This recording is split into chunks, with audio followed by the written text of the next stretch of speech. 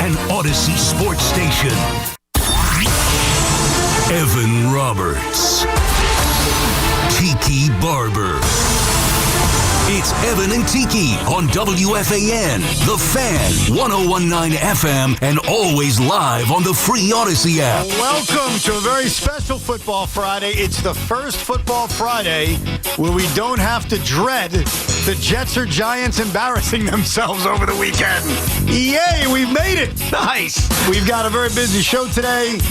Yes, I will address the travesty that occurred yesterday in the afternoons with Craig Carton, Chris McMonigal, and Pete Hoffman not asking my incredibly fair Rob Manfred question. We'll get to that coming up at 11, plus other things we learned from the Commissioner of Baseball. We will unveil our NFL playoff route chart, who we're rooting for, rooting against. But I say this to you realizing that the New York Giants could hire a first-time head coach, and that guy could be great. That's the beauty of hiring a coach. And Liam Cohen. Yes. Good example. Oh, dude, look at Ben Johnson. We're seeing it this weekend. So I don't want it to be thought that the Giants would hire Lou Anarumo and it's a disaster, or it would turn into a disaster. They don't end up with John Harbaugh, and I'll stop right there. No offense to Kevin Stefanski. No offense even to Mike McCarthy, who I have great respect for. It feels like this offseason is being built up to where if they don't end up with John Harbaugh, a vast majority of Giant fans, not saying you, Teak, not even saying Sean, but a vast majority of Giant fans is going to look at this as a massively missed opportunity. Fair or not, that's where I think this coaching search is now headed. Well, it's interesting because we know that John Harbaugh is number one on maybe except for the Ravens, everybody's list who has a coaching vacancy. In particular, the Miami Dolphins, who we talked about yesterday, because Steve Ross loves the Harbaughs. Remember, Jim was there at Michigan. And you don't just fire your head coach after 2 days prior saying Mike McDaniel is secure in his head coaching job, and then a day later you fire him, right? Because John Harbaugh becomes available. The writing's on the wall. We know who really wants John Harbaugh. That's Miami. Sure. And so does everybody else. I don't know yet what the hell John Harbaugh wants to do. I hear what you're saying. You're right. But John Harbaugh could be saying, I need to take a year off. I coached for 18 years with the same organization, had tons of success. There were ups and downs, and it got a little, not contentious, but whatever you want to call the situation that was in Baltimore this year. It was just weird, right? Especially with Lamar Jackson. He might want to chill. Yeah. He might not want to come out and go grind on a team that needs some massive turning around, at least from a success quotient. And so John Harbaugh is the best option. He has had the resume that no other of the candidates, I don't care who you're talking about, can match. Maybe Mike McCarthy, but that's different. Mark McCarthy feels different. We went through it yesterday. Right. Fair or not, feels different. There's a different feel towards him. Right. And I'm not knocking Mike McCarthy. It just is what it is. And if you follow football, you know exactly what I'm talking about. So he's in high demand. We don't know yet what he wants to do. And yes, he might be number one for the Giants. But what happens if you don't get him? Or if Miami gets him? I'll tell you. You got to be right there with the next guy, too. Tiki, I will tell you what will happen, okay? Most Giant fans are going to take it as a massive kick in the groin. But why? Why? Because this is the best job, other than the Ravens job. I think it's the best job. I agree with you. Which I think Ravens probably is a tick higher just because they've had success. And they also have Lamar Jackson. And they have an MVP. So it's higher, but John Harbaugh's not going to. Right. We can exclude him from this conversation. But the best job, at least for John Harbaugh's standpoint, is the New York Football Giants. We know that. And I think he knows that. Yeah. It's just a matter of, is that what he wants to do? And does he want to do it right now? Yeah, look, here's the bottom line. I think that if the Giants miss out on John Harbaugh, I will be calm and relaxed and tell you it's not the end of the world. Like, could Kevin Stefanski come over here and in his second job be wildly successful? Of course. Could Mike McCarthy come over here and win 12 games every year like he did in Dallas? Of course. Could you hire a first-time head coach and hit one out of the ballpark? Of course you can. I'm just telling you, in the short term, there's going to be massive disappointment. And there's going to be a lot of questions about ownership's decision to keep Joe Schoen, and everything to kind of self-analyze. Why don't we get this guy? Because this is a unique opportunity to hire a guy with a loaded resume. It almost feels like a dream that he's available. And fair or not to Kevin Stefanski, fair or not to Mike McCarthy, fair or not to Lou Anarumo or Antonio Pierce, he's the guy. And if the Giants don't end up with him, there's going to be massive disappointment. And in a weird way, makes it almost unfair to whoever gets the job. Because that's not necessarily fair to Mike McCarthy or Kevin Stefanski, who I know you like and Sean likes. Yep. And I'm not telling you he's going to be terrible. I'm telling you that the Giant fan is going to feel like, wow, we're not the Giants anymore. And again, we couldn't get this guy. And no matter what happens, and especially if it's Stefanski, my job on this show will be to preach the patience that's necessary to prove, not to prove, but to show that it wasn't a bad hire. We don't know ultimately what it's going to turn into, whether it's John Harbaugh, Kevin Stefanski, Jesse Mentor, or whoever. We have no idea until we get to September. They start actually playing football games. But the reaction is going to be negative. And if it's not John Harbaugh, I think you're right. Yes. But the reality is anything can happen, right? John Harbaugh could be Pete Carroll in Las Vegas. Now, I don't think that's going to happen, but you know what I mean. Yeah. Nobody thought Pete Carroll was going to fail that badly. I think we all knew it would be a struggle, right? Because the team just is a little bit bereft of some talent, but they stunk. Yes. I mean, they were bad. And so that could be John Harbaugh. Look, the beauty, or it could be Liam Cohen going to Jacksonville, a historically convoluted place to coach and to play because of all the issues that have gone on. And you got a quarterback, but is he really that good? And now all of a sudden they're the best team in the AFC, or one of them at least in the AFC. And some teams' favorites to get to the Super Bowl this year. So anything can happen. So it's preaching the patience that's going to come with whoever comes. The thing that's interesting to me, though, this is from a side point. Yeah. This is now not debating who's best, John Harbaugh, Stefanski, whoever. I'm thinking about how the Giants are going about this. Because we know how this happens in 2025, really 2020 and probably beyond because of COVID.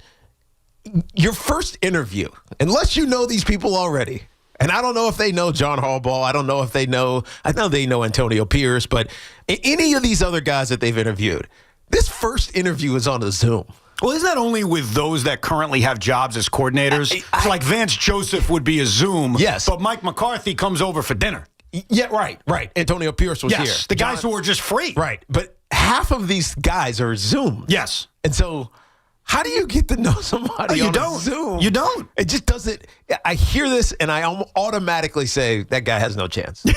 Honestly. I'm just like, well, the reason I don't think they have a chance is because the Giants have a list of guys initially who are so loaded with their resume that it would be a disappointment to go to a coordinator or a failed first-time head coach like Vance Joseph. Who you met via Zoom. Which is why if this search ends, with all due respect to Vance Joseph or Lou Anarumo or Antonio Pierce or Darren Rizzi, if it ends up with one of those guys, you're right. It's sports. Anything can happen. I will never tell you it's a lock that Antonio Pierce will be a failure here. But they will come in here with major disappointment. And that's what I think every candidate is facing, not named John Harbaugh. Even Kevin Stefanski, who's got a better resume than some of the guys you mentioned. Like, I think to a lot of Giant fans, this offseason, and I'm not going to say Harbaugh or bust, that's too extreme. It's Harbaugh or majorly disappointed. That's the mindset of a lot of people. And I get it because I would kind of feel the same way. After all these years of sucking, after all these years of being bad, of all these years looking for the next Tom Coughlin, of looking for the guy who's a sure thing at head coach, there's a guy out there he's the surest thing of anyone out there. And if you don't end up with him, especially if you lose him to a team like the Dolphins, and I heard Gio's points this morning, and they're fair. Stephen Ross is a billionaire. He wants what he wants. He's going to be more aggressive than the Maras and Tisches. Maybe he is. But nevertheless, if you lose him, the reaction's going to be, hey, ownership, why weren't you more aggressive? Hey, ownership, why is Joe Shane still here? Like, it is going to be pointed questions about why you didn't nail this guy when a team without a quarterback gets him. Yeah. So it is being set up that it better be John Harbaugh or we're going to have a lot of uncomfortable conversations. Why? Oh. This pertains to the exact conversation we're having now and the exact words that just left Evan's mouth regarding Joe Shane prohibiting John Harbaugh from coming here. The Dolphins have hired their general manager. Uh-oh. If it's the guy who he has a connection with, Yep. I would say we better be It's worried. over. Get ready for the breaking glass in about an hour. John Harbaugh announces a new head coach of the Miami Dolphins. The Dolphins have elected not to hire John Harbaugh's guy, Chad Alexander, from the Chargers. They are going with Packers VP of Player Personnel, John Eric Sullivan, as their new general manager. Don't know John. Which is now making the entire social media world pivot to Harbaugh to the Giants. All right, so let's find out about this guy, all right? I want to know more about him. This John Eric Sullivan has been with the Green Bay Packers for 20-plus years.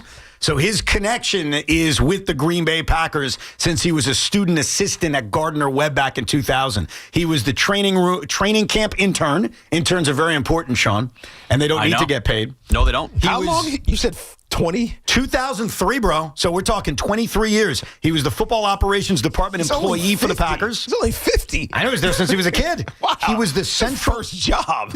No wonder he wants to go to Miami. Imagine spending 20 years in that. That's true. That's a good point. Can I have some sun, please? He was the Central Plains Region Scout, the Southeast Region Scout, the Director of College Scouting, the Co-Director of Player Personnel, and for the last 3 years in Green Bay, he's been the Vice President of Player Personnel.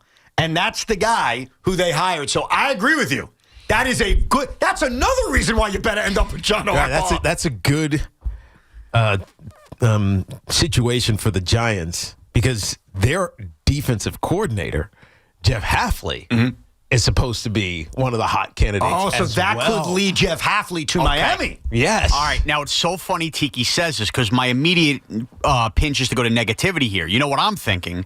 The Bears win Saturday. This guy simply hires LaFleur. Harbaugh looks at the Packer job and goes, that's the job. That is, you know what? I think all these crazy possibilities are on the table. Wow. Can you imagine if that happened? Yes. The Packers lose. Yes. And they fire Matt LaFleur, and then all of a sudden, next week, he's the head coach of the Miami Dolphins. Yeah. I mean, look, this guy would bring a known commodity, and then what's more attractive, the Packer job or the Giant job? I think you need to take a deep breath, and I think it's a reminder that later on in the show, when we do unveil our route chart for the NFL playoffs, that we all, because this impacts me, with LaFleur or Harbaugh ending up in Miami, we all have to be big cheeseheads. We have to root for the Let's Green go Bay. Packers. No, you're right. Just like, who was the other team we were rooting for? Eagles. The Eagles, that's right. Just like we're rooting for the Eagles. All the teams that you think could eventually fire their coach and hire John Harbaugh or impact our division or, in your case, impact your coaching search, you got to root for that team. Yeah. But I think this just reinforces what I'm saying, which is this is a John Harbaugh or major disappointment kind of offseason. Yeah. And again, not fair to Kevin Stefanski, not fair to these other candidates, but if you're a Giant fan, this is your guy. He's the perfect guy. I'm trying to think of the advantage the Giants have, other than it being the Giants. And Jackson Dart. And the roster, the 100-plus year history of the New York Giants and all the success, the Super Bowls, etc. I feel like the advantage when it comes to this point where guys are being wooed is what's the relationship? Right. And I don't think the Giants have a relationship with John Harbaugh. No, they don't. I don't. No, but what's Joe Shane's relationship with him? Exactly. But I know, and then I'll get to the point, the reason this is important in a second. I know that Steve Ross does. Right. Obviously because his brother was the head coach at Michigan, and I'm almost positive he went to a game up there and was on the sideline of one of those championship seasons or whatever it was. And so there's a connection. And so if you are heavily going after a guy, and Steve Ross is likely heavily going after John Harbaugh. The Giants are heavily going after John Harbaugh. If you know somebody, it's harder to annoy them. You know what I mean? It's harder. I think it's easier. No, to it's annoy hard. them. No, it's harder. It's harder for them to be annoyed by you. Oh, I got you. Right. If you don't know somebody and they just keep pestering you, hey Evan, can I get that? Hey Evan, yeah, Evan, can you do this for me? Hey Evan, and you don't know that person, you're like, dude, I'm never talking to that person again. But if you know the guy, it's kind of like, all right, you're just being a whatever. Sure, give me a second, I'll do it next week. Right. So just I think the Giants are at a little bit of a disadvantage because the relationship's not there. At least I don't think the relationship they're is there. also at a disadvantage, and I guess you could argue now Miami may be at a new disadvantage in terms of the general manager. Right. It is a relationship business, and it doesn't mean that John Harbaugh needed to have worked with Joe Shane, or in this case, the guy that was just hired, John Eric Sullivan. Right. But you don't want to force someone on him. That's what you don't want to do. And so if it turns out that John doesn't take this job, we're all going to speculate why. It's naturally going to be a question, whether it's The Giants job. the Giant job, whether he ends up in Miami, which maybe feels a little less likely in the last 5 minutes based on them hiring this John Eric Sullivan from Green Bay, or he ends up in Green Bay, or he ends up in Buffalo, one of the teams that loses this weekend, or shockingly one of the currently available jobs. He ends up in Cleveland, who I floated a few days ago, or wherever. Naturally, we're going to point our finger at ownership and say, what did you do wrong? Why didn't you get him? Mm-hmm. Was it money? Was it Joe Shane? Because this guy's perfect. He is like the laboratory head coach for where the Giants are, not only in their franchise's history, but with what they have on their roster. Right. And so I know, and I respect you, Sean. We're actually very similar because I'm still massively disappointed about the Mets offseason, but I can't go around on every Rico It's not Ronya. over yet, man. I know. It's not over. You're right. I can't go around doom and glooming everything. I have to eventually say, okay, this guy's on my team. Let's talk about it. You eventually make peace with decisions that your franchise made that even you disagree with. Oh, Bo Bichette's still out there. He is. He's not going to be a Met. No, he's going to the Phillies. Which is disastrous. Stop bringing up baseball, Tiki. Good for the Yankees. Get him out of Toronto. But I know that after John doesn't take this job, if he doesn't take this job, I'm not predicting that, you will quickly pivot to, hey, this guy's this guy's that. You'll eventually make peace with it. Yeah. But you have to admit, upon hearing that news, it's going to be a massive disappointment. Oh, I think it is in terms of like everything you're saying. I'm a little different, Evan, because there's a part of me that still kind of thinks Kevin Stefanski ultimately is going to be the better coach for the next 20 years. I'm in the realm of it can't not be Stefanski or Harbaugh, where you're just focusing on Harbaugh. But to your point, it's interesting what you just said. Now, I don't think the Giants, because when was the last time? How long was Coughlin?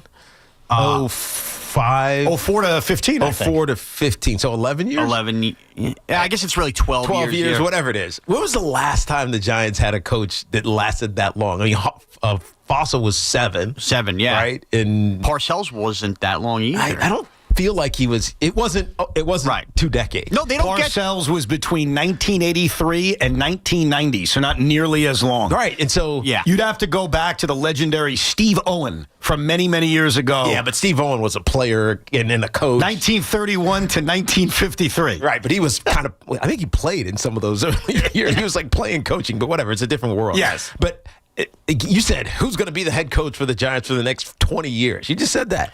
If that's what you're thinking when you're making this hire, this is a long, at least double-digit year head coach hire, Stefanski has that edge. Yeah, because of his age. Because of his age. John Harbaugh, God bless him, at 75 years old, he might still be going strong, but unlikely they don't want to do it. And so this is the pro and con. Right. The Giants have had so much turnover at head coach. The last thing you want to do is hire somebody who you're going to have to consider and think about 5 or 6 years from now. Yeah, I'll settle for a decade. Maybe I was too, shooting for the moon with 20, but a decade Harbaugh can do.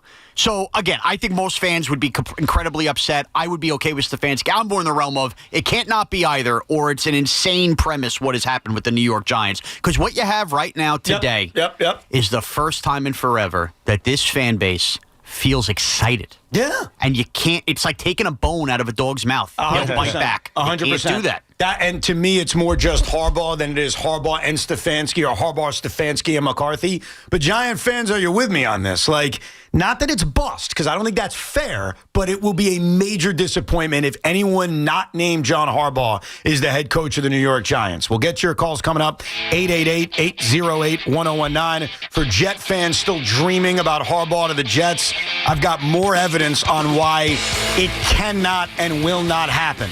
And as I mentioned, we'll address Manfred Question Gate coming up in the 11 o'clock hour. It is Evan and Tiki on a very busy Football Friday. is in for the touchdown. It's an NFL on Westwood One Wild Card Weekend. 4:30 tomorrow with the Rams and Panthers, followed by the Packers and Bears. And it is good. Sunday, we kick off at 1 with the Bills and Jaguars. Then it's the 49ers and Eagles, followed by the Chargers and Patriots. Touchdown! The home of Super Bowl 60 is The Fan, 101.9 FM, and always live on the free Odyssey app. At Nielsen, fun is in the driver's seat. Your best year starts with a savings. Don't miss the January Jumpstart event at Nielsen Dodge. That's right, Chels. We're ready to start your new year with low lease payments to get you driving. Lease a new 2026 Dodge Durango GT Plus all-wheel drive Hemi V8, just $299 a month. Or lease a new 2025 Ram 1500 Tradesman Crew Cab 4x4, just $359 a month. Or choose from hundreds of quality certified pre-owned vehicles. With zero down payment and the credit help you deserve. Come see all the great savings we've lined up so you can start your new year driving happy and hassle-free. Let the fun begin. On Route 10 in East Hanover. Online at nielsendodge.com. A proud member of the Nielsen Auto Group. At Nielsen Dodge, Fun is in the driver's seat. Start something new sales event. With approval term Durango 36, Ram 42 months due at signed, Durango 55.99, Ram 59.54 at tax tag 498 dock and DMV fees. Sal Licata here, and wow, are we thrilled with the incredible job CertaPro Painters did on our house. So clean, so efficient, they actually listened to us and even satisfied my wife, which, as you know, isn't easy. If you've been putting off painting because of the economy or tariff worries, don't. Painting your house is the easiest and most efficient way to protect and raise your home's value. Do what we did. Call CertaPro Painters today. Each CertaPro Painters business is independently owned and operated. Everybody knows Town Fair Tire is New England's largest name brand discount tire dealer, beating all the local competitors with our guaranteed lowest prices. And now, with over 120 stores throughout New England, we beat all the competition, including the warehouse clubs, the online sites, and the local dealers. Yes, we beat them all with the absolute guaranteed lowest price on name brand tires. Nobody beats Town Fair Tire. Nobody. Name brands at discount prices. Town Fair Tire. Orgavada Zona? Is that a word? In the 2026 Kia Sportage Turbo Hybrid, it might as well be, because it can be one road trip. It's all about turbocharged power and hybrid efficiency working together, so you get the thrill of quick acceleration and the satisfaction of fuel efficiency. Book a test drive and keep the adventure going. Kia, movement that inspires. Call 800-3334-KIA for details. Always drive safely. This is the story of the one.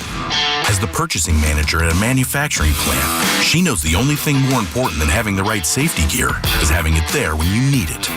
That's why she partners with Grainger for auto reordering, so her team members can count on her to have cut-resistant gloves on hand, and each shift can run safely and efficiently. Call 1-800-GRAINGER, click Grainger.com, or just stop by. Grainger, for the ones who get it done. Are you 50 or older? This news is for you. The CDC recommends you get vaccinated against pneumococcal pneumonia. Even if you're healthy, your age puts you at risk. People 50 or older are over 6 times more likely to be hospitalized with pneumococcal pneumonia compared to adults 18 to 49. Just one shot can help protect you. Learn more and schedule at vaxassist.com. That's VAXassist.com. Sponsored by Pfizer. Hey, sorry I missed you. Your call is very important to me. Just not as important as the New Jersey Lottery's Green Ball promotion being back on Pick 3 evening drawings. See, if the green ball's drawn, that's a free second chance to win. So, yeah, you get it. It's only through February 1st, though, so try me after then. Must be 18 or older to buy a lottery ticket. Please play responsibly. If you or someone you know has a gambling problem, call 1-800-GAMBLER. For game odds and promotion details, visit njlottery.com/pick3. It's good to let it out by calling the WFAN Sports Fan Helpline. 888-808-1019. Powered by Paramount Plus. Count on Paramount Plus to stream every NFL on CBS playoff game. Evan and Tiki featuring or with Sean Morash. Busy show today. We'll get your calls coming up, 888-808-1019. And something Adam Schefter said that I think will explain why the Jets could not just simply fire Aaron Glenn. And the same comment will actually benefit Giant fans in terms of thinking about their chances at John Harbaugh.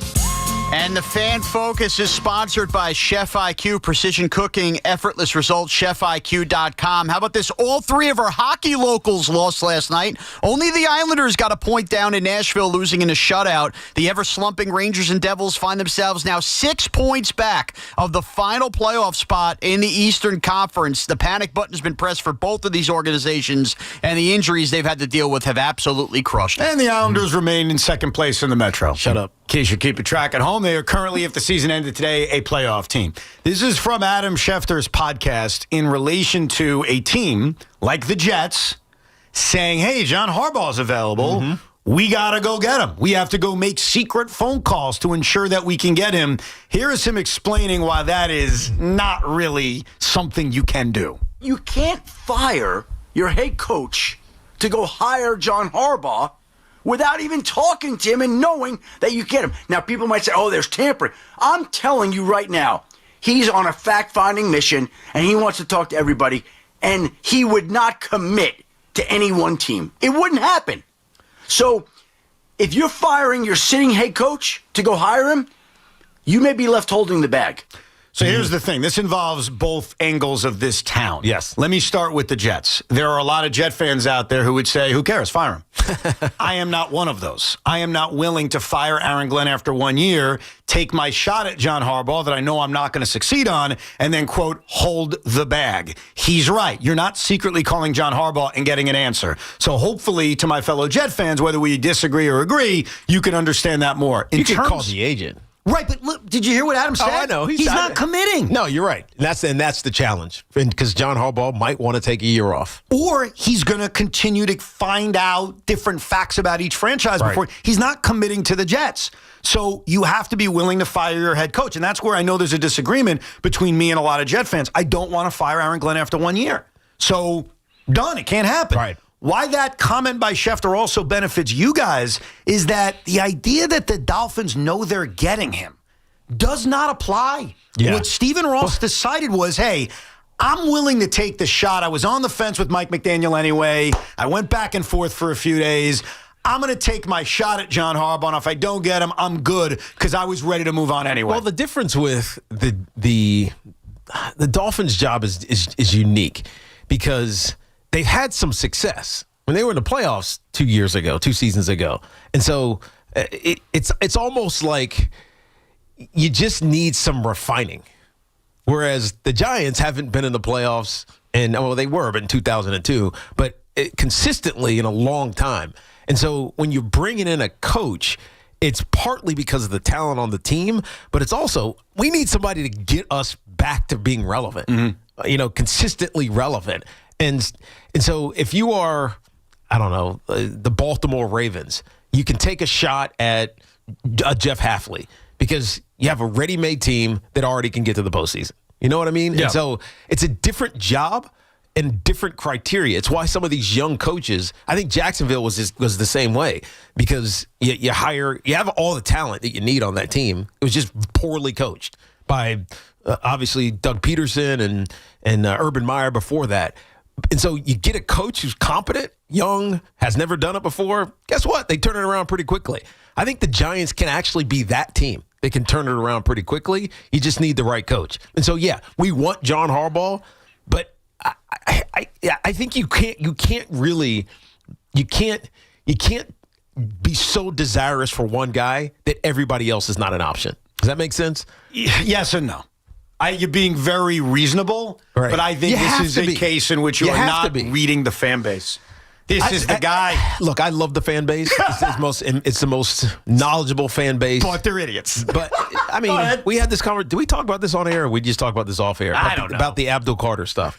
A little bit on air. You're talking about how great of a rookie year he actually had. Fantastic rookie year. Mm-hmm. Yet every Giant fan thinks he's a bust. It's like, do you not watch the games, or at least not? Or you not read about the games? Or you read the advanced statistics on the games? Abdul Carter had a great rookie season, In fact, he's in the running for Defensive Rookie of the Year. Yeah, you were telling me some of the metrics around him, and I couldn't believe it. Right. He's 11th, tied for 11th in total pressures all season long. Yeah. And he's number 1. In fast pressures, right? In fact, not rookies, everybody. Including Myles Garrett. In fast pressures. Exactly right. So he had a really good season. And I remember saying this in the middle of the year. Dude, he's just not showing up in the stat book. He's doing great stuff. He's just not showing up in the stats. He's not getting sacks. He's not doing all these other things. That comes because he's a rookie, right? Next year, he's going to have 10.5 sacks. Guaranteed. Save it. Guaranteed. Save it. Okay. All right. And so I feel like the Giant fan knows what they want to see, and when they don't see it, they get emotional. Yeah. You know? Yeah, that's why we're fanatics. We're very emotional. No, you're right. But sometimes you need calm.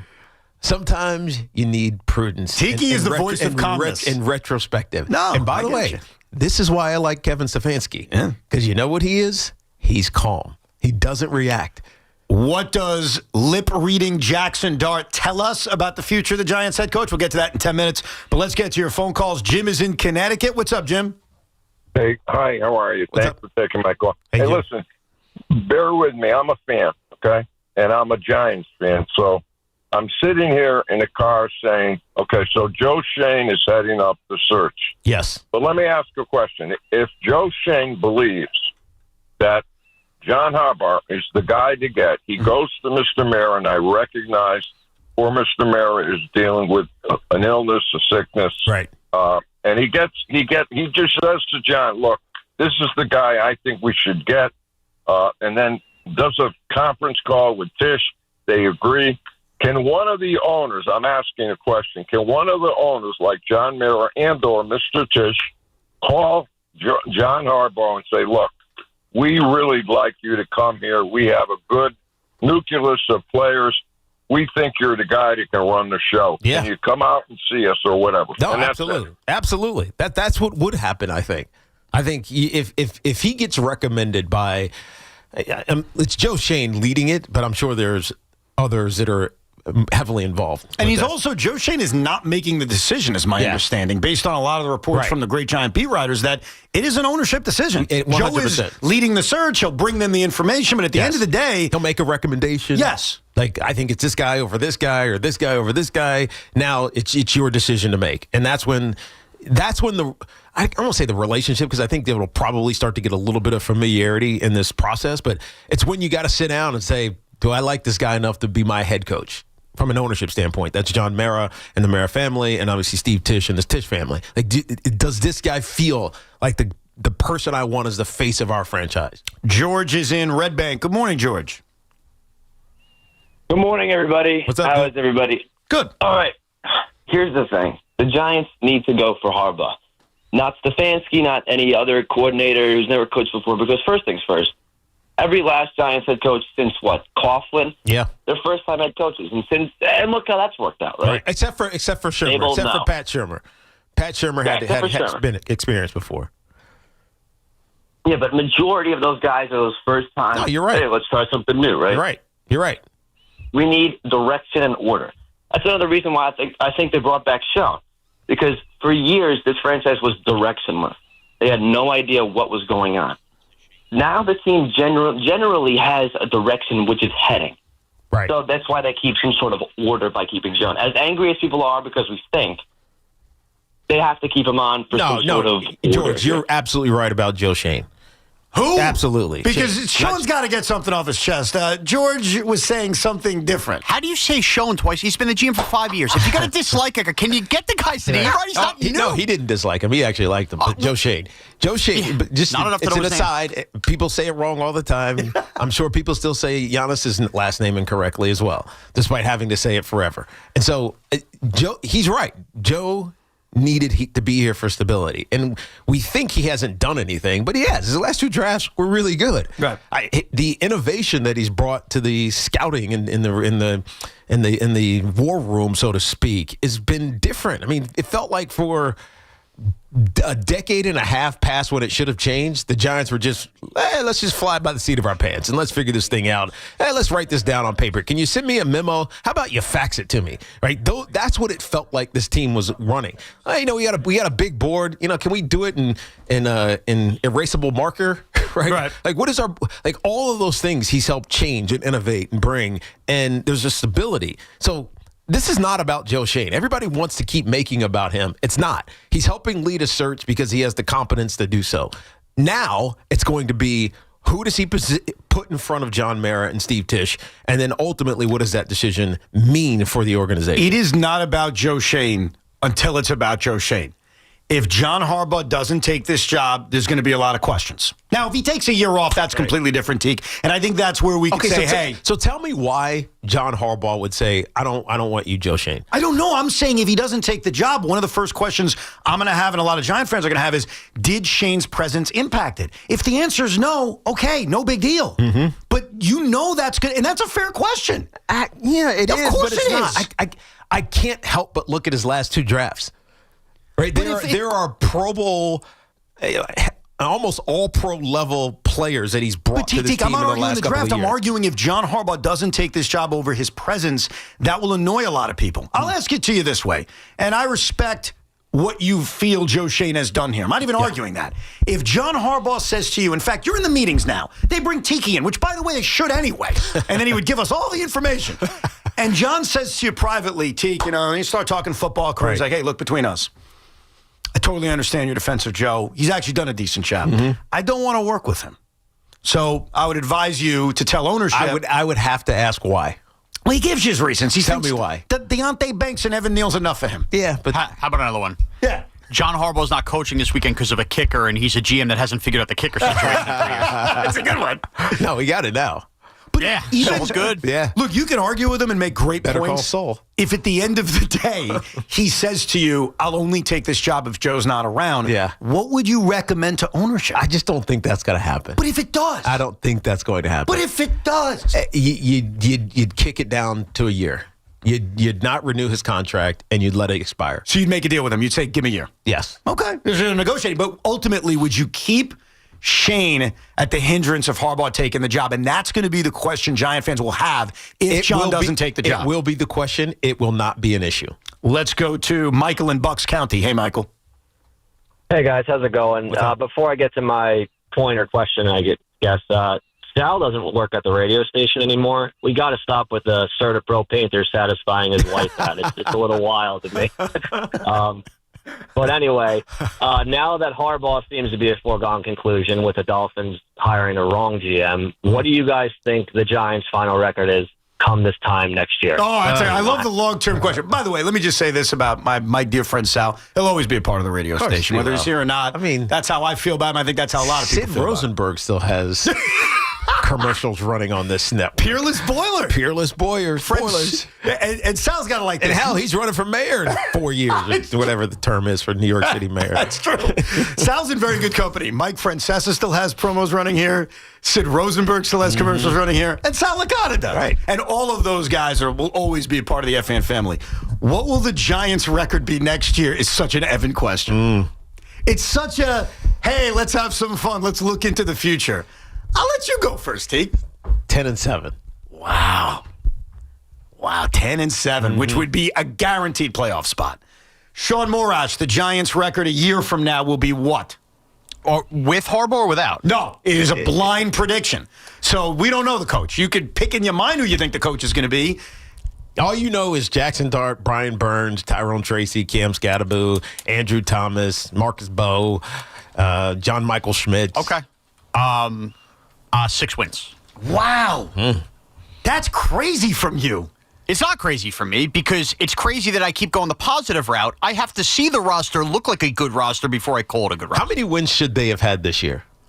Should they have? Should they have had this year? The number he just hit is the number that would jump out at me. Because I don't think you can automatically assume you win all of those one-score games. No, I agree, but Dallas, they should have won. The first Dallas. The first Dallas, they should have won. So that's 5. I'm going to give them Dallas, Denver, Chicago. Denver, Chicago, so that's 3 more. So 7. So good point. So they got the 4. All right. Yeah, so 7 and 10 is what they should have been. I think that's a fair answer. I agree. I probably would have gone 8 too. Yeah, because Green Bay they could have won too. Detroit they went to overtime. And in fairness, in the NFL, like you can't Minnesota assume they I mean, hell, they could have won 10 games. Yeah. this year. I know, but it's football. You can't give them every win. You're right. Theo Johnson drops pits. Could have lost to the Chargers too. That's You know a what I good mean? point. Like That's a it good works point. out. There is a great graphic. Yeah, it's probably 6 or 7. There's a great graphic I have saved somewhere in my phone on it. Everyone's NFL record, if you reversed their records in one-score games. Yeah, I remember that. And I'm looking on my phone to see if I have it, but the Giants would be a playoff team. Yeah. Is the moral of the story. Yeah. And so a lot of teams have reverse records, like the Denver Broncos wouldn't be very good. There's one team that jumps out at you as being exactly the same, the Jets. The Jets. Do you know that there's a playoff team playing this weekend that the Giants had a better point differential than? Yeah, the Carolina Panthers, right? Yeah. Oh, of course. If there's one game that's going to be an utter blowout, it's going to be that game. Oh. Well, we got NFL picks coming up later on. I'm just telling you, they had 4 turnovers in that previous game, and the Rams still almost came down and won it. I found the graphic, ladies and gentlemen. This is the NFL records if everyone's record in one-score games was the opposite. What week of the season was this? This is 16 games in. Okay. So we're losing one game. Right. No biggie. Right. The New York Giants would have been a 9-17. Jeez. The New York Jets would And have in the NFC, that's playoffs, right? Yeah. Well, it would have been the division winner because the Commanders would have been 8-8. The Eagles would have been 6-10. Wow. And the Cowboys would have been, for some reason, I can't find the Cowboys. Oh, yeah, 6-9-1. How about that? Wow. So you would have won the division. The Jets would have been 5-11, the second worst record in the AFC. And you know who would have had the worst record in the AFC? Who? The Denver Broncos. Yeah. Everything was tight. Yeah. The team with the best record in the NFL, if you reversed the results of one-score games. Right. So is that luck of moments, or is that great coaching? It is a combination of both. I think a lot of it is luck. I think some of it is coaching. In the Giants' case, I think a lot of it is coaching. But wait for this. Yeah. The team with the best record in the NFL, if you reversed their records in one-score games, would have been the 13-3 Kansas City Chiefs. Which is funny because that's the team last year that would have been the worst. Exactly. So in my logic, and I did this about turnovers the other day, how I think a lot of times it's about luck. Yeah. Not always, but a little bit. When you have massive turnover differentials. My gut would be some of the teams that got lucky last year won't get lucky next year. So, by the way, my official prediction on the Giants record, I wasn't going to skip the podium on that one. Oh, yeah. I would go 7-10. Like, I think they will be a competitive, good football team, but maybe not to the level that we're dreaming of. Okay. But that's without knowing who the coach is. Yeah. Which we still don't know. Yeah, that because once you know coach, you know scheme, you know usage, all that other stuff. And then obviously roster decisions. The quarterback, Jackson Dart, last night was obviously at the Ole Miss game, which turned out to be a tremendous game between Miami and Ole Miss. And the big story for a lot of Giant fans is that he is caught on the sidelines, or on the field, because I think it was pregame, talking with an assistant at Ole Miss. And everybody is doing the let's read the lips. Yeah. Give NYG Daily some credit. He started this fire. NYG Daily? He deserves to be put over for Good this. job. At NYG Daily. I follow them. They do a good job, or him or she or whoever it is. That's how I saw it. Absolutely. Good job by them. So we're all trying to lip read or read lip, whatever the phrase is. Lip read. You said Lip read. Okay. Jackson Dart's conversation with this assistant, and it appears that the assistant says who's going to be the next Giants head coach, and you clearly say Dart say either Harbaugh or Stefanski. Right. He said, I don't know. But I don't know. Harbaugh or Stefanski, but I don't know. So what do you make out of that, if anything? I don't think he knows. I think he's listening to the media. What do you think, Because how is he going to know? He's not in the facility right now. It's not like he's having meetings with he doesn't have a coaching staff right now because they're all in limbo. He can't text Joe Shane? Of course he can. So but then, do you think that Jackson Dart has a open text chain with Joe Shane? Actually, that's a great question. In fact, I want to play this clip for you from a few days ago. Joe Shane at his press conference was asked about Jackson Dart having input in the coaching search. Here was his answer. Input?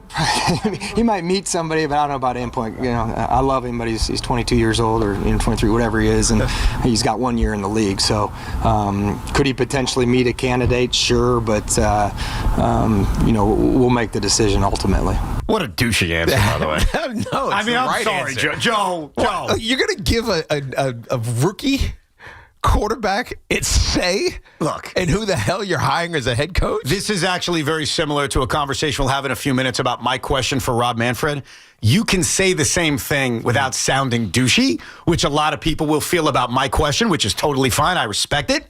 Joe Shane could have said the same thing without laughing and mocking the idea of a 22-year-old having input. Yeah, it's still funny to me, though. So. It was very reminiscent of Tom Brady going, we're only going to score 17 points. Remember that? We know how that turned out. Yeah, the Super Bowl against the Giants. The first one. Because I think it was a Michael Strahan prediction that the Giants would win 20-17. Right. And Tom Brady's response was laughing, we're only going to score 17, and they ultimately did. Scored 14. 14, my bad. Final score 17-14? 17-14, fellas. Believe it, and it will happen. There you go. That's another Strahan quote. So you take anything else out of this lip reading, or are we all done? My with hot Jackson take is he didn't say that at all. What do you think he said? I think that when everybody read the caption of that, we focused in. It was like one of those pictures where somebody says, do you see a rabbit back there? And we focus on it. Oh, yeah. I think he could have been asked, what are you going to do after this? We could be boating. We could go skiing. You know, something like that. But I don't know. But I don't know. The truth is, he might have said it, but I think because we read that, everybody jumped to, you saw what you now were reading. No, there is I forget, there's a word for that, where you get primed to hear something. It's the same thing with music. Remember the devil lyrics, the satanic lyrics? Yes. When they used to play the records backwards. They can't do that anymore because it's digital now, but they used to put these messages on records if you played them backwards. If you just listen to it, you don't hear it. Right. But if I tell you what to listen for, you absolutely hear it. And this is why it makes me think it's not. They showed him on this broadcast on camera because he was shown on the Jumbotron for like 10 seconds. Mm-hmm. You mean to tell me if all the times Jackson Dart could have been caught on camera last night happened to be the 10 seconds he was giving his input on who he thinks the Giants coach is going to be? What are the odds of that? So you're accusing NYG Daily of just making up a story? No, I think that NYG Daily, he could have said it. I think he saw it. Did he say it? But I think we're looking for what we wanted him to be saying. We don't actually hear Jackson Dart say a thing. Right. We have no idea. Right. And if the word is ski, I don't even think I actually looked at his lips to see if maybe he was saying that. I think I just took it for what was told. I don't know if the Giants would say yes, but can you ask them if Jackson would join us? Aren't we like friends now after last training camp? I mean, you remember what Jackson said to me off air? He put his arm around me and said, I'm going to make you a Giant fan. And I was like, no, you're not, but nice try. So maybe there's like a little bond now between If he comes on, will you become a Giant fan? For 30 seconds just to get the interview, sure. It's like when you were dating and you would say something to just, At 30 seconds lives forever. Most 30 seconds does. Let's go to Tommy in Brink, New Jersey. What's up, Tommy? Hey, guys. How are you? Thank you for taking my call. Pleasure. What's up, Dave? Thanks. Hey, Tiki, I'm a 67-year-old lifelong Chiefs fan, and I was at the game, and you broke my heart. Oh, man. That was a fun one. Game. That was a fun one. It was fun to watch as a football fan. You had a great game, a great career. Thank you very much. Appreciate you. Larry Johnson had a big day that day, too. Yes, he did. Yep. What I wanted to talk about was like full transparency. Nobody knows what Harbaugh has in mind. So, like I said, full transparency would Harbaugh wanting to take a year off, say, and giving Kafka another interim title for a year, knowing what, You can't kick the can down the road. And what I would wonder about Teak, and I understand the question of could he take a year off considering his age and how long he's been coaching, but what I wonder is if he's truly going to schedule interviews next week, and that is the report. Now, nothing has been scheduled yet, but the reports are he's going to take interviews next week. Adam Schefter, we played the clip earlier, said he's going to be on a fact-finding mission. Does that sound like someone who's going to take a year off? No, it doesn't. But you don't know what's going to transpire over the next 3 or 4 days where he starts saying, I'm ready to I think I just want to chill and be with my family. So that could change. That could happen over these next couple of days. I don't think that will be the case, but let's say that he does. Who are the teams that are likely to be in market for a head coach next year? Next year. Oh, next year. I mean, unfortunately, you have to throw the Jets up there because if they're a disaster, 100%, then Aaron Glenn is not the guy. We know that. So I could see that. The Jets are one. Nobody else in the East. I think the Commanders could be one if they have another. Hold on, let's say AFC first. Oh, okay. So the Jets. Yep. Let's go Pittsburgh. Yes, I think until Tomlin's gone, it's always going to be a question. Right. Cincinnati has to be. 100%. I think the Colts. 100%. The Colts, because it was kind of the new owner. Yes. Basically said the GM and the head coach have to approach 2026 with a sense of urgency like they've never had before. Anyone who was already... That's almost guaranteed. Anyone who was already on the hot seat but survived, that's a candidate. Right. And the Colts are certainly one of them. Keep going. The Chargers, Denver, no. All right, so now let's go. That's 4 in the AFC. Yep. In the NFC, Washington, Dallas, if they're sub 500 again. Yep. If Sirianni makes it, so I mean, you could have 3 in the East. I think Sirianni just has to live on this list every year now. No, you're right. You're right, because even when he goes to the Super Bowl, they still want to fire him. You can't say Minnesota, can you? We love Kevin O'Connell. Don't we all love Kevin O'Connell? But if he loses Brian Flores this year and they take another step back and McCarthy was his guy, you could just... Okay. Yeah. How about Dan Campbell? Another bad year from the Lions. I can't see Dan Campbell. They love him up there. Yeah. Detroit took too long to get a guy like that. Right. So, but I will say Minnesota. Yep. And then you go to the South. Well, no. Hold on. LaFleur and Green Bay. If we're talking about him now, we have to talk about him next year. in Green Bay. Yep. Definitely Tampa. Definitely Todd Bowles. Todd Bowles in Tampa. Yep.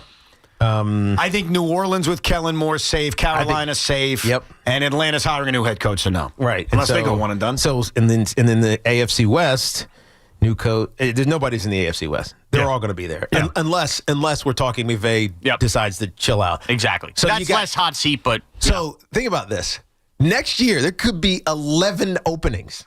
11. Now that's unlikely, but if John Harbaugh says, "I just need a year for myself. I haven't spent real time with my family in almost 2 decades. I need a year off." Next year, I think there's a lot of opportunity for John Harbaugh to be right back into the coaching seat. Danny is in East Brunswick. Hey, Danny. Happy Friday, fellas. Hope all is well. What's up, dude? You too. What's up?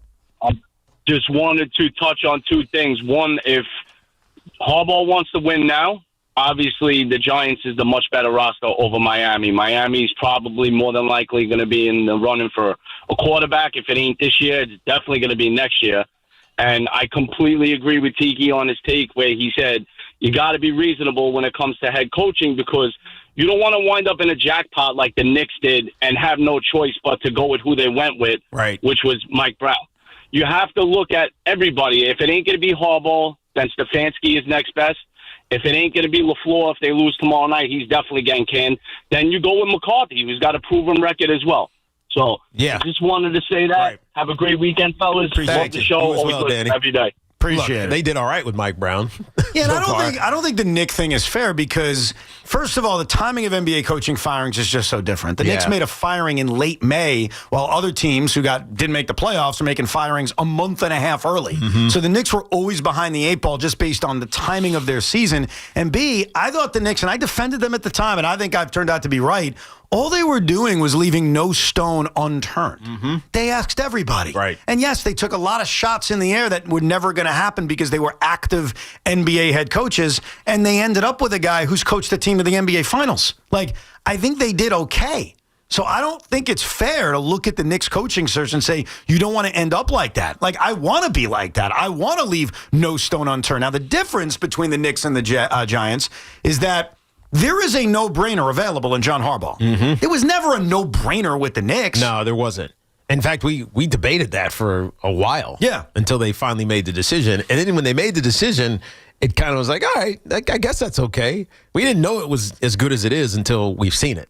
Yesterday, my dear friend Craig Carton came on our show with 5 minutes to go and made a very nice offer. He said, Evan, you could pre-record a question for Rob Manfred. I did. They then decided to not play the question. Why and what did I ask?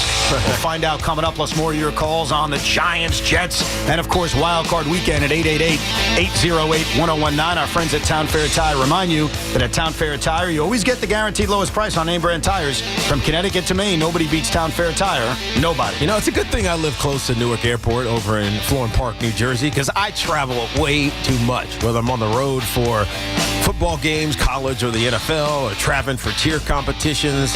I'm always on the go, man.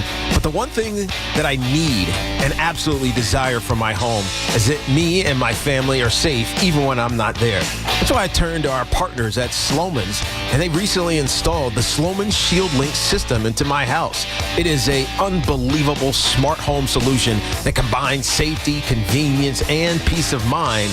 And the best part about it is I can handle it all from my home and from my phone, even when I'm not home. Here's what I like most.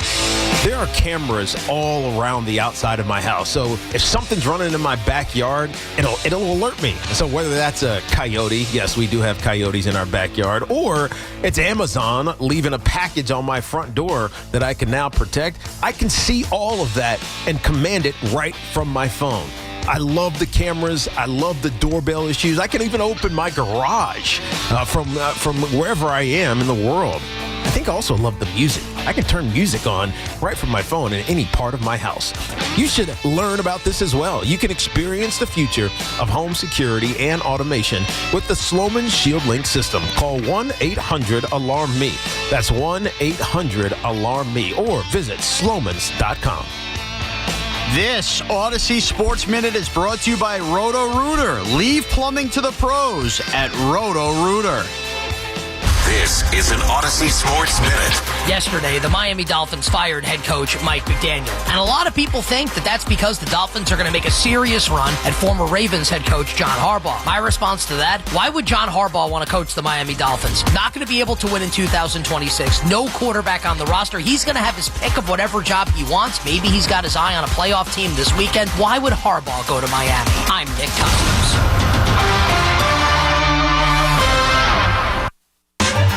You know the rush when you reach that goal, when something you've worked for pays off. That's success. At University of Maryland Global Campus, we believe you should never stop chasing it. That's why we offer a skills-based education that helps move your career forward. Learn how to apply emerging technologies like AI and data science. Build your leadership and critical thinking skills.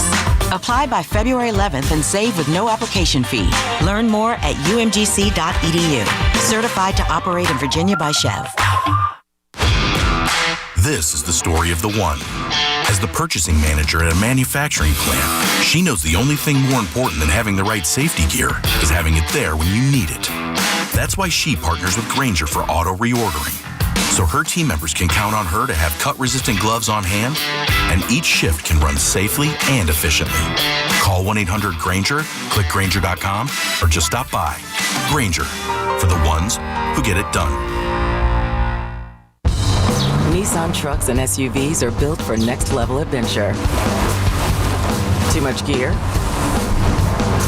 Dirt? Rock? Sand? Get in a Nissan truck or SUV and feel unstoppable. Whether you want to take your next level of adventure in the Frontier Dark Armor, the Pathfinder, the Armada, or the Rogue, you'll be ready for what comes your way. Nissan, #1 in new vehicle quality among mainstream brands by J.D. Power. Get 0% APR on the 2026 Nissan Rogue, 2025 Murano, or Pathfinder for well-qualified buyers. For J.D. Power 2025 U.S. Initial Quality Study Award information, visit jdpower.com/awards. Awards based on 2025 model year. Example, 0 down payment, 60 months financing at $1,667 per month per thousand financed. Actual down payment may vary, subject to INMAC credit approval. Not all buyers qualify. Dealer contribution may affect actual price set by dealer. Contact dealer for details. Ends 2/2/26. $5,000. That's the average amount of money people in the U.S. are now spending on gas in a year. $5,000. That's crazy. If you drive, you have to download Upside, the free app that gives you cash back every time you get gas. That's right. You can earn real cash back with Upside just by buying the gas you're already buying. You can literally start earning cash back today. I use Upside every time I fill up, and I've already made around $300. You're putting gas in your car anyway. Why not get real cash back? If you like free money, download Upside. I'm saving the cash I earn from using Upside to help pay for a vacation later this year. Download the free Upside app now to earn cash back every time you buy gas. Use promo code FRESH to get an extra 35 cents per gallon on your first tank. You can cash out anytime right to your bank, PayPal, or a gift card for Amazon and other brands. Just download the free Upside app and use promo code FRESH for a 35 cents per gallon bonus on your first tank. That's code FRESH for a 35 cents per gallon bonus. Accident victims, this is John D'Agostino from D'Agostino & Associates, the injury firm. What do you think matters most when you have to hire the right lawyer? Experience? Well, I've been doing this for 35 years, and I've handled tens of thousands of cases and recovered hundreds of millions of dollars for people just like you. To me, what matters most is that I actually care. I'm going to make sure you have a say in what happens with your case. You, me, and our entire team of over 50 trained professionals are going to fight together to get you every dollar you deserve. Because for me, it's personal. Your pain has a price, and we're going to make sure the insurance company pays. We have offices throughout New York and New Jersey, and we'll come to you 24/7. So give me a call today at 888-24-LAW-24. That's 888-24-LAW-24. And ask for me, John D'Agostino. I've been there, and I'll be there for you. D'Agostino, Law, Bite Back. Cats are masters at using up their 9 lives, like chasing laser pointers into walls or jumping onto high shelves. But the one thing cats never do, text while driving. So be like a cat and protect your one and only life. Don't text and drive. Don't drive distracted. A message brought to you by the National Highway Traffic Safety Administration, Project Yellow Light, and the Ad Council. Visit your local Kia dealers to discover what happens when rugged capability meets true performance. It's the perfect balance of quality, dependability, power, and style. Learn more at kia.com. Kia, movement that inspires. My name is Whitney Allen. I am a widow. My husband, Ryan, died. We never thought in a million years we'd have to use life insurance. The unexpected happened. With Ethos, it is so fast and easy. It's 100% online. You can get a quote in seconds, apply in minutes, and get same-day coverage, no medical exams, and you can get up to $3 million worth of coverage through Ethos. Get your free quote at ethos.com/radio. That's ethos.com/radio. Time spent on application may vary. Online health questions required. This is your college football postseason update, presented by Factor. Eat like a pro. The quarterfinals delivered high drama this past weekend as championship contenders survived bowl game battles to punch their tickets to the semifinals. Razor-thin margins decided who keeps their title hopes alive and who heads home. Now the stakes rise even higher with the semifinals set for this week. Just like the athletes powering through their biggest moments of the year, Factor meals fuel performance with pro-level nutrition delivered to your door. Ready when you are. Factor. Eat like a pro. Our friends at Town Fair Tire remind you that at Town Fair Tire, you always get the guaranteed lowest price on name brand tires from Connecticut to Maine. Nobody beats Town Fair Tire. Nobody. Talk sports after hours with Tommy Lugauer, 7 to midnight. WFAN, WFAN FM, WFAN FM HD1 New York, and Odyssey Sports Station.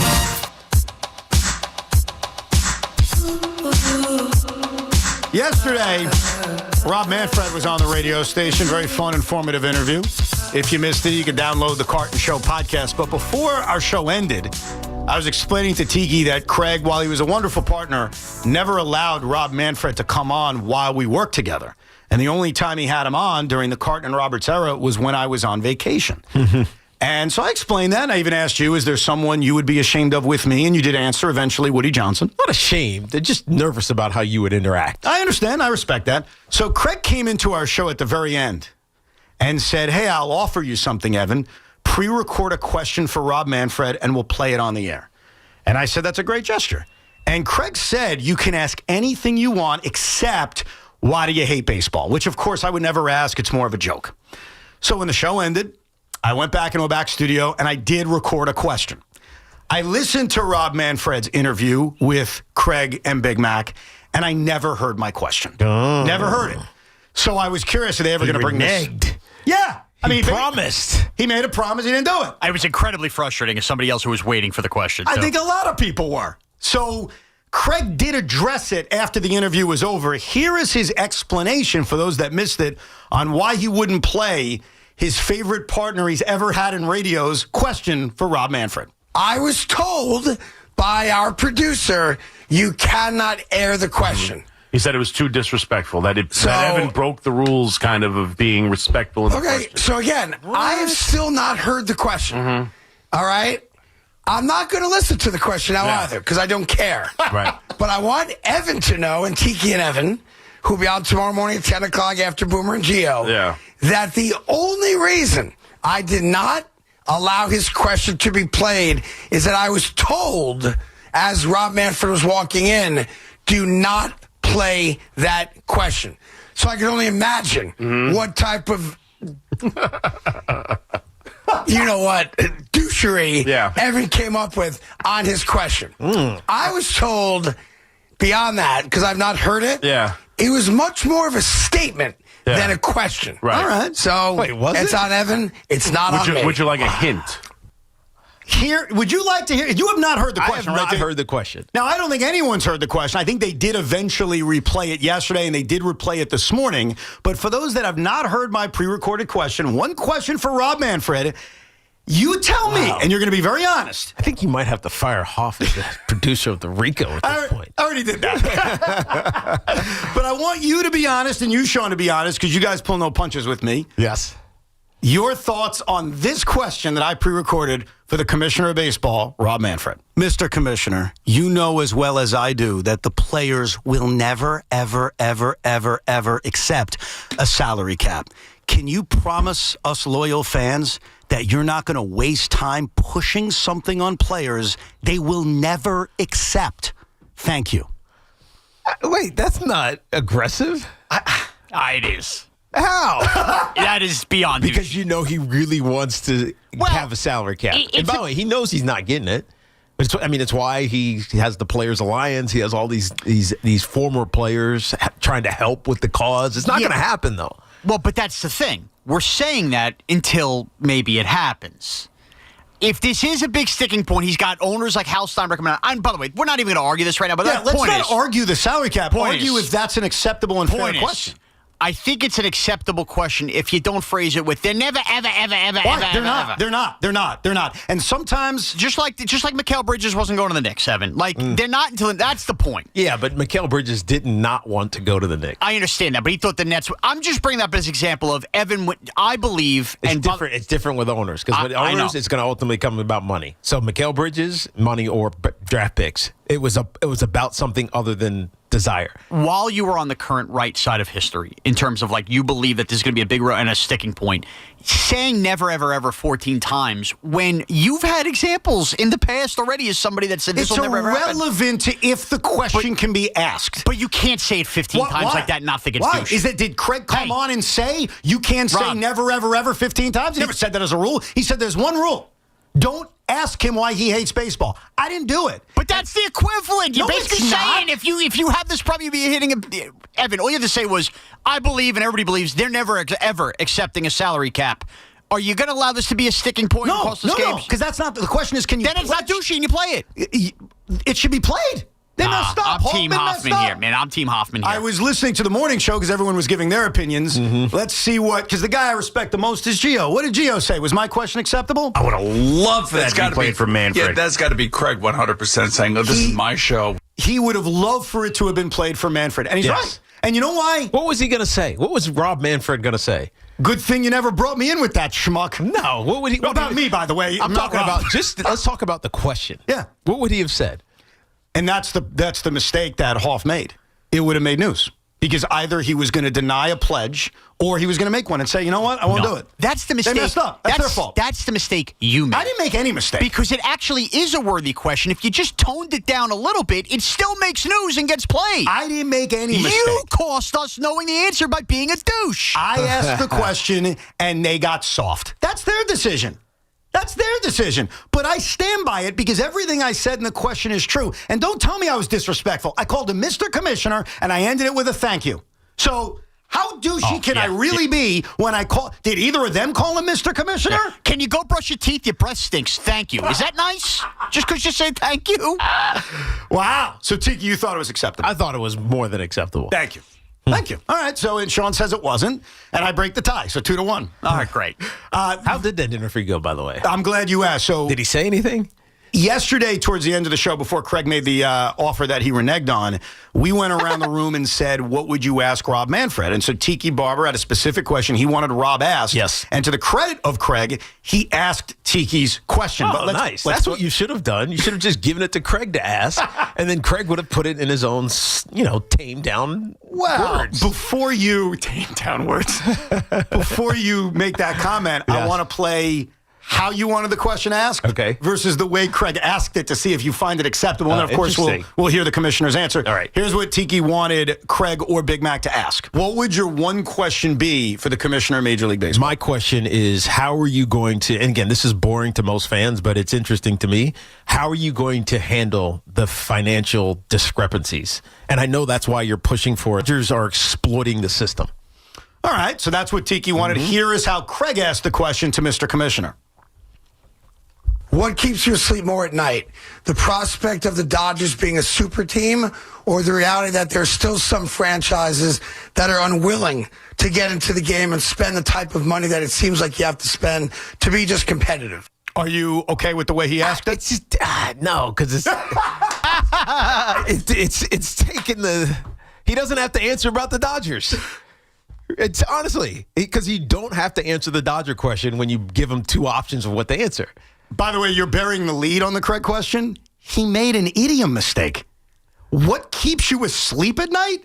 It's good to be asleep at night. Yes. I didn't even hear that. Can you play that one more time, Sean? I know this is a challenge for you. Go ahead. What keeps you asleep more at night? The prospect of the Dodgers. What keeps you asleep more at night? What keeps you awake more at night? So, Craig, I've got great news for you. Yes, you will be on this week's Idiots with Idioms.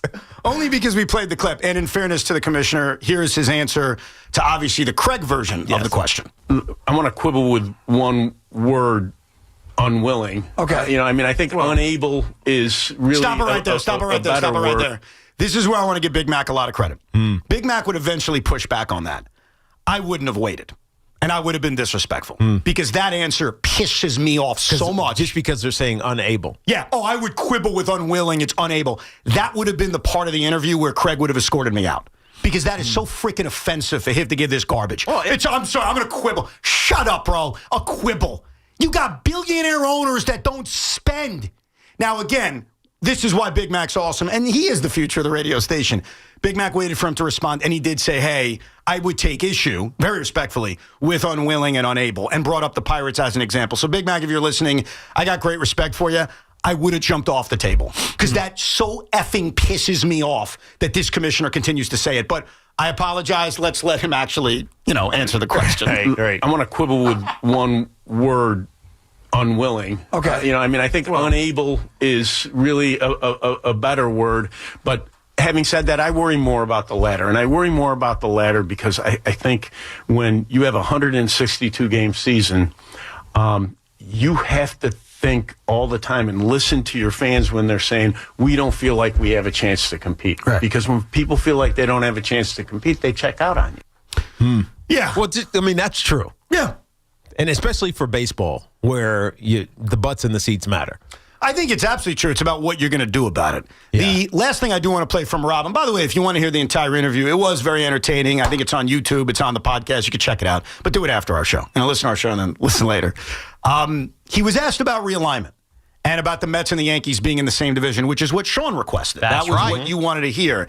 And this was the other thing. Now, this didn't cause me to jump off the table, but I was very agitated by Rob because he spoke out of one side of his mouth and then ended the answer by speaking out of the other side of his mouth. And I'll let you hear it so you can judge the confusion. Because I left the interview still not understanding what the hell Rob Manfred meant when asked fairly about the Mets and the Yankees eventually being in the same division for geography purposes. You would realign. You would do it along geographic lines, which could alleviate a ton of the travel burden that's on players. Remember, we ask our players 162 times in 186 days.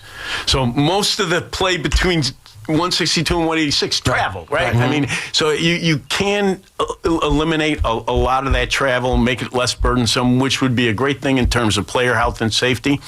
And if you played geographically, we get in a postseason, we have those 4 window days that I love, right? You get 4 baseball games in a day. It's awesome. But when you think about the fans in the individual markets, you always end up with, because of the way we're set up, you get Boston versus Anaheim in one of the early rounds. So you're either going to be too late for the fans in Boston or too early. So if you realign geographically, you would look more like other sports where you play up east into the World Series and west into the World Series. And that 10 o'clock game on the West Coast that sometimes is a problem for us becomes a primetime game on the West Coast for the two teams that are playing. So there's a lot of advantages to it. I think if you did it, you'd probably be 8-4s, right? Okay. And I think you would try to keep the two team cities separate. You would. Oh, okay. Yeah. Got it. So they would not be in the same division. Yeah. That would be my thinking. That answer made no sense. Why? He spent an entire minute, by the way, fairly, as much as I disagree, I do want to be fair, explaining the benefits of geographic realignment. Yeah, totally makes sense. Yes. For the players, for the travel, even the playoff thing makes a lot of sense. So he does this whole thing about basically, we're gonna realign geographically. As much as I disagree, he gave absolutely fair reasons for why. Right. And then he ends it by saying, but the Mets and Yankees won't be in the same division. Yeah, that makes absolutely no sense. He wasted our time with that answer. No, he didn't, because I think. And by the way, he basically said there would be expansion too. Yes, because he said there'd be 8-4s, which is the NFL model, which is 32 teams. There's only 30 right now in Major League Baseball, so he gave you expansion without anyone responding to it. But the Giants and the Jets are right here. Well, but what's the difference right now with geography? There's a National League East, there's a National League Central, there's a National League West. He didn't describe anything that was different. So he did. What did he say? So I have no idea what the hell he meant by that. So basically, he would separate conferences, but I think this kind of goes back to the NFL thing, keeping rivalries. You could easily just eliminate the Rays from the AL East, bring them down to a South. Right. Yankees don't have to live in a division with the Mets. It's the Blue Jays, it's the Red Sox, it's the Orioles. The Mets don't have to lose the Phillies. The Mets keep the Phillies, insert Washington there, and then, maybe it's Pittsburgh, and then you get those two things. That's basically what it is right now, bro. What are you talking about? But that's all he needs to do. No, he did. Okay, are you changing? I don't think it needs. Realignment doesn't need to be radical realignment. But it's already realigned. It's already by geography. So unless, and maybe this is what he meant, but I don't know. I have no idea. We're going to use osmosis now. Is that in the playoffs, the AL East will take on the NL East? So instead of it being in a World Series, it would be in a divisional series? Is that what he meant? Because he just said Boston Anaheim is bad. So I have no effing idea what he meant by this, and I'm deeply confused. I'm not angry, even though I'm raising my voice. No. I'm more just like, I have no idea what that meant. I think he meant wild card divisional rounds, and then the championship series will be not wild card. What's it called? Divisional series, LCS. LCS will be bi-coastal. Yeah, that's horrible. That's actually worse. I think you heard World Series would be bi-coastal. I don't think that's what's happening. So let me get this straight, and again, we don't know the answer. We're going to speculate because Rob was very confused, I guess, in answering this. We are going to have Mets and Yankees not in the same division, but they'll face each other earlier in the postseason. So by the way, I think that's the dumbest idea ever, but that's besides the point. But it was just such a weird answer that doesn't make any sense. Okay, so I thought this was like a pretty easy interpretation. I would have asked the follow-up, which I was screaming for Chris to ask. He literally... all Big Mac's fault. I agree. No, but he literally referenced the other sports doing this. I interpret this as baseball is going to an Eastern Conference and a Western Conference. Right. That it's no longer going to be American League and National League, which, by the way, they've already started to do, right? By taking away the DH, you play everybody all year long. He literally said the words, like the other sports do, a West versus East, and you build towards the World Series. I think that the league is going to conferences, 4 divisions of 4 as opposed to leagues. Here's how Craig can make it up to me, since he ditched my question. Since him and Rob are like buddies, I want him to call him up personally and just ask him on a follow-up, what the hell did you mean by realignment? I need to know. Clarify the realignment. Clarify the realignment, and we're all good. Even though it's all Pete Hoffman's fault eventually.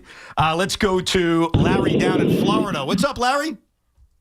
Hey, what's going on, fellas? What's up, man? What's up, man? Not much. Hey, first off, let me start off. It's a pleasure to talk to you both. I own a pressure wash business down here, and I've been working nonstop every day, just cleaning concrete. So I've been listening from the morning until night. So I've been listening to you guys and then Carlton. And I'm going to tell you right now, first off, he did you dirty by not asking the question. Yep. Secondly, when Manfred was there, you can tell he was tiptoeing around some of the things he was trying to hint at. McMonagle was really trying to get him to really answer some things.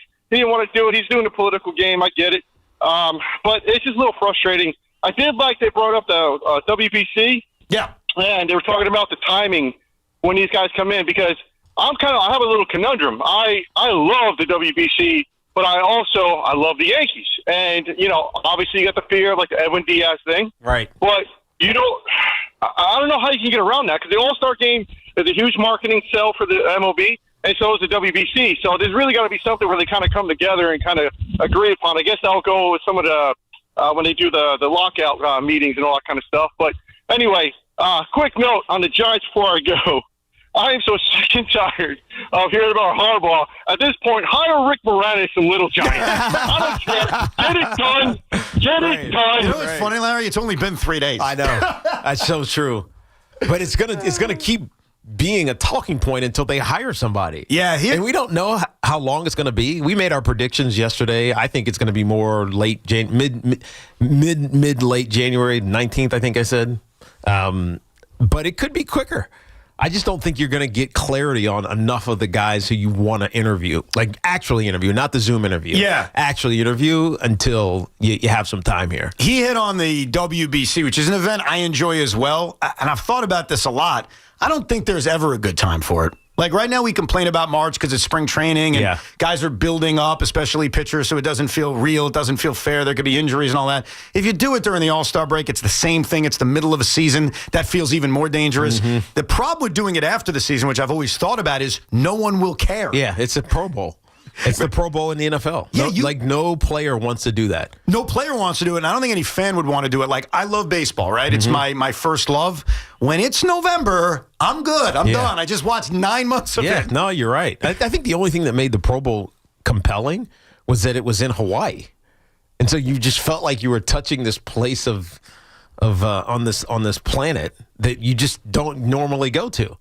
And even if you're watching it from, I don't know, Dubuque, Iowa. It was unique. You're just like, oh, that's Hawaii. There's football players in Hawaii. That's cool. They got the Lays. They got the Hawaiian shirts. They got all this other cool stuff. And the Hawaiian people loved it. Yeah. No, they certainly did.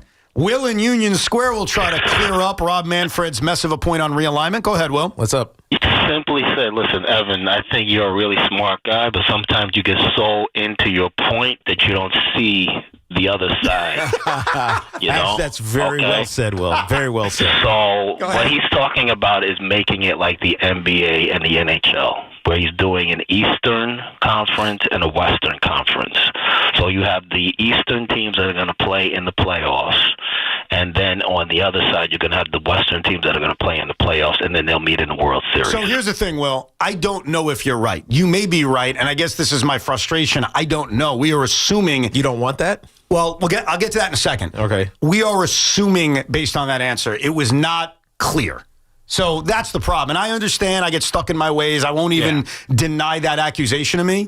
But Rob Manfred never made that clear. And I don't want to pick on Big Mac or Craig on a follow-up because sometimes you're thinking about other things or the next question, and it's follow-ups are like they're important, but sometimes you just miss it, or maybe you interpret it a certain way. Sure. I'll talk to Big Mac when he gets in. Or you're not paying enough attention, so you don't hear it clearly, and you just let it go, as opposed to stopping and digging in. Or Big Mac, like Will, said, oh, I get what he means. I did not get what he means. I don't think that answer was cleared by the commissioner. If the commissioner literally says the words, like the other leagues do, we have a West and an East, and you play towards a championship between that, isn't that? No. I don't know how much clearer you need that. I'll tell you why that's not true. The Knicks and Nets are in the same division.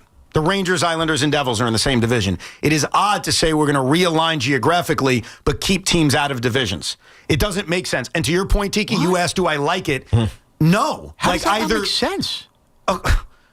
It's not like the NBA. The Knicks and Nets are in the same division. Evan, yes, but you know who's not? The Los Angeles Lakers. And right now, the Anaheim Angels are in the same league as the Yankees. I understand. That's what he's talking about.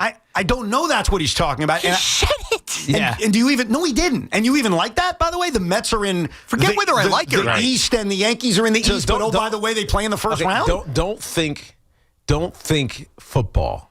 Think basketball. It's not basketball. The Knicks and Nets are in the same division. I'll say it again. You keep saying that, but right now, the freaking Dodgers are in the Mets league. That's what the realignment is. What's the point of the Mets and Yankees not being in the same division if they're in the same league or conference? What's the point? Why are we keeping them separate? Like, what the hell's the difference at this point? Because doesn't make any sense. Because the NBA is only 2 divisions of 7. That's your problem. He wants to do the NFL model of 4 divisions of 4. Maybe that's based on some kind of scheduling because it's 162 games, but it's splitting the country in 16 and 16. I get that, but why are the Mets and Yankees separate divisions then? Just put them in the same division at this point. Keep your rivalries keep you your already traditional have where you're rivalries. playing those teams more throughout the year. Right, so realignment is just moving a couple of teams east of the Mississippi or west or whatever the Mississippi. Right, think of the Marlins and Rays as the Arizona Cardinals leaving the NFC. I got you. I think it's the same thing as radical realignment. You're just putting a different name on it. So now I'll answer your question. Do I like it? No, I think it's stupid. I'd almost rather if Why you're are you so gung-ho for the Yankees and the Mets to be in the same division? I'm not. I would prefer not to. But if you're going to do a game where they can play in the divisional series or play in the first round. No, they'll play in the championship series, the Eastern Championship Series. Like, that's what it should come down to. Well, I don't think that's what would be the case, but okay. There's a lot of assumptions, and unfortunately, I blame Rob Manfred because now we're having a confusing conversation, all because he never really clarified what the hell he meant. I think, look, the difference is, is it a bracket or do you reseed? I have no idea. I don't even think he knows. And here's the truth, because Rob did say this at the end. He's going to retire after his next contract, which is in 2029. He's never even going to be involved in this because this will happen far after he's gone. So now that I think about it, he's irrelevant. He could set the wheels in motion. I guess so. All I know is I'm confused. There is a little bit of piece of baseball news for you. According to Ken Rosenthal of The Athletic, Ketel Marte, whose name has been rumored a lot as a trade target, the Arizona Diamondbacks have decided to keep Ketel Marte. They will not trade him. So for Yankee fans and Met fans, it kind of felt like he was already traded. Yeah, no, because we heard so many rumors about it. I know. I thought that already happened. But he has not been traded. There you go. And he is not going to be traded. And he's not going to be traded. We'll get back to your calls in a minute, 888-808-1019. Plus, as we get set for Wild Card Weekend, what is the importance of a rematch? Is there an advantage when you're facing a team for the second or in some cases a third time in an NFL season? We'll go over it coming up. It's Evan and Tiki with Sean Morash till 2. This portion of the program is brought to you by Dr. Jay Shaw at Samwell Pain Management. Visit SamwellPain.com. Dr. Jay Shaw, specializing in minimally invasive and non-surgical treatments for neck, back, sciatica, migraines, and so much more, offers pain-relieving solutions. There are thousands of 5-star reviews who all trust Samwell Pain for all of their aches and pains. Visit SamwellPain.com. At Nielsen, fun is in the driver's seat. Your best year starts with a savings. Don't miss the January Jumpstart event at Nielsen Dodge. That's right, Chels. We're ready to start your new year with low lease payments to get you driving. Lease a new 2026 Dodge Durango GT Plus all-wheel drive Hemi V8, just $299 a month. Or lease a new 2025 Ram 1500 Tradesman Crew Cab 4x4, just $359 a month. Or choose from hundreds of quality certified pre-owned vehicles. With zero down payment and the credit help you deserve. Come see all the great savings we've lined up so you can start your new year driving happy and hassle-free. Let the fun begin. On Route 10 in East Hanover. Online at NielsenDodge.com. A proud member of the Nielsen Auto Group. At Nielsen Dodge. Fun is in the driver's seat. Start something new sales event. With approval term Durango 36, Ram 42 months due at sign, Durango 55.99, Ram 59.54 at tax tag 498 doc and DMV fees. Hey, it's Tiki here. I'm constantly on the go between the fan, taking care of my kids, various events, meetings, football games. The list goes on and on and on. But one of the things I value most is feeling safe and also knowing that my family is safe when I'm not with them at home. That's why I turn to our great partners at Sloman's Home Security to install their innovative ShieldLink system in my own house. The Sloman ShieldLink system is a smart home security solution that easily and seamlessly combines safety, convenience, and most importantly, peace of mind. Whether I'm home or away, I can manage anything right from my phone. My security system, home automation, my entertainment system, everything is right there at my fingertips. Our security lighting turns on as soon as we turn our alarm system on. So whether we're home going to sleep or away, we know that we're safe and our home feels protected. Just give them a call at 1-800-ALARM-ME or visit online slomans.com to learn how Sloman ShieldLink can give you peace of mind in your home and when you're on the go, just like me. Hey, sorry I missed you. Your call is very important to me. Just not as important as the New Jersey Lottery's Green Ball promotion being back on Pick 3 evening drawings. See, if the green ball's drawn, that's a free second chance to win? So, yeah, you get it. It's only through February 1st, though, so try me after then. Must be 18 or older to buy a lottery ticket. Please play responsibly. If you or someone you know has a gambling problem, call 1-800-GAMBLER. For game odds and promotion details, visit njlottery.com/pick3. Orgavatazona? Is that a word? In the 2026 Kia Sportage Turbo Hybrid, it might as well be, because it can be one road trip. It's all about turbocharged power and hybrid efficiency working together, so you get the thrill of quick acceleration and the satisfaction of fuel efficiency. Book a test drive and keep the adventure going. Kia, movement that inspires. Call 800-3334-KIA for details. Always drive safely. What would you say was the biggest factor in getting that win tonight? I mean, you said it. I think that was it for me. Factor. I was feeling strong. Had plenty in the tank for overtime. Wait, Factor, like the meals? Yeah, Factor meals. I've been getting Factor high protein meals delivered all month. I get all the power I need. They taste great, and they're ready to eat in 2 minutes. Okay, I need to get on that. For real. Go to factormeals.com. It's the easiest way to eat like a pro. I can't believe how spotless my floors look after using the Swiffer Power Mop. No more dragging around a heavy mop and messy bucket. Now I get the same deep clean without all the work. Thanks to the powerful solution and scrubbing pad of the Swiffer Power Mop, dirt and grime don't stand a chance, and I don't break a sweat. Mic drop. Mop drop. Swiffer Power Mop. Swiffer Power Mop. A smarter way to mop. Try it or your money back. Hola, amigos! It's the big noise, Brad Evans from BetMGM tonight. Listen Monday through Friday starting at 6 p.m. Eastern on Westwood One Sports as we cover the biggest sports stories from coast to coast. Get insights on the NFL playoffs, college basketball conference races, and more. Download the Odyssey app now and listen from anywhere. BetMGM tonight, live and interactive, presented by BetMGM. Tune in, Team Huevos.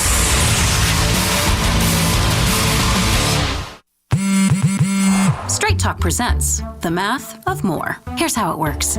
When you say yes to more with Straight Talk, you're left with more for all the other good stuff. So getting an unlimited plan starting at just $25 a month equals more savings for your family's weekend adventures. And with a network covered by Verizon, you can share more from wherever you go. It's simple math, really. More equals more with Straight Talk. Available at straighttalk.com and Walmart.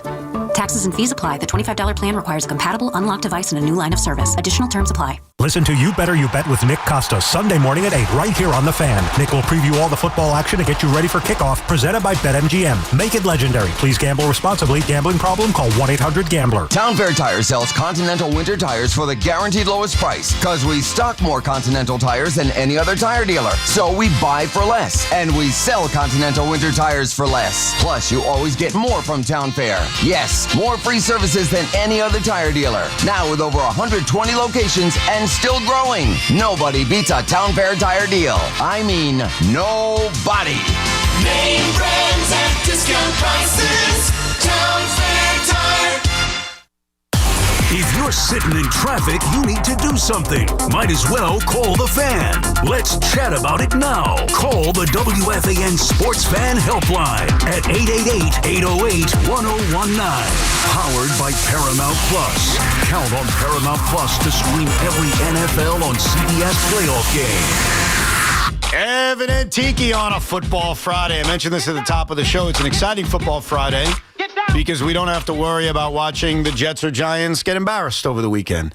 It's a nice cleansing football Friday, and we'll get into the impact of the rematch coming up in a few minutes, plus your phone calls, a lot of the Giants coaching search, and some of the things Rob Manfred said yesterday. This Fan Focus is sponsored by Chef IQ, precision cooking, effortless results, chefiq.com. We just played a lot of the Rob Manfred stuff with baseball on our mind. Reports last night from Brendan Cuddy came out that the Yankees have indeed offered a contract to Cody Bellinger in the $30 million a year range on average annual value. But the Bellinger camp is reportedly looking for a 7-year deal, and that is where the gap is for the Yankees and their key free agent. If Bellinger has dug his heels in, it doesn't sound like there will be a resolution to this before the Giants hire a coach. This Fan Focus is sponsored by Town Fair Tire. Nobody beats Town Fair Tire. Nobody. Very simple. The Yankees should just sign Bo Bichette. Move on. He is a better fit, as I've explained many times before. Younger. Right-hand bat, younger, infield options. I would tell Scott Boras, I'm going to do better. I think Bichette's a better fit. I don't think the Yankees agree because they've been pursuing Bellinger more.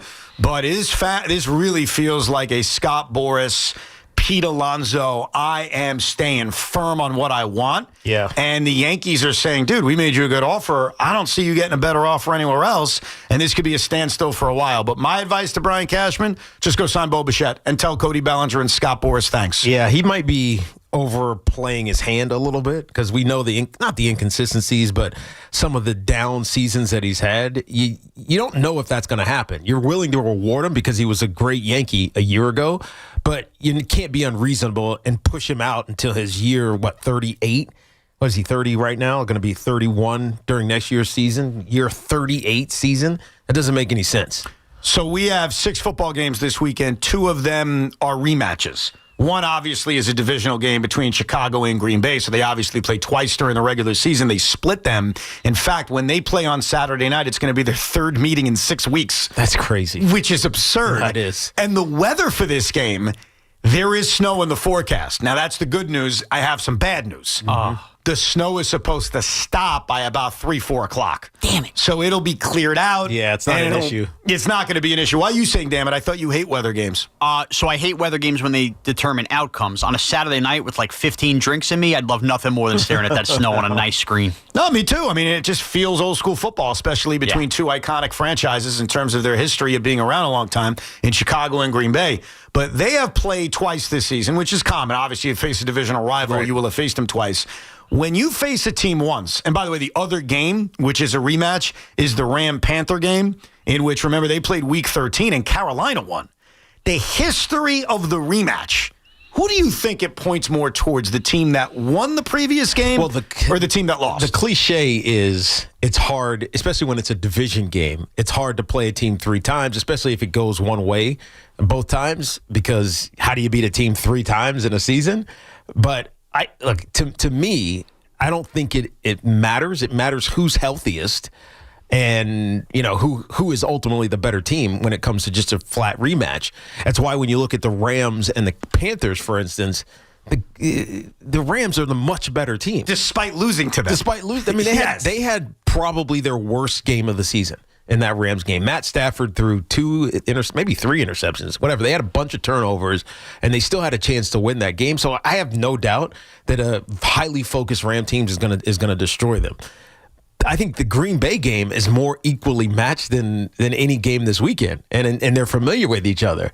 So who has the advantage? I have no idea. Yeah, I think in the Green Bay game, you throw it out because they split and they're division rivals, and the Packers are banged up, and I have no idea. I think in a lot of ways that's the most unpredictable game of the weekend. Yeah. But in history, the team that won the first game is likely to win the second game. All time, it is 87-68, which is pretty significant. And it's not surprising because you just hit on it.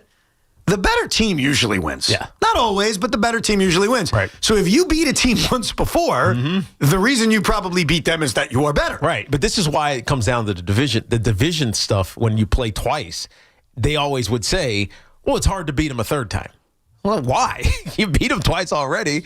Why would you not think it would be easy to beat them for the third time? And so if you beat them twice, exactly. You're 1,000% right.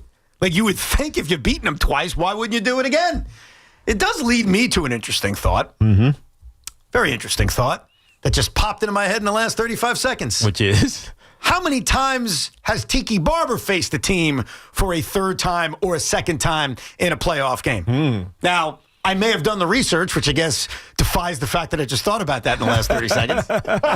So maybe I have a list. Maybe I've got all of Tiki Barber's playoff games right there in front of me, and I can see how many of them were rematches. I mean, how many playoff games did I have?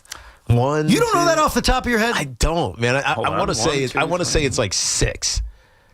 Do we count in the Super Bowl? Yeah, I mean, the Super Bowl is a playoff game. 7 games. 7 games. So 6 in the Super Bowl. 1997, you played the Minnesota Vikings. Very young Tiki Barber. Yep. 2000, rookie Tiki Barber. Rookie Tiki Barber. 2000, you played 3 games, the Eagles, the Vikings, and then the Ravens in the Super Bowl.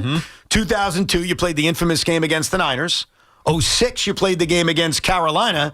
And then, 2005 was Carolina. Right. 2006, you played the Philadelphia Eagles. Yeah. Now, Sean is still a rookie here, so he doesn't have it, so I'll do it for you. How much does Tiki... No, we're calling him out right now. Lugauer sabotaged me, and it needs to be on the record. How did Loogie sabotage you? Because we have a very simple system, Tiki. You could search any words of any title on any sound thing you want saved in a file. Yes. I have searched how much does Tiki, how much does Tiki know, how much does Tiki know about, how much does Tiki know about So it's Tiki? not there listed as any of those things? If it's not listed under any of those words, I'd love to know how this mutant now hosting at night saved this. He set me up to screw me. This was the one thing he knew would come. I mean, you may be right. No, I don't think he set it up that way. I think he set it up because it was something that Evan just kind of came up with. And so it's probably under Evan. Maybe. You know what, Sean, here's how you can make it up to all of us. Why don't you, in your best announcer voice, give us the, how much does Tiki know about Tiki? How much does Tiki know about Tiki? It was okay. How much does Tiki know about Tiki? Southern. You have had 3 playoff games in which you faced them previously before facing them in the playoffs, and 2 of them are deeply obvious. Right, the Eagles. The Eagle games. In 2000, what was your season series record against the Eagles before you played them in the NFC divisional round? I'm going to say 2-0. Nailed it! 2-0! That's back when we dominated the Eagles. In your final year, and what turned out to be your final game in 2006, how did you do in the regular season against the Philadelphia Eagles? 1-1. Nailed it again? Yeah. All right, this is for I only remember because the Eagles made me want to not play football anymore.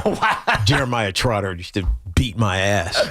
I understand. Brian Dawkins. What is the other playoff game you played in which it was a rematch? You've got a couple of choices. You got the 97 game against the Vikings, the championship game against the Vikings, the Super Bowl against the Ravens, the Niners game in 2002, or Carolina in 2005. One of them was a rematch. It wasn't San Francisco. Carolina? It wasn't San Francisco. Was it San Francisco? It was San Francisco. What did I do in the first game against it? Was week 1 on a Thursday night. Oh. The first ever Thursday night opener. That's right. That's the first ever Thursday night game? It's funny. Well, I remember that Thursday night opener. You could have asked me to give you 25 choices. I would not have remembered we played the 49ers. You scored a touchdown in this game. I would not have remembered we played the 49ers in that game. You ended up losing that game to the San Francisco 49ers by a final score of 16-13. Oh, what an ugly game. So the results tell you, I guess, that, it would matter because you would lose to them again. The Niners would hit a game-winning field goal with 10 seconds to go by Jose Cortez. And actually, you were on the field for the final play. It was one of those desperation. He completed a pass carry Collins to Tiki Barber. You then lateraled it to Ron Dane, who then committed an illegal forward pass, and the game was over. Right. You don't remember any of that? I don't remember that at all. You did a pretty good job outside of that. Right. Well, that's because it's the playoffs. You remember the playoffs. Oh, no doubt. So that's the only time. So really, history tells you that I guess it kind of matters. It does. 2-0 against the Eagles, you beat them a third time. Right. 0-1 against the Niners, lose to them again. 1-1 against the Eagles, you lose to them. Right. Let's get to your calls. 888-808-1019. John is in Wayne, New Jersey. What's going on, John? What's going on, boys? Yep. Real quick, just before I ask my question to Evan, you guys were talking earlier about the Harbaugh thing with the Giants. It's just funny how this has become so much less about the coach and just so much more about, can this franchise, for the first time in a decade, not trip over their own feet? Because if they don't get Harbaugh, right, there's still some pretty good guys out there. Stefanski, McCarthy, he's boring. He's got a great track record, but I'm a Giants fan, and I'm kind of there with you. And it's interesting to me because C-Mac alluded to this, I think, a day or two ago, and it sucks to say it out loud, but it's true. This is one of the last big decisions Mr. Mara may ever make for the Giants. And the Giants have a lineage of being football family oriented, whether it's the Youngs or the Tishes or the Maras, and the Harbaughs are that football family. Right. So I'm just really curious to see how far are they going to push the envelope on this one to get it done. And if they don't get it, the optics of the franchise for the fan base, I think, are going to be bad. But what ultimately will decide if the decision was right is what happens on the field. So it's going to be really weird how this all shakes out. But let's see what happens. Now, my question for Evan, who I've never seen in the same room as Danny Wolf, and for those of you who don't know who Danny Wolf is, which is 99.5% of the people listening, Danny Wolf plays for the Nets. So look him up. He looks just like Evan. But Evan, if you could banish one person off the face of the earth, would it be Woody Johnson or Rob Manfred? Oh, it's actually very easy. Who's got a permanent trip to Mars Colony? Well, it would have to be Woody Johnson. Rob Manfred has done good things. And I know maybe it doesn't sound that way because I had such an aggressive question for him or some of his answers annoyed me. You don't like realignment, the thought process, even though you're right, it's years and years away. It is, but I love the pitch clock. And I interviewed Rob twice. You love the regular season Manfred man. No, I hate that. That's one of the dumbest rules in the history of baseball. It helps the games get done faster. Who cares? I don't like that rule. I hate that rule. Because Evan's the one person left that wants to sit there for 18 innings. I just don't think it's real baseball. But that's besides the point. I'm actually trying to pay him a compliment right now. And you guys are bringing up more things I hate. I mean, just trying to balance the ledger here. I'm trying to give him a compliment. I love the pitch clock. I went back to the last time I interviewed Rob, which was a decade ago with Joe Beningo in 2015. And one of the things I asked him was, when are you going to impose a pitch clock? Really? Yeah, because I've always been a big pitch clock guy. Yeah. And his answer was, not anytime soon. Right. Which turned out to be true because it took 7 years. Right. But you grew up watching baseball, and you didn't need it. You didn't need it. Pitchers just pitch fast. Correct. And batters didn't step out constantly. Yeah. So that's an aspect of something I really like. I actually defend him on his handling of the Astros. He had to give immunity to get the information, and I thought it was important. But what did he do with the information? He put the scarlet letter on them, which I think is more valuable than any kind of fake penalty. I'm defending him on that. See, I'm not universally against him. I can't name good things Woody Johnson's done. And that sucks. I don't want to dislike him. I don't know Woody personally, unlike Rob Manfred. I've never had the chance to interview him. 2 back-to-back appearances in the AFC Championship game. It was a game. decade and a half ago. It doesn't matter. I'm giving Rob a compliment from something he did a few years ago. And also, I'm a Jet fan, and he's caused such damage and pain to us as Jet fans. And here's the biggest problem. I don't trust him to get it right. And that's where you're very respectful. But if I ask you just honestly, do you trust Woody Johnson to get this right? You're going to have a tough time saying yes. No, you're right. No, because I don't. Now, maybe Aaron Glenn is that guy, and we're just short-sighted because of how bad this season was and how uncompetitive the last 5 weeks of the season were. But you hope that Aaron Glenn and Darren Muji feels right. Like, he feels like that's he made the right decision, and they have their GM. But we kind of almost said the same thing about Joe Douglas. Right? He made a couple of really good moves. I know. And we're like, man, this dude is the man. He got rid of a disgruntled Jamal Adams and got all these picks, and, it's going to be fantastic. Now, look how he uses those picks. It's going to be all. And then you're like, oh, wait. It's kind of like it's honestly kind of like Joe Shane. No doubt. You defend his drafts, but the record's your record. Yes, 100%. Mark is in Brooklyn. What's going on, Mark? Hey, guys, thanks for taking my call. Evan, total side note, but I'm just going to say it. Bichette makes way too much sense for the Yankees. I've said it all offseason, but that's not right. It's not my point. It's almost annoying how much sense it makes, but that's not my point. I know. You know what? My point is this, though, boys. I think ultimately, I don't know if you saw Jackson Dart's quote in a private conversation yesterday at the Ole Miss game where he was asked by somebody who's going to be, which is creepy, and that can't be, and whoever did that on the New York Post needs to do better. But anyway, I believe it's going to come down to Stefanski or Harbaugh. And I think that if it does come down to Stefanski, we can't really let what do they call it, the bloom off the bud or whatever, the bloom off the rose, because it's still a great hire. And I think you look around, if these two guys didn't shake loose and it was a first-year guy like Minter, or if it was someone like Lou Anarumo, which I think makes a little bit too much sense for the Giants, for better or for worse. Or, some of these other guys, it's like, you're not confident. You know what I mean? If anything, you're going off of hope. But the fact that we have our floor is Kevin Stefanski, if you will, I don't think that should be any lesser of a hire because we didn't get Harbaugh. I agree with you. He was, listen, if he wants to go down to Miami and retire early, that's on him. I guess his daughter goes to school down there, so whatever. Do what you got to do. But that's not a good situation. There's no. And one last thing, because I know Craig's going to try this. If he does go to Miami, there's not going to be any. The Giants have changed. The old Giants. No, Miami's not in a good situation. He's not going to win there. Miami sucks. But I think you're wrong by bringing up Miami sucks. He won't win there. It's about the Giants. I don't think Giant fans are going to necessarily care if they're successful in Miami or not. Where it would feel different is this was the perfect guy and you didn't get him. And I think he would be right about that. I said that at the top of the show. And Kevin Stefanski is not a bad hire. I want to make that clear. I heard our old friend Tommy Lugauer. He hates the idea of the hire. I don't think it's bad. He thinks he's Brian Dable. Tommy thinks he's Dave's, meaning success rate, and what he's done as a head coach in this league. He's just Brian Dable. He should be a coordinator. That's what Tommy's thinking. And I think he's too extreme, like usual. But I'm also not as high on him as you guys are. I think that it's a good hire, but it's not John Harbaugh. Okay, so that's the point. It's not John Harbaugh. Okay, look, here's what I would argue. No, you're right. He's not John Harbaugh. John Harbaugh is one of one. Actually, he's probably one of two because Mike Tomlin's in that same category. Yeah. But you know what I mean. And I understand that people want to talk about the McCarthy stuff. It's just different. We talked about it earlier. It's different, and you know it just as well as I do. I think if you're going to compare Kevin Stefanski to Brian Dable and say, oh, he's a good offensive mind, he has all of these things, then you have to then go dig into why this didn't work with Dave's. Why didn't it work with Dave? Sean, why didn't it work? I thought he just didn't mesh well, didn't have the right personnel, didn't have a quarterback forever. That, but what else? He cared too much about outside perception. That and what else? They didn't win enough games? He's emotional as hell. Oh, okay. He was. Boy, we listed a lot of reasons. But they're all there. Like That's a good one. He made a ton of decisions off emotion. You just saw it. You saw it in games. You saw it in Denver, for Christ's sakes. It still pisses me off all these weeks later.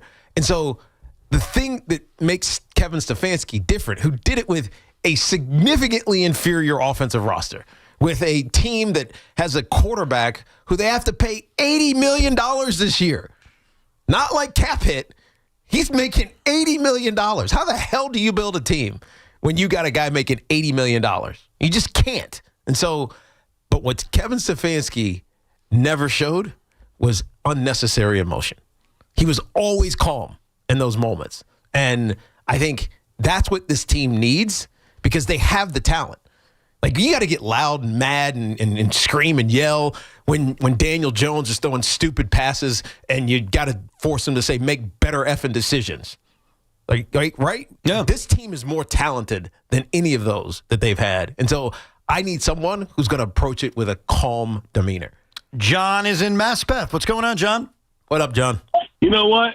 If Cody Bellinger won 7 years, he can go kiss my ass, okay?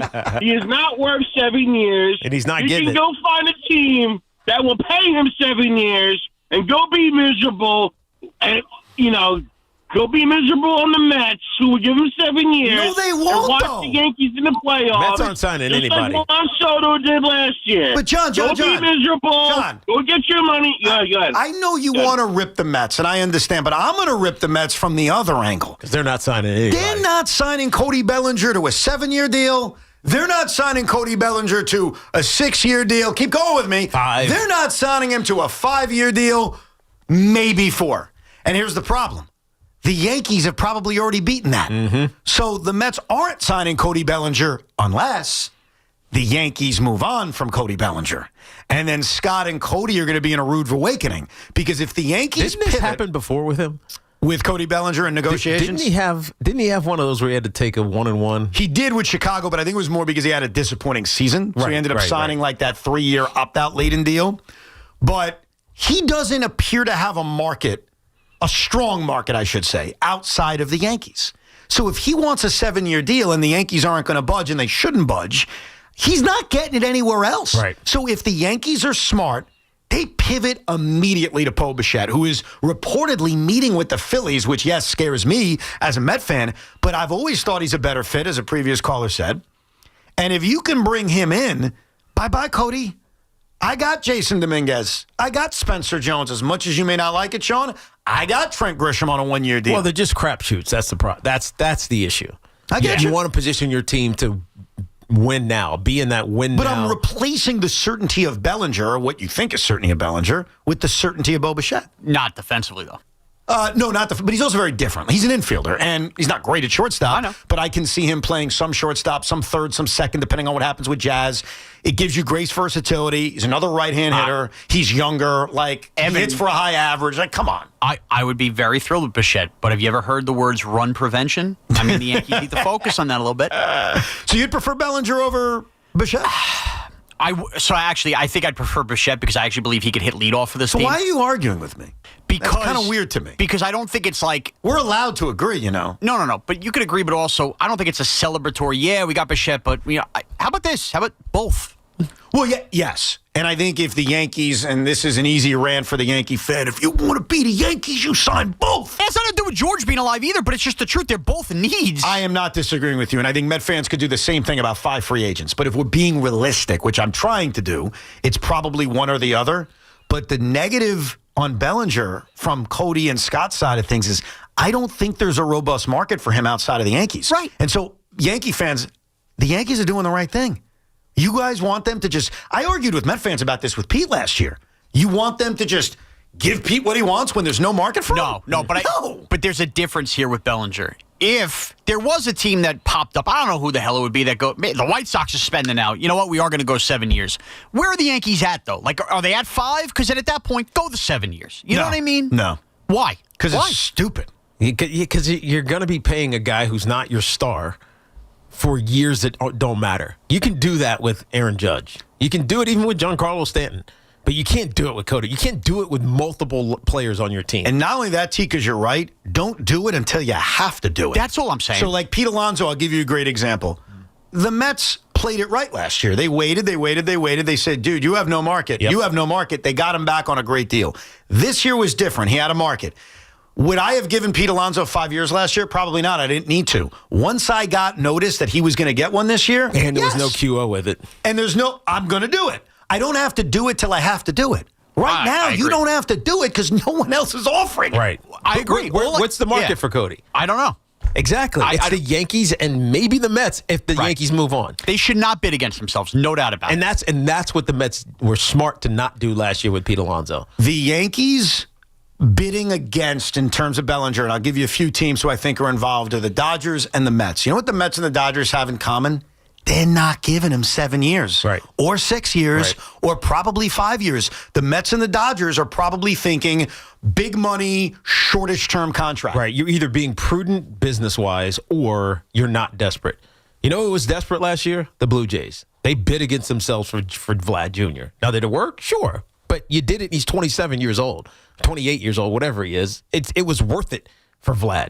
Outside of gambling, which is obviously everybody's right, I like to watch football over the weekend and just have my own selfish rooting interests. We'll go through our NFL playoff route chart, plus more of your calls at 888-808-1019. Evan and Tiki here on The Fan. If you're looking to level up your wardrobe, check out Collars & Co. You might have seen them on Shark Tank, where they landed a deal with Mark Cuban. They're the team behind the dress collar polo that sold over 1 million shirts. Now they've launched the Maverick Performance Blazer, and this thing is legit. Sharp, lightweight, and completely wrinkle-resistant. It's perfect for travel. Just pack it in, and it comes out looking fresh.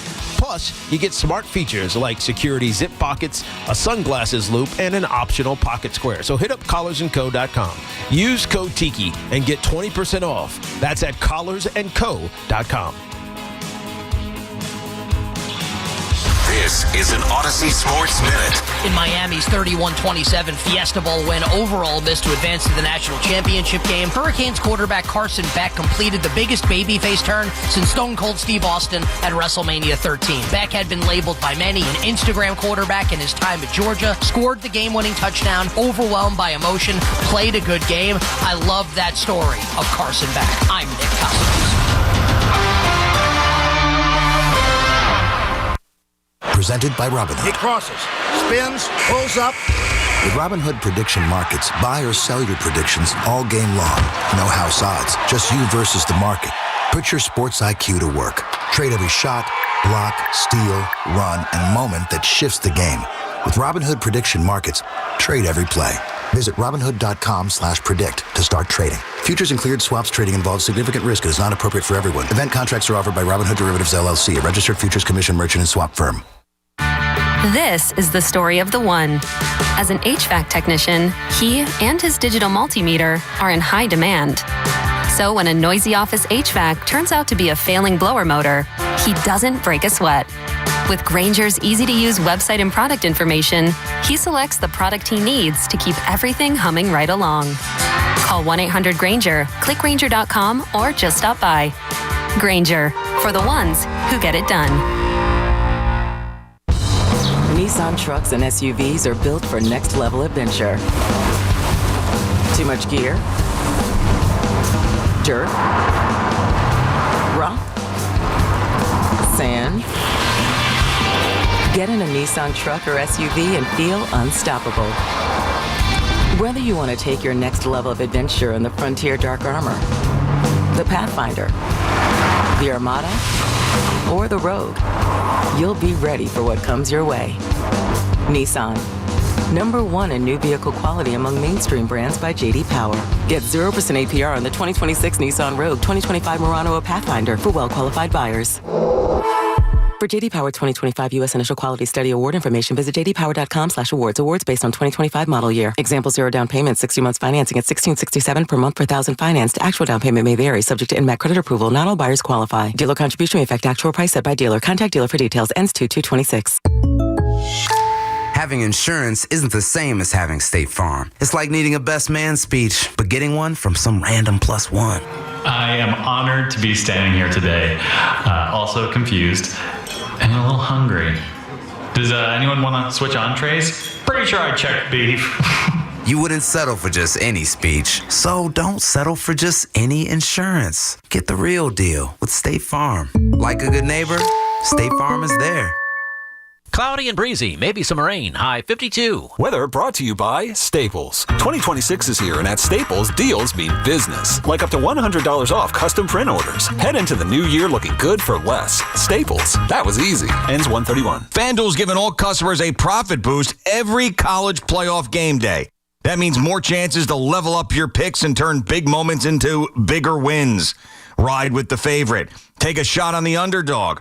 Or build a parlay. Then apply your profit boost and go for bigger winnings. FanDuel's the best place to get into the football action all playoff long. And when you win, you'll get paid instantly. So visit FanDuel.com/New York to get your college playoff profit boost today. That's FanDuel.com/New York. We just love the app around here. It's safe and secure and has all the bet markets you want. FanDuel Sportsbook is the official sportsbook of WFAN. 21 and over and physically present in New York. Opt-in required. Bonus issues, non-withdrawable profit boost tokens. Restrictions apply, including any token expiration and max wager amount. See terms at sportsbook.fanduel.com. For help with a gambling problem, call 877-8-HOPE-NY or text HOPE-NY 467-369. Orgavadazona? Is that a word? In the 2026 Kia Sportage Turbo Hybrid, it might as well be, because it can be one road trip.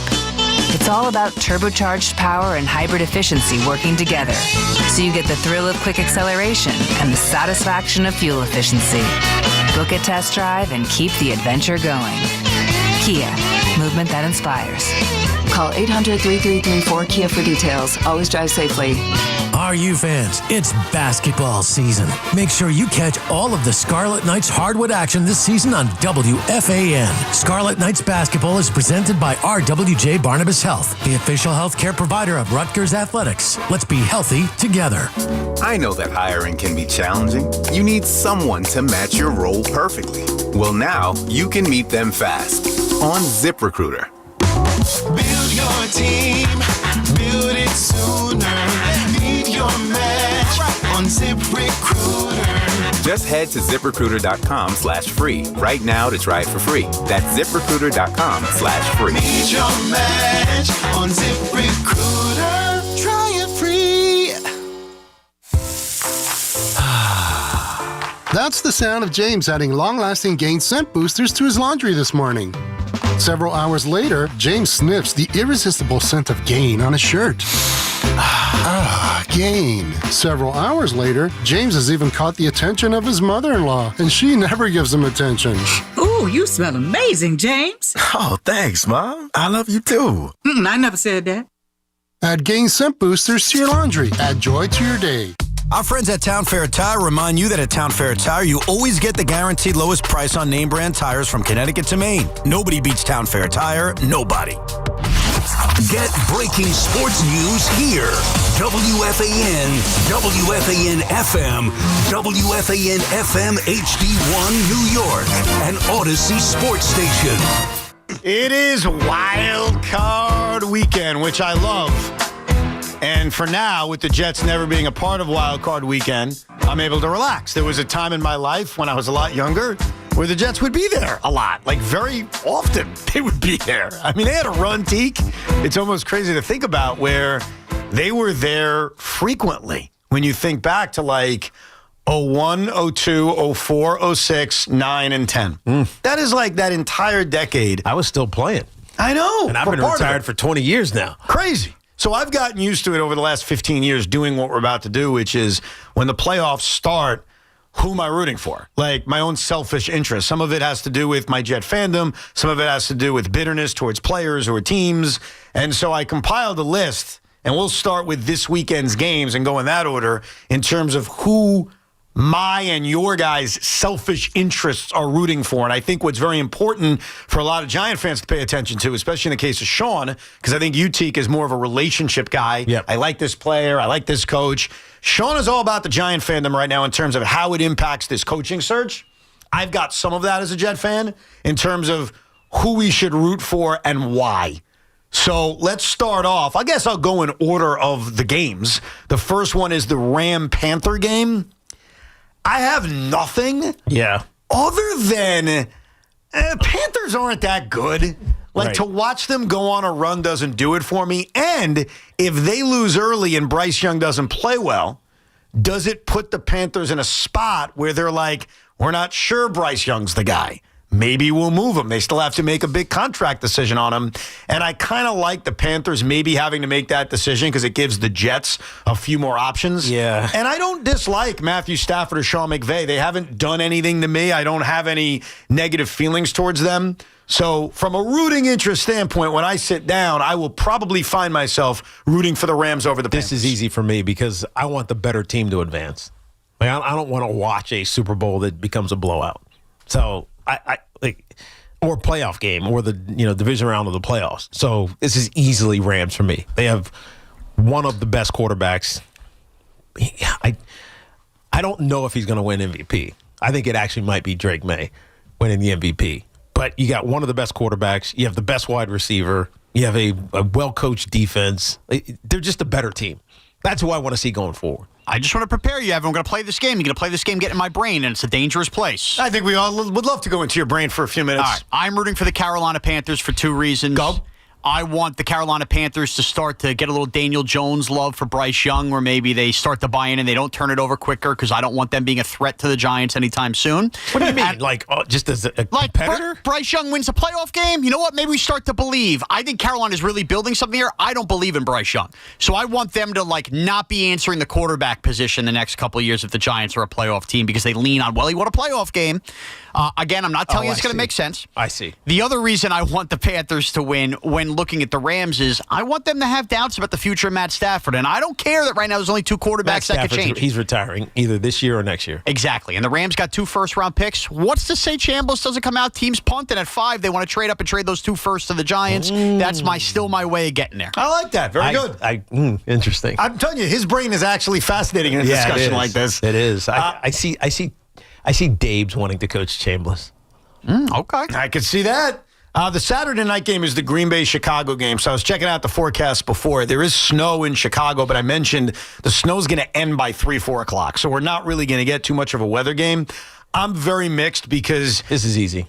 I don't like Ben Johnson rubs me the wrong way. And I'm not sure. Just because he turned down the Jets. Just. I love how you just throw that out there. If someone turned down. Isn't it reasonable? That's irrelevant. I'm a Jet fan. I'm a Jet fan. I'm allowed to hold bitterness. No, do you hold bitterness? Turning down? No, I don't. I let things go. We talked about this with Joe Beningo, the Joe Beningo stuff. That's true. Sean Cinco last week or earlier this week. Well, you didn't let that that go. Exactly. But here, look, Ben Johnson was probably not alone.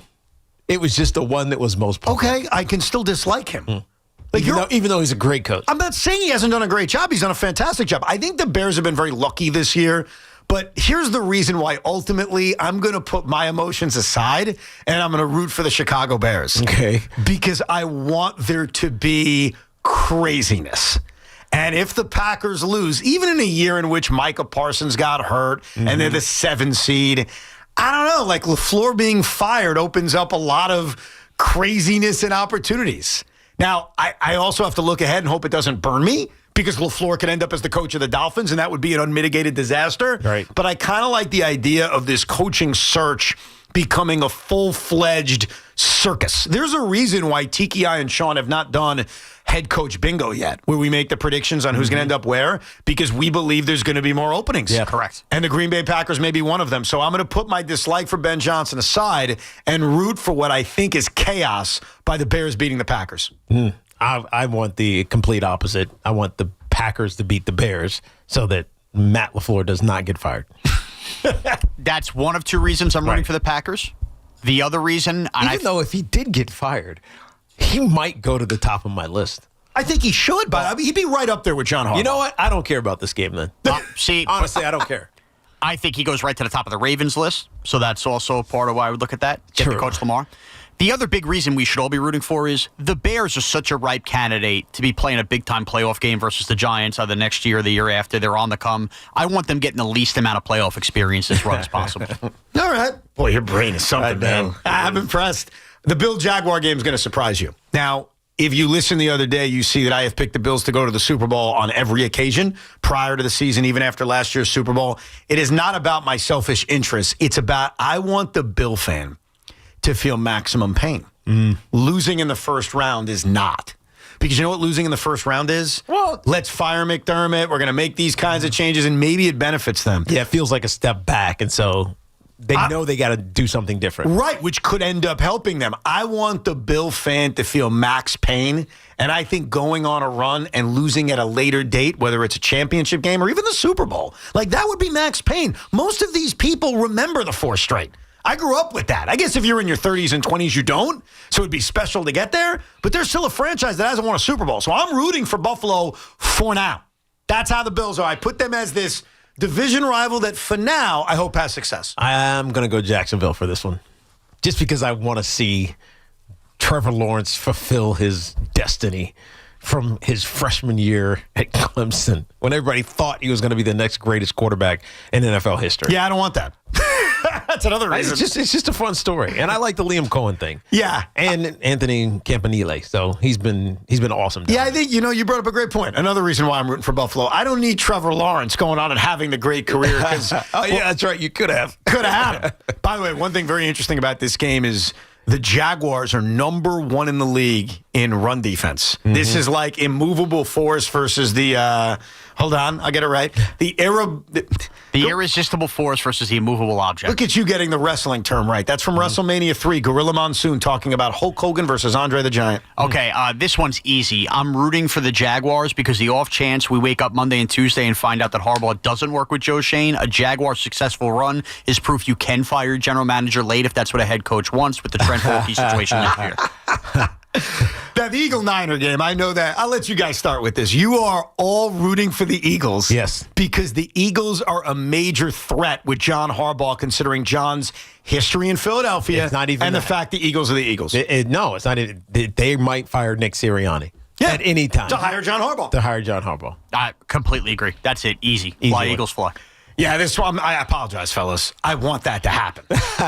Because you want chaos. I want chaos. I don't like the Eagles, so that part's very easy. Speaking of the Eagles and speaking of Saquon, I could not believe what I saw. I'm on Interstate 95. We call it I-95. Between, actually in New Rochelle. That's exactly where I was. So you're in New York. I'm in New York State.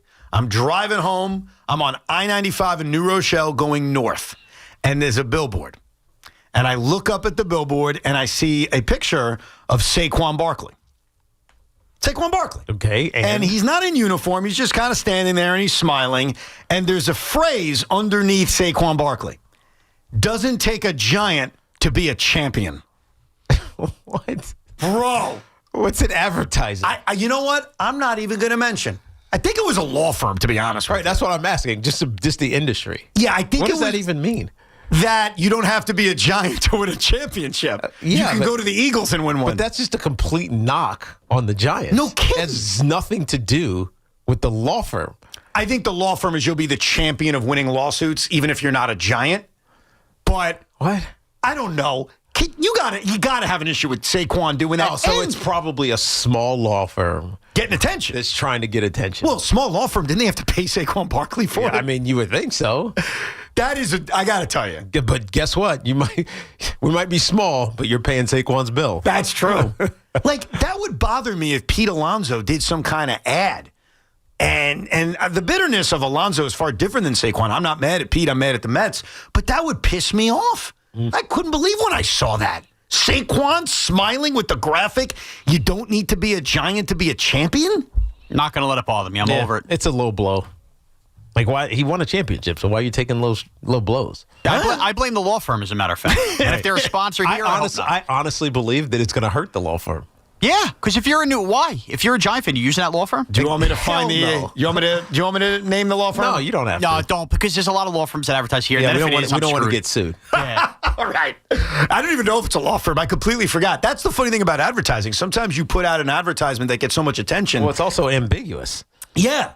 And you'd have to read it closely, and I'm driving. I mean, all I saw was in the big letters, doesn't need to be a Giant to be a champion. Anyhow, the Patriots and the Chargers is like the easiest thing in the world. The Patriots are the number one team. It even says all celebrities portrayed are paid professionals. Do you see the company? Yes, I do. Yeah, so I was kind of right, basically, about what it is. The Patriot one is the easiest thing in the world. They are the number one team in the NFL postseason I don't want to see win. Patriots, Eagles, Super Bowl, easy. I'm an Eagle fan. Like, that's the easiest thing in the world. The Patriots are clearly the number one team, blood rival. The fact that they have turned it around this quickly is disgusting. I got no issue with Jim Harbaugh. I don't have an issue with Justin Herbert. They're due to actually win the big one. Mm-hmm. I do think eventually Jim will be able to do that with this franchise because usually the Chargers charge. So, of all the games this weekend, I'm probably most passionate about this one. Yeah, this is their stability, both sides here, coaching, quarterback, like just really nothing to have a dog in the fight for us. So I'll say New England. Oh, yeah, I want the Chargers to win this game because if they lose and they have an early exit, I believe they're going to be even more aggressive in free agency, particularly along that offensive line, which will hurt the New York Giants in terms of their free agency quest and guys like Jermaine Illuminor. Unbelievable. And Texans Steelers is another easy one. I'm going to be rooting against Aaron Rodgers till he's gone. I don't put them above the Patriots in fairness. Like if I'm doing my ranking order, because there are some teams here that I obviously despise. Yeah. It's up there, but it's not as high as the Patriots. Texans I got no issue with. No issue with C.J. Stroud, D'Amico Ryans, anything like that. So that's an easy one on Monday night. Yeah, I don't have a dog in this fight because Mike Tomlin loses, he could get fired. But if Mike Tomlin wins, he's Rondé's boy, so it's all good. Don't you want Mike Tomlin fired just to throw another possibility? Because I also feel like my opinion on him is well stated. He's going to chill. Right. But he would still be available in a year or two, maybe for my team. He's chilling. Okay. I'm rooting for the Steelers because if Mike Tomlin decides to step away, what the hell's to stop John Harbaugh from going, okay, Ravens, you had a problem with me, I'm going to go coach our rival. Could you imagine that? Yeah. Right. So go Steelers. Yeah. That would be amazing. Right. Let's get to some of your calls. 888-808-1019. Ralph in Long Beach. Hey, Ralph. Hey, Ralph. Hey, how's it going? On the boardwalk again, I'll tell you. No whales today, but Tiki. Who's older, Rondé or you? I got to know. Rondé is 7 minutes older. 7 minutes. So, in Long Beach, we had Mr. Rodney Hampton guest bartend at the Cans, the new place, and I'm telling you, it's unbelievable. Rodney was doing a great job. Oh, Rodney's the man. He's the man. He was hugging me. He took my shirt. I think I put him in my will. I'm going to put him in my will. I love that. I got some horses in New Mexico. Listen, I coach over 50 years down here. I got to say, Evan, I took my kid for his birthday to the Net game the other night. I'm telling you, I'm in. They came back. Is that like the game warriors. we lost on the buzzer-beating banker by Paolo Banchero? No, I said to myself, is this a Lynn moment? This is Lynn Saturday. Yeah, no, that was the Igor Joman thing, which was unbelievable because he's a rookie who's had a nice rookie season. He's gotten better as the season has gone on. And the thing about Joman, which I know most people are like this, I don't know who that is, he's had that little clutch thing in him. You can tell the moment isn't too big for him. And how old is he? He's young. He's like 20 years old, 19 years old. He's a baby. Yeah. Look, it's funny because just from that last call, and for whatever reason, Barclays is always packed. It's always full. They sell it every game. They sell it every single game. Damn right. All it takes is a couple of kids like that, Yeoman, to make it interesting. Yes. And all of a sudden you're in, even though they're not a competitor. They are exciting. They are better off losing to make sure they get another young potential superstar. And they got 5 of them this year. I understand. I get it. Speaking of losing draft picks and players, very important point. The other day, and I don't think it's official yet, but it's getting there, the Washington Wizards will acquire Trae Young from the Atlanta Hawks. And as I brought up a few days ago to you, it's odd because the Knicks own the Wizards' top 8 protected first-round pick. Right. And so if the Wizards win enough and that pick isn't in the top 8, the Knicks get a bonus first-round pick. If it is in the top 8, it's protected and it turns into 2-2s. So the Wizards getting Trae Young and winning clearly benefits the Knicks, as we talked about a couple of days ago. So I brought it up to you, and I was like, isn't it kind of weird? You're like, well, they've been losing for a while. They're going to try. I was reading from a Wizards reporter in The Athletic that the Wizards will, quote, take their time with Trae Young and his injuries, and that there's no hurry to play him. He's not playing. He's not playing. Knick fans, I'm going to give you a heads up. They are doing it on purpose to screw with you. So does that mean that they're trading him or that they're just going to wait and see how much better they can make their team? So he's got a player option next year, which he's going to pick up. And I think then they gave up nothing, by the way. They gave up nothing for him. So I think they're going to look at next year with their young assets and young players and say, let's see if Trae Young fits. If he doesn't fit, no harm, no foul. He's a free agent. He's gone. And if he does fit, they can bring him back. But for Knick fans, and I get it, who looked at this trade and said, hey, this is great, man. If they can win a few more games and get out of the top 8, we get their pick, which is huge, by the way, because there wouldn't be like 25. It would be like 11. Yeah. I mean, it would be a great pick for the Knicks. It feels like the Wizards are well aware, and they're going to play the game with you. And it sucks, but rules are the rules. Good for them. Keep sucking. Matt's in Newtown Square. What's up, Matt? Hey, gentlemen. Thanks for taking my call. Happy Friday. Likewise, Matt. Thanks, man. What's up? Hey, wanted to ask a question about Mike Kafka. I'm working off 2 assumptions here. First assumption, he's not going to be the next head coach of the Giants. Second one being, I don't think he's going to be the head coach of any other team this year. So that said, with whoever comes in as the next head coach, do we think that Kafka's done a good enough job as an OC that he might get retained? And is there any benefit to do that in terms of Jackson Dart's development? I mean, absolutely. There's continuity, and that's not just in a Jackson Dart regard. Think about this Giant run game. I don't know. I know they finished in the top 10. They might have been top 5. Because they rushed for 100 and whatever it was, 60-something yards in that last game of the season. So the Giants' offense, which averaged over 20-something points, 25, 6 points or whatever. They finished exactly at number 5 in rushing. Yeah, there's number 5 rush team in the NFL last year. Yep. Jackson Dart had a very good rookie season where you feel like he was developed into that guy. Now, some of it was Dave's, obviously, but Mike Kafka was the play caller. And is there a chance he comes back? 100% there's a chance he comes back.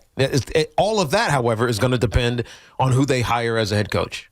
That's the key. Does he want him back? Right. So, I mean, if Stefanski falls apart, well, actually, maybe even Stefanski, because if you think about the last few coordinators for Kevin Stefanski, it was Alex Van Pelt for a long time, but he wasn't doing, he was the OC, but not the play caller. So Alex Van Pelt was OC in name, not in play calling duties.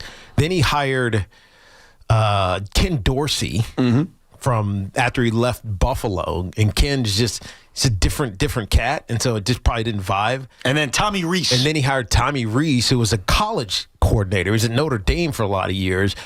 He struggled to find that guy to take over the play calling, Kevin Stefanski. So if Kevin Stefanski gets his job, Mike Kafka might be in line to stay here. Yeah, if he wants to. If he wants to. Yeah, right. but I think it would be smart for Kevin Stefanski to hire him. Isn't he under contract? That's a great question. I don't know.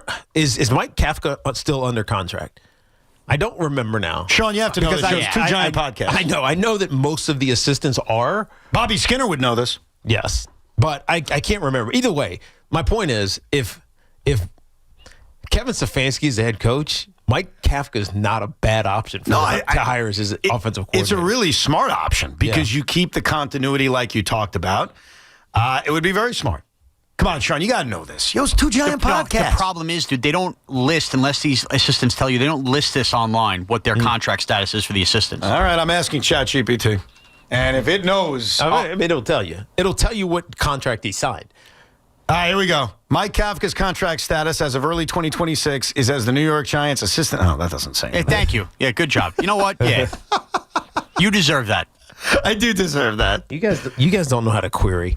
I don't know how to query. No, but the problem is, then you go there, ChatGPT AI, you don't know what the hell is true anymore. No, you're right. Well, what I do with ChatGPT AI is after they give me info, I fact check it. So the other day, while you were gone, I did a whole thing about longest losing streak from a team that won an NBA title. It gave me the information, and then I went to all of those teams, and I fact-checked some other teams just to make sure they were right. By the way, they were right. So sometimes... No, sometimes they can be. But fact-checking it is very important. Here's the issue with this question. We don't even know most of the salaries for the actual head coaches. Yeah, you're right. This isn't necessarily public knowledge. You're right. Tim is in South Amboy. Hey, Tim. Hey, guys.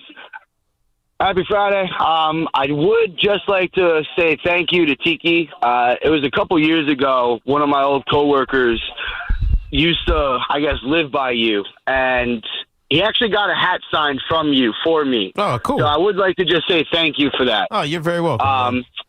Yeah, well, yeah. Also, I mean, you kind of answered majority of my questions as far as the Giants head coach, but if you had to choose between Stefanski, Harbaugh, McCarthy, and if Tomlin loses this week, one of those four, who do you think would be the best fit for the Giants? Mike Tomlin. Yeah, Tomlin's easy one. Tomlin's the guy, but it feels so much more complicated for the reasons Tiki laid out, that he may take a year off. The Steelers may not necessarily fire him. They may have to trade him. And if now you're getting involved with trading and draft picks. Right. And by the way, if you're the Steelers and you're ready to move on, you can have that conversation with Mike Tomlin and say, we want to get something for you if someone else really wants you. Sure. And so take a year off, go work in media, a la Sean Payton. And if someone really wants you, we'll get compensated for it. You're going to get paid. You'll be fine. But then if you don't, you can take a year off and recollect yourself. Absolutely. We'll get back to your phone calls. 888-808-1019 is the toll-free number. We will make our NFL picks a little bit later on in the program. Idiots with Idioms continues in our new time slot. We'll hit all the screwed-up idioms from the week that was coming up right at 1:30. And Sean's got his Cinco de Luncho in a few minutes. Our friends at Town Fair Tire want to remind you that at Town Fair Tire, you always get guaranteed lowest prices on name brand tires from Connecticut to Maine. Nobody beats Town Fair Tire. Nobody. I am so busy, you guys. The one thing I never want to worry about is the safety and security of my family, especially when I'm not home. I'm on the road traveling for football and all the other things I have going on in my life. Sloman's is a fantastic partner, and we just recently had the Sloman's Shield Link system installed in our home, and it's amazing. Combined safety, there's convenience to it. Most importantly, it gives me peace of mind. I can manage it all from my phone as well. That's what makes it lovely. The thing I love most is that when I come home and it's a long, stressful day and I just kind of want to chill on the couch, grab a whiskey or a glass of wine, I can have the music playing before I walk into the door. Opening the garage, all from my phone. Check the doorbell cameras, everything. CO2, smoke, fire detection, it's all right there, and it protects you and makes me and my family feel safe. You should experience the future of home security as well with Sloman's Shield Link system. You can give them a call at 1-800-ALARM-ME. That's 1-800-ALARM-ME, or visit slomans.com. This portion of the program is brought to you by Upper East Side Rehabilitation and Nursing Center. The Clippers are in Brooklyn taking on the Nets. 7:30 tonight. The home of Brooklyn Nets basketball is The Fan. 101.9 FM and always streaming on the Odyssey, TuneIn, and iHeartRadio app. Happy New Year from Upper East Side Rehabilitation and Nursing Center, where the experience of true well-being is redefined by nurturing body, mind, and spirit in order to accomplish full recovery. Call 212-879-1600 today. That's 212-879-1600. At Nielsen, fun is in the driver's seat. Your best year starts with a savings. Don't miss the January Jumpstart event at Nielsen Dodge. That's right, Chels. We're ready to start your new year with low lease payments to get you driving. Lease a new 2026 Dodge Durango GT Plus all-wheel drive Hemi V8, just $299 a month. Or lease a new 2025 Ram 1500 Tradesman Crew Cab 4x4, just $359 a month. Or choose from hundreds of quality certified pre-owned vehicles. With zero down payment and the credit help you deserve. Come see all the great savings we've lined up so you can start your new year driving happy and hassle-free. Let the fun begin. on Route 10 in East Hanover. Online at NielsenDodge.com. A proud member of the Nielsen Auto Group. At Nielsen Dodge. in the driver's seat. Start something new sales event. With approval term Durango 36, Ram 42 months due at signed Durango 55.99, Ram 59.54 at tax tag 498 doc and DMV fees. Operating engineers Local 825 are the men and women who make our region move. So whether it's roads, bridges, or our favorite team stadium, they build and maintain the critical transportation, water, and energy infrastructure we rely on. That's why their advocacy organization, ELEC, the Engineers Labor Employer Cooperative, fights for those priorities every day. That's ELEC, representing the signatory contractors and the hardworking men and women who build both New York and New Jersey. Bet365 is paying out before the final whistle. Check out Bet365's unrivaled early payout offer. When you bet on the team to win and they take a 17-point lead, you get paid no matter the final score. Forget the final whistle and start counting that cash. Hold up. You get early payout on parlays, too. Download the app and see why it's never ordinary at Bet365. Gambling problem? Call 1-800-GAMBLER. 21 plus only. Must be physically located in New Jersey. T&Cs apply. Visit your local Kia dealers to discover what happens when rugged capability meets true performance. It's the perfect balance of quality, dependability, power, and style. Learn more at kia.com. Kia, movement that inspires. Never have I ever called my sister from the finish line of my first marathon. Hello? You won't believe where I am. Are you running? Mile 26. I'm gonna make it. Switch to T-Mobile's 55 Plus plan and get iPhone 16e with its advanced camera system on us. Plus 2 lines for just $30 a line. Guys, I can't believe it. I knew you could do it, babe. That was amazing. Mom, how do you feel? I feel great. I can't feel my feet. Let's take a picture. And then you may carry me to the car. Share every stride, every mile, every memory on America's best network. Switch to T-Mobile's 55 Plus plan and get iPhone 16e on us and 2 lines for just $30 a line. With 24 monthly bill credits and 2 eligible port-ins on Essentials 55 Plus for well-qualified customers with autopay plus taxes, fees, and $35 device connection charge. Credits end and balance due if you pay off early or cancel. Contact us. Finance agreement 128 gigabytes, $599.99 required. Best mobile network in the U.S. based on analysis by Ookla of Speed Test Intelligence data 1H 2025. Visit T-Mobile.com. Come visit the engagement experts at London Jewelers at any one of their 6 locations. Hey, Boomer here. When the game's on the line, you need a winning play. And for electrical pros, that's Cooper Electric. With 70 locations all across the tri-state area and easy online ordering, my friends at Cooper Electric have the inventory and expertise to keep your projects moving. From tools to wire to lighting, Cooper is the playbook for pros who want to win every single job. Make the winning play. Visit Cooper-Electric.com today. That's Cooper-Electric.com. Cooper Electric, our knowledge is electric. Sal Licata here, and wow, are we thrilled with the incredible job CertaPro Painters did on our house. So clean, so efficient, they actually listened to us and even satisfied my wife, which, as you know, isn't easy. If you've been putting off painting because of the economy or tariff worries, don't. Painting your house is the easiest and most efficient way to protect and raise your home's value. Do what we did. Call CertaPro Painters today. Each CertaPro Painters business is independently owned and operated. Hey, sorry I missed you. Your call is very important to me. Just not as important as the New Jersey Lottery's Green Ball promotion being back on Pick 3 evening drawings. See, if the green ball's drawn, that's a free second chance to win. So, yeah, you get it. It's only through February 1st, though, so try me after then.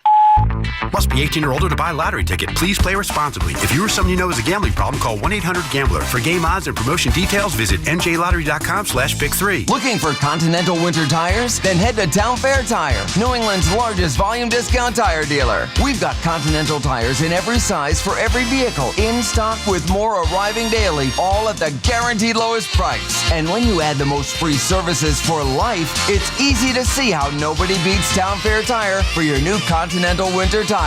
And I mean nobody. Name brands at discount prices. Town Fair Tire. Are you crazy about your team? Let everyone know about it now at 888-808-1019. Powered by Paramount Plus. Count on Paramount Plus to stream every NFL on CBS playoff game. Last year, the Mets had a fan festival. It was called Amazing Day. They're not having it this year. The Mets claim the intent was to never have it every single year. Do you believe that, Teak? Yeah, I do. By the way, good job, Sean, playing some Dave Matthews for me. Happy birthday to my buddy Dave Matthews. Is it really his birthday? Yeah, it's his birthday today. 76? No. 65? I don't know how he is. 59? Probably mid-50s. That makes sense. Yeah, sounds about right. No, I don't think they're having the Fan Fest because they haven't done anything to celebrate at a Fan Fest. That's exactly why they're not having a Fan Fest. So you do not buy their excuse of we were never intended to do it every year. Yeah. I mean, wasn't it a success? It was a success. A lot of people showed up. Why would you not do it every year? Just because something's a success doesn't mean you intend on doing it every year. Like Old Timers Day was a success. They don't do it every year. They do it every 3 or 4 years. I think that even if the Mets' intentions were to not do it every year, it makes them look scared and afraid of their fans. I don't even mind that, though, because you should do a Fan Fest when there's something to celebrate. And right now, there's nothing to celebrate. What have they done? Nothing. Exactly. I mean, they signed Jorge Polanco and Devin Williams and Luke Weaver. I guess we can go over that. But no, I don't think any Met fan feels better about this team today than they did a few months ago. So, yeah. Definitely not. No Amazing Day in 2026. This Fan Focus is sponsored by Chef IQ, precision cooking, effortless results, chefiq.com. We've talked a lot about John Harbaugh today. Well, Antonio Pierce will formally meet the Giants brass today for his official head coach interview after having dinner with the Giants last night. He's a sleeper candidate for Big Blue. If the answer is not Harbaugh or Stefanski, his head coaching experience and the players loving him with the Raiders does help his candidacy for the Giants' best linebacker in the last 20 years. You mentioning dinner with Antonio Pierce has gotten me hungry. Which probably means it's a good time to have some luncho. Sean Moraes in the booth, somebody hide the castle. Optics flying, phones ringing, Evans yelling, no! Tiki's laughing, chaos cracking, nobody's in control. It's Cinco de Roncho. Crunch! Let's go! Let's go. A Friday lunch just hits different, doesn't it? Oh, definitely. Because you can have a beverage with that lunch on a Friday. No doubt. Sean, do you like queso? I love queso. Okay, just making sure. No. It's because it's in the song. I find it hard to find somebody who doesn't like queso. I don't know. Some people just might be anti-cheese. Well, listen, if you're anti-cheese, that's a you issue. I mean, it could, or lactose intolerance Do issue. I look like somebody who's been I was anti-cheese? just making sure that the song was like, hide the queso from Al Cintron. It's all Gouda with me, Tiki. Cinco de Luncho is brought to you by Helix Wireless, connecting everything everywhere. We just went through our rooting interest in all the games. I'm here to give you, in order, I think what will be the 5 best games this weekend. Okay? Here we go! Number 5. 49ers Eagles. That's in that late Sunday afternoon window. Now, no Trent Williams makes this game fall back for me. But look, the Eagles have a pivotal point here, and I think ultimately this game is still going to come down to the fourth quarter. I don't think you're getting a blowout one way or another. Just so you know, it has hit me yesterday while I was doing, I forget what the heck I was doing. I'm going to start categorizing all of the Cincos, much like our loyal listener, 13-year-old Thomas. So I now have a chart writing down every Cinco so that anytime you need to refer to it or to see if he's repeated one, we will have it. So I wrote down 5 best games of Wild Card Weekend. Is that how you labeled it? That is, yes. All Exactly. right, let's get to number 4. All right, here we go. Number 4. Tiki already disagrees with this. Rams-Panthers. I have a feeling this has the potential either to be the Rams' last scare before they go on a Super Bowl run and they play it very tight, or this is a Beastquake situation where the Saints went on the road to Seattle. Right. Look, they already beat them. We went over the whole rematch situation. Carolina did.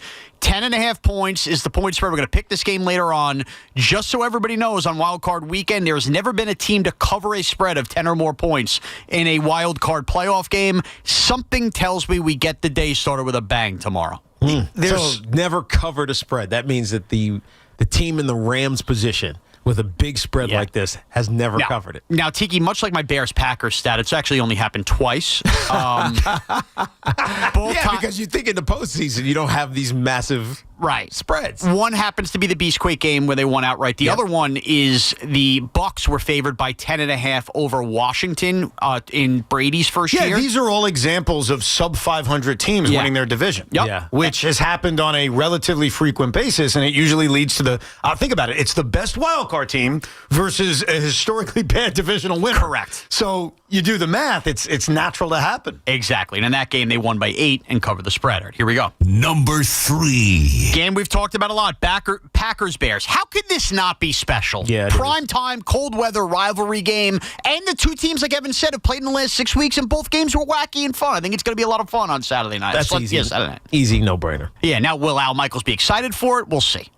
That's Al's biggest critique, and he's announced, and they've announced, he's coming back for another year next year. And look, the thing with Al is he doesn't live up to the moment anymore. I know. And that's what's disappointing. Right. He's a legend, so it is what it is, but you're right. You don't feel it when it matters. No, it's Russell Wilson on the Giants this year, Al at 82. All right, here we go. Number 2. Jaguars, Bills, which I have a feeling we're going to get into with the pick segment. Evan has been chomping at the bit to make his Bills Super Bowl pick right. I think this game is going to be bonkers fun with the way the Jaguars have played. I could certainly see it. I mean, the Bills, this would be my game of the weekend. Yeah. Because I think it's going to be an upset.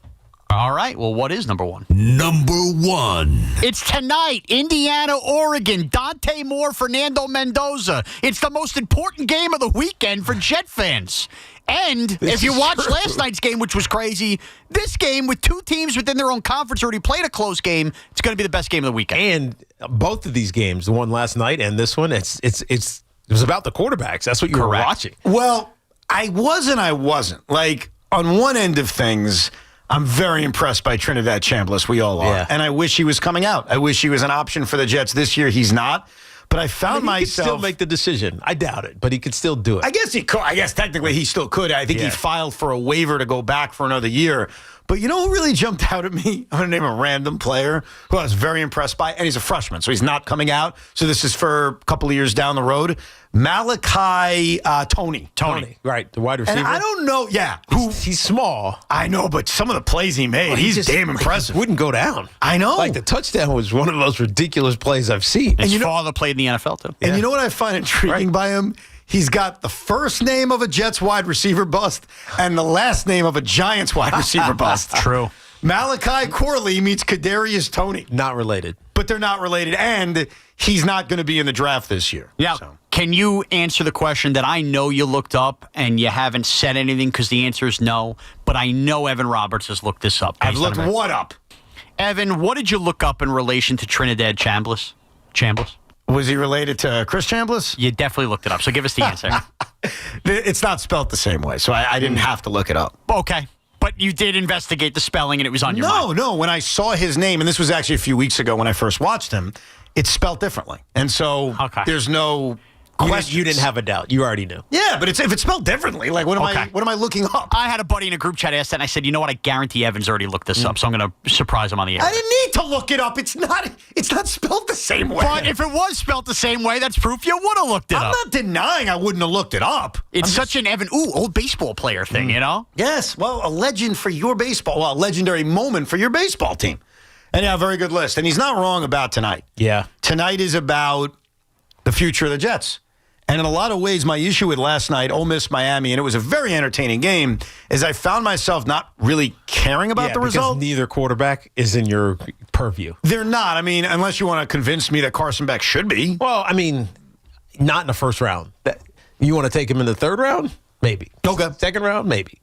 But he's not your first round pick. But when it was bleep cutting time, I didn't care who won. Mm-hmm. You know, we just did a whole thing about who we're rooting for in the NFL playoffs, and maybe that's my biggest issue with college. And I'm not gambling on every play the way a lot of people do. Yeah. I just didn't care. And I think in tonight's case, and I was actually explaining this game to my wife. I get more time with my wife nowadays with these hours. Mm-hmm. And I was explaining the importance of Friday's game in that I need Dante Moore to play well because I want him to come out. Well, why do you want him to come out? Well, he could be the Jets quarterback, but I also want him to play so well that he's not the Jets quarterback and he's taken number one, and then Fernando Mendoza's my quarterback.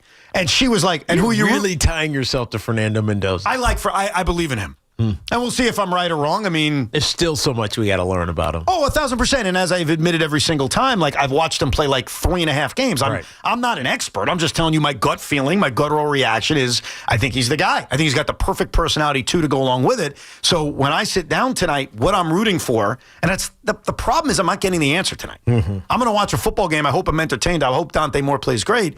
But it's not like we're going to know he's declaring tonight. Right. It's not like we're going to know the Raiders are going to fall in love with him more tonight. So all it does is create more data points to potentially change a decision that's not going to happen for another 4 months. Right.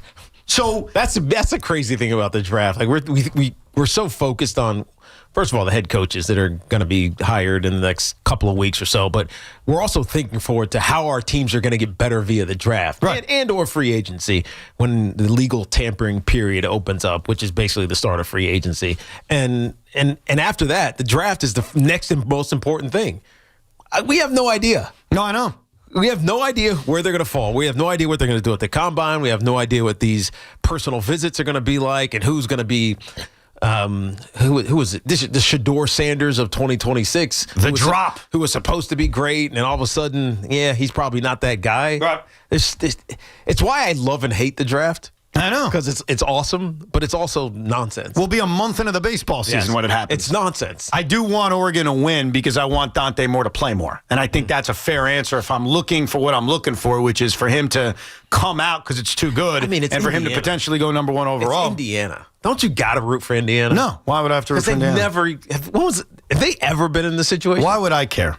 No, you wouldn't. I'm being just purely saying, selfish. from a non sports fanatic, just from a public interest. Oh, yeah, I get that. Isn't it interesting to have Indiana in the national championship against Miami? Yes. In Miami? Like the epitome of a football program versus a basketball program? Yeah, I mean, I don't disagree with you, but I think for a lot of us, I can't say all of us, you watch sports with your selfish interests in mind. And so my selfish interest in minds are my football team. Right. And not the Indiana Hoosiers who I have zero connection to.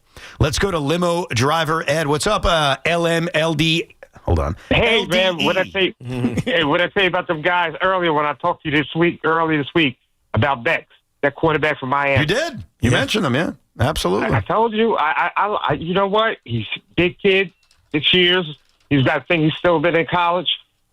I tell you one thing.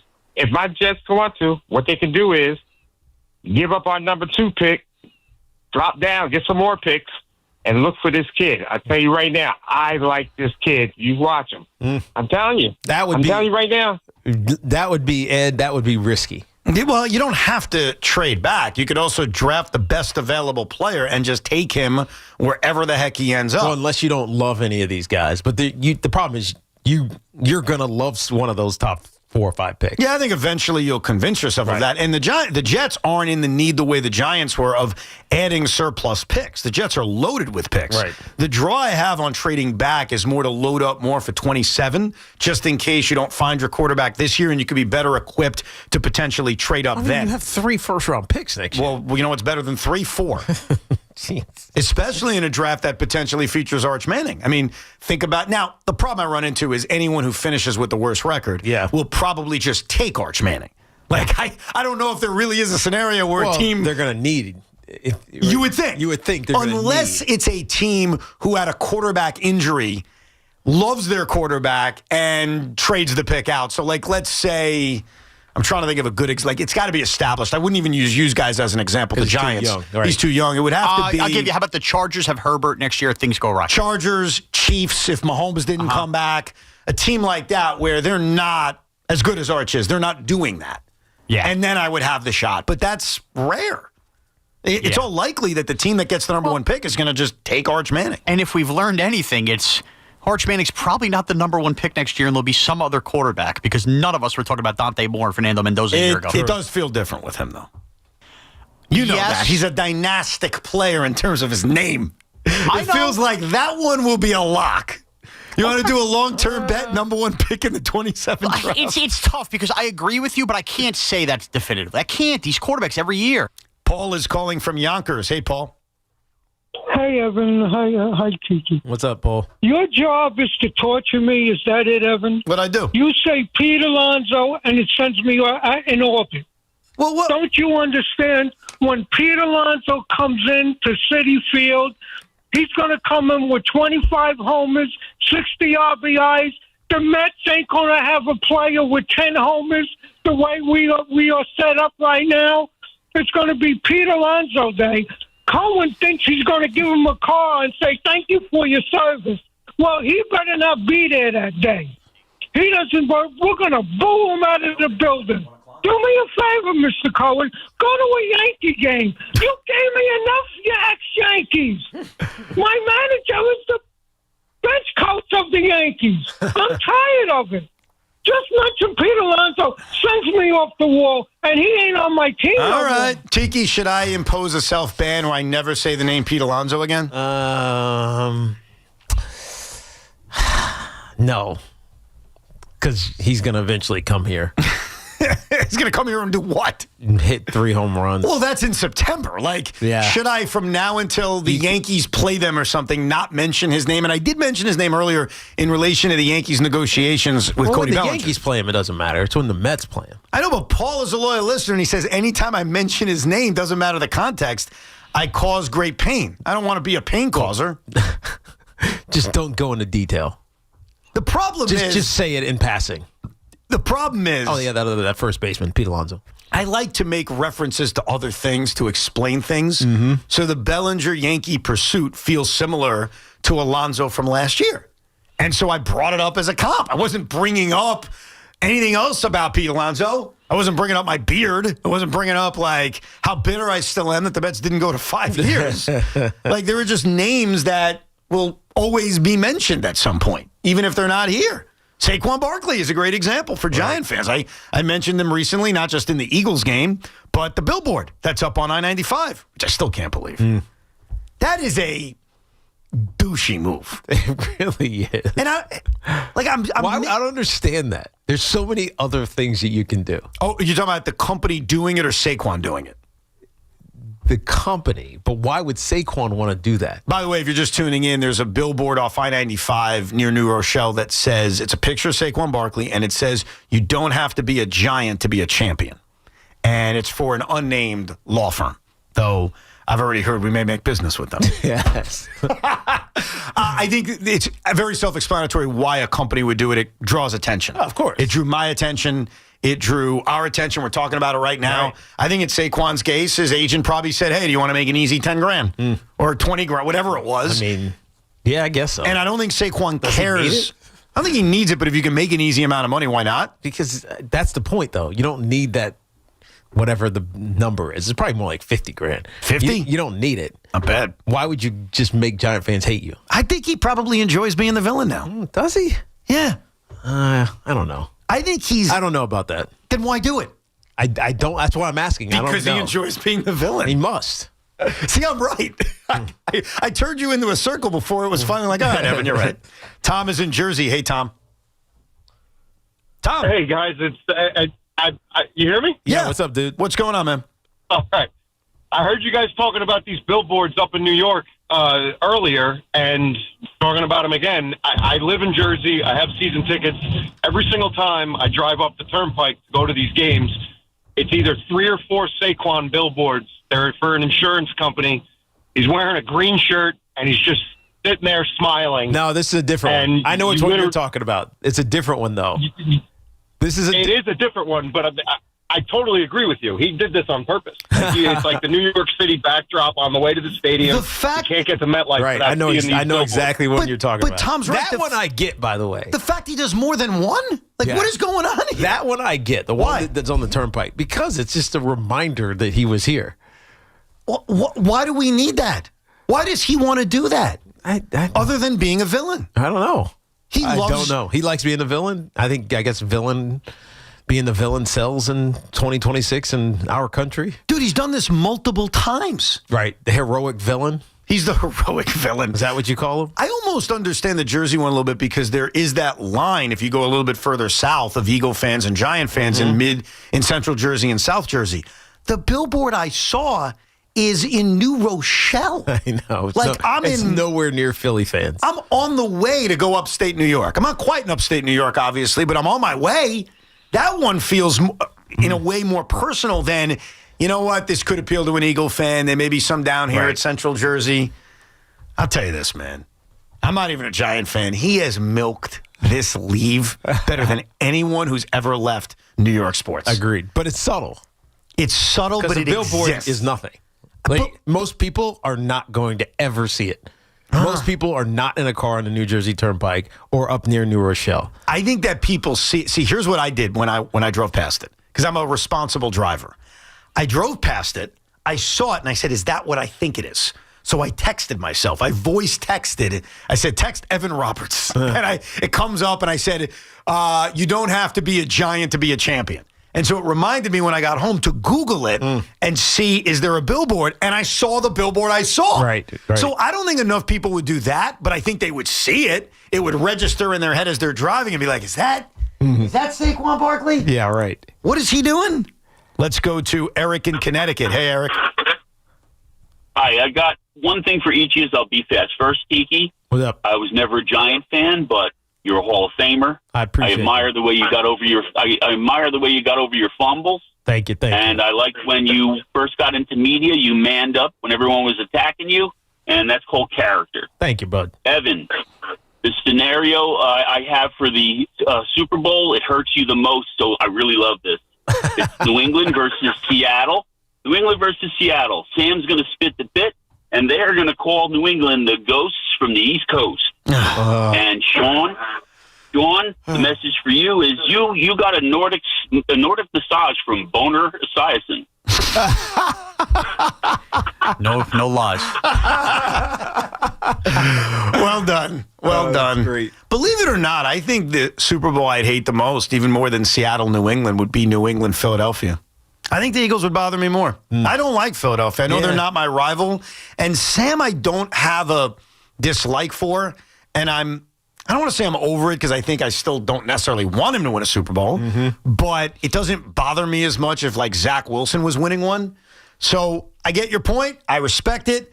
I think the Eagles would bother me more. I think if it's an Eagles-Seahawks Super Bowl, I'd be rooting for the Seahawks. Seattle Seahawks. And not Super Bowl, obviously. NFC Championship game. Right. Because they're the same conference. But still, I think, and you're over Sam Darnold. I'm almost over him. Right. I think I still prefer him not to win. What step? This is step 3? Carolina, which we forget about. Yeah. Minnesota. Because he got replaced by Baker, didn't he? Yeah. He was traded to the Panthers, by the way, for a second-round pick, which is kind of crazy. This is his 4th step.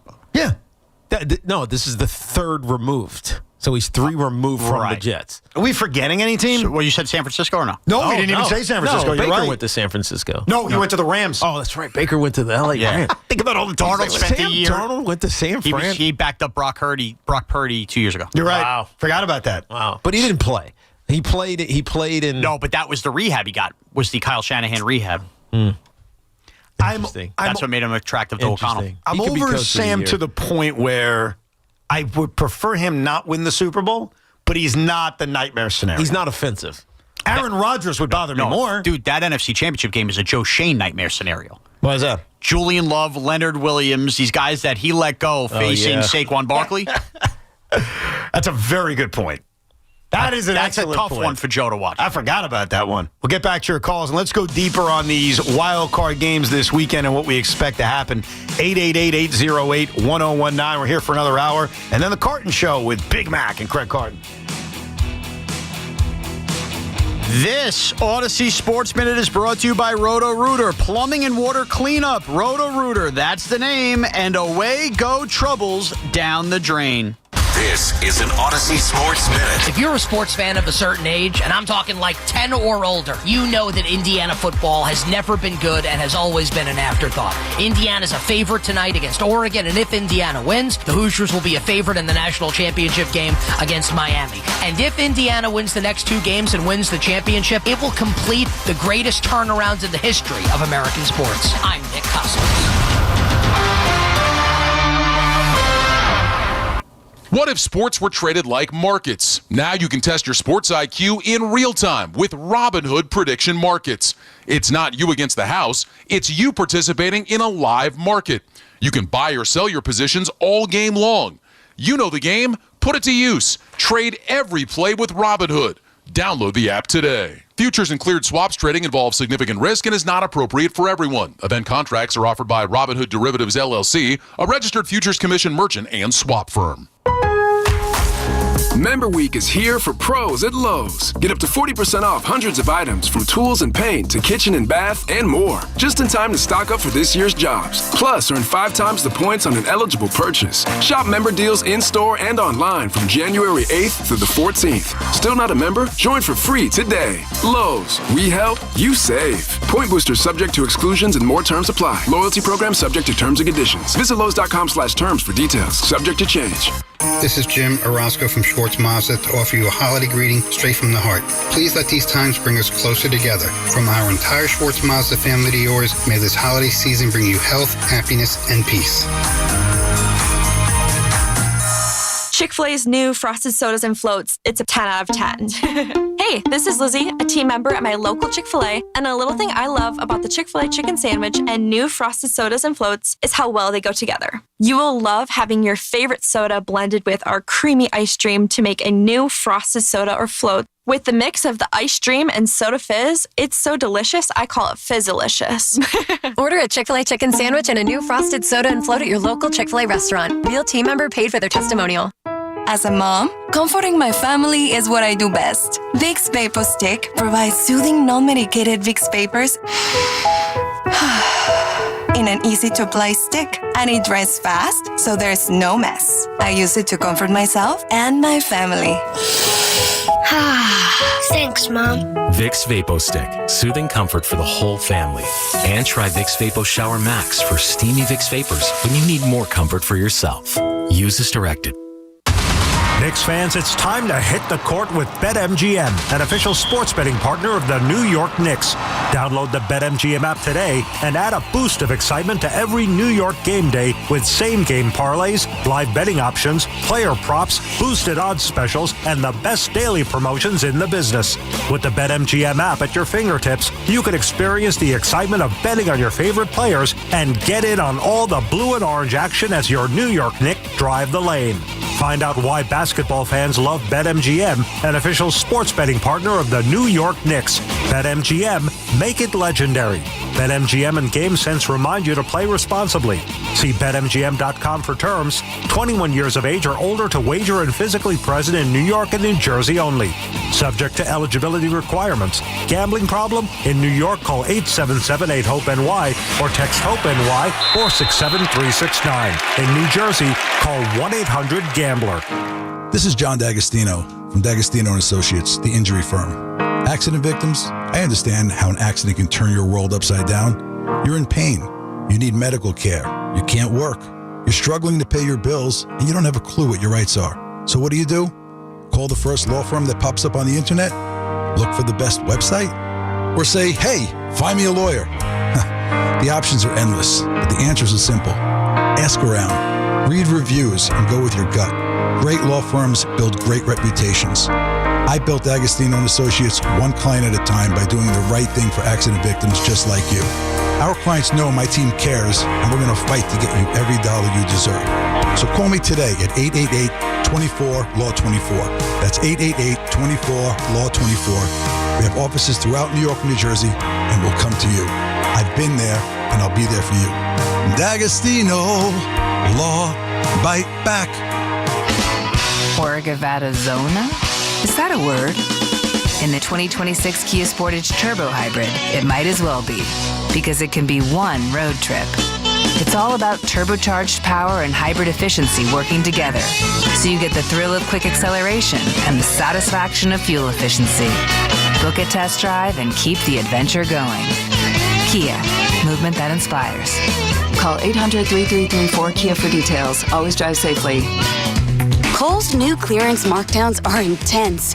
Up to 70% off is the kind of deal that'll leave you feeling stunned and make you whisper things like, "Where have you been my whole life?" to a cardigan. Just take a deep breath, steady your cart, and try to act normal. But it's not possible. The savings are just too good. Shop new clearance markdowns now, in-store and online at Kohl's. Select styles, some exclusions apply. See store or Kohls.com for details. I'm Kiara Palazzolo, VP of Digital Marketing for the American Management Association, a company focused on the management training skills needed to enhance the careers of business professionals. We did our research when it came to the best companies for website development and chose AmericanEagle.com. And we couldn't be happier. AmericanEagle.com worked closely with us to understand the front and back end requirements needed to launch an e-commerce website that could handle the complexities of running thousands of seminars nationwide. Our robust new website and improved SEO saw immediate increases in site traffic and web revenue. If you're in need of managerial effectiveness and success, visit our website at amanet.org. If you're in need of a website that provides an unparalleled consumer experience, I highly recommend AmericanEagle.com. Transform your business today. Dial 877-WebNow1 for a free digital consultation with AmericanEagle.com. Our friends at Town Fair Tire remind you that at Town Fair Tire, you always get the guaranteed lowest price on name brand tires from Connecticut to Maine. Nobody beats Town Fair Tire. Nobody. Get the latest on the Giants and Jets on WFAN, WFAN FM, WFAN FM HD1 New York, and Odyssey Sports Station. One stat I read about the Eagles-Niners game, which is in the 4:30 window on Sunday afternoon, is that when a Kyle Shanahan offense has faced a Vic Fangio-led defense, the results are very one-sided, incredibly one-sided. In the last 4 games where a Kyle Shanahan offense has faced a Vic Fangio defense, the total points read like this: 11, 6, 15, and 9. So that's not good. For Kyle Shanahan, it's not for good. For us, because I don't think any of us are sitting here rooting for the Philadelphia Eagles. So, no, it's not good for Kyle Shanahan. Rooting for the Eagles. Oh, that's right. You guys are. I forgot. We need them to keep Nick Sirianni. That's right. And the closer he gets to another championship, the more likely they are to keep him. I did forget that you guys are rooting for the Eagles. I guess I'm using my own selfish anti-Philadelphia perspective to say that's not good. The Eagles are such a weird team, though, because like 2 years ago, it feels like something's off about them. Yeah. Last year, they felt inevitable. And they were. Mm-hmm.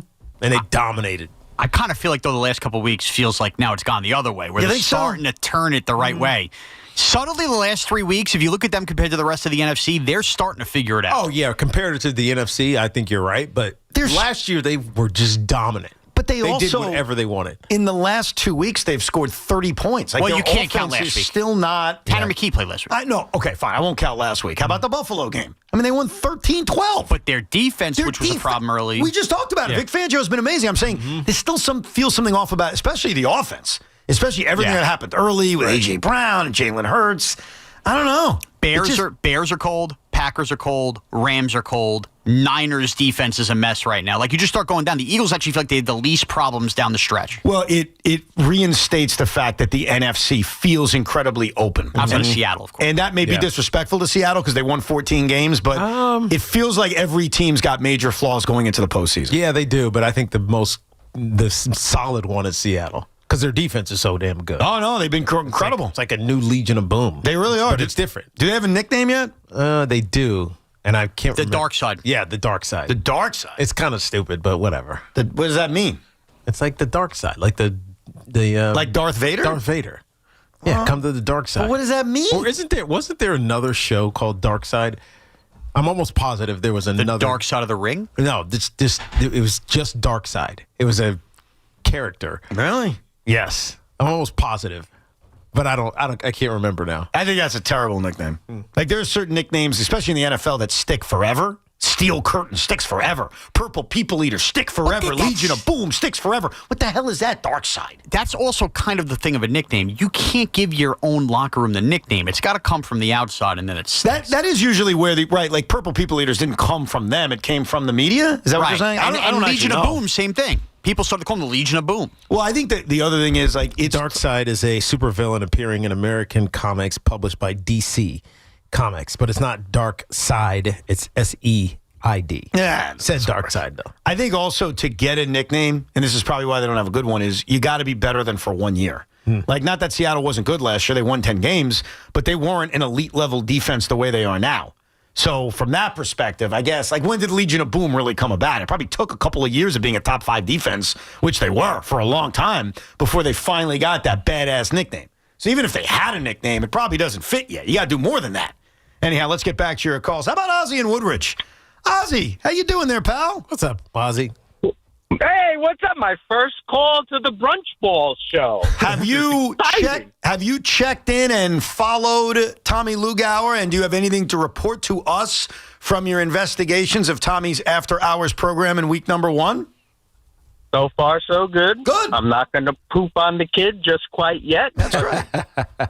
Let's see as the Knicks season continues to matriculate, see if they can get out of these doldrums. Let's see what the West Coast holds and see where he goes from there. But right now, it's all Harbaugh news and coaching news. So, which I don't want to see Harbaugh to the Giants. So, desperate times for me, especially given this Miami Dolphins GM hiring news. So, but before I get to that, my biggest takeaway from your first week of your show thus far, Sean and Karma is a you-know-what, as they say. He went from figuratively making these comments and these Cinco trolls.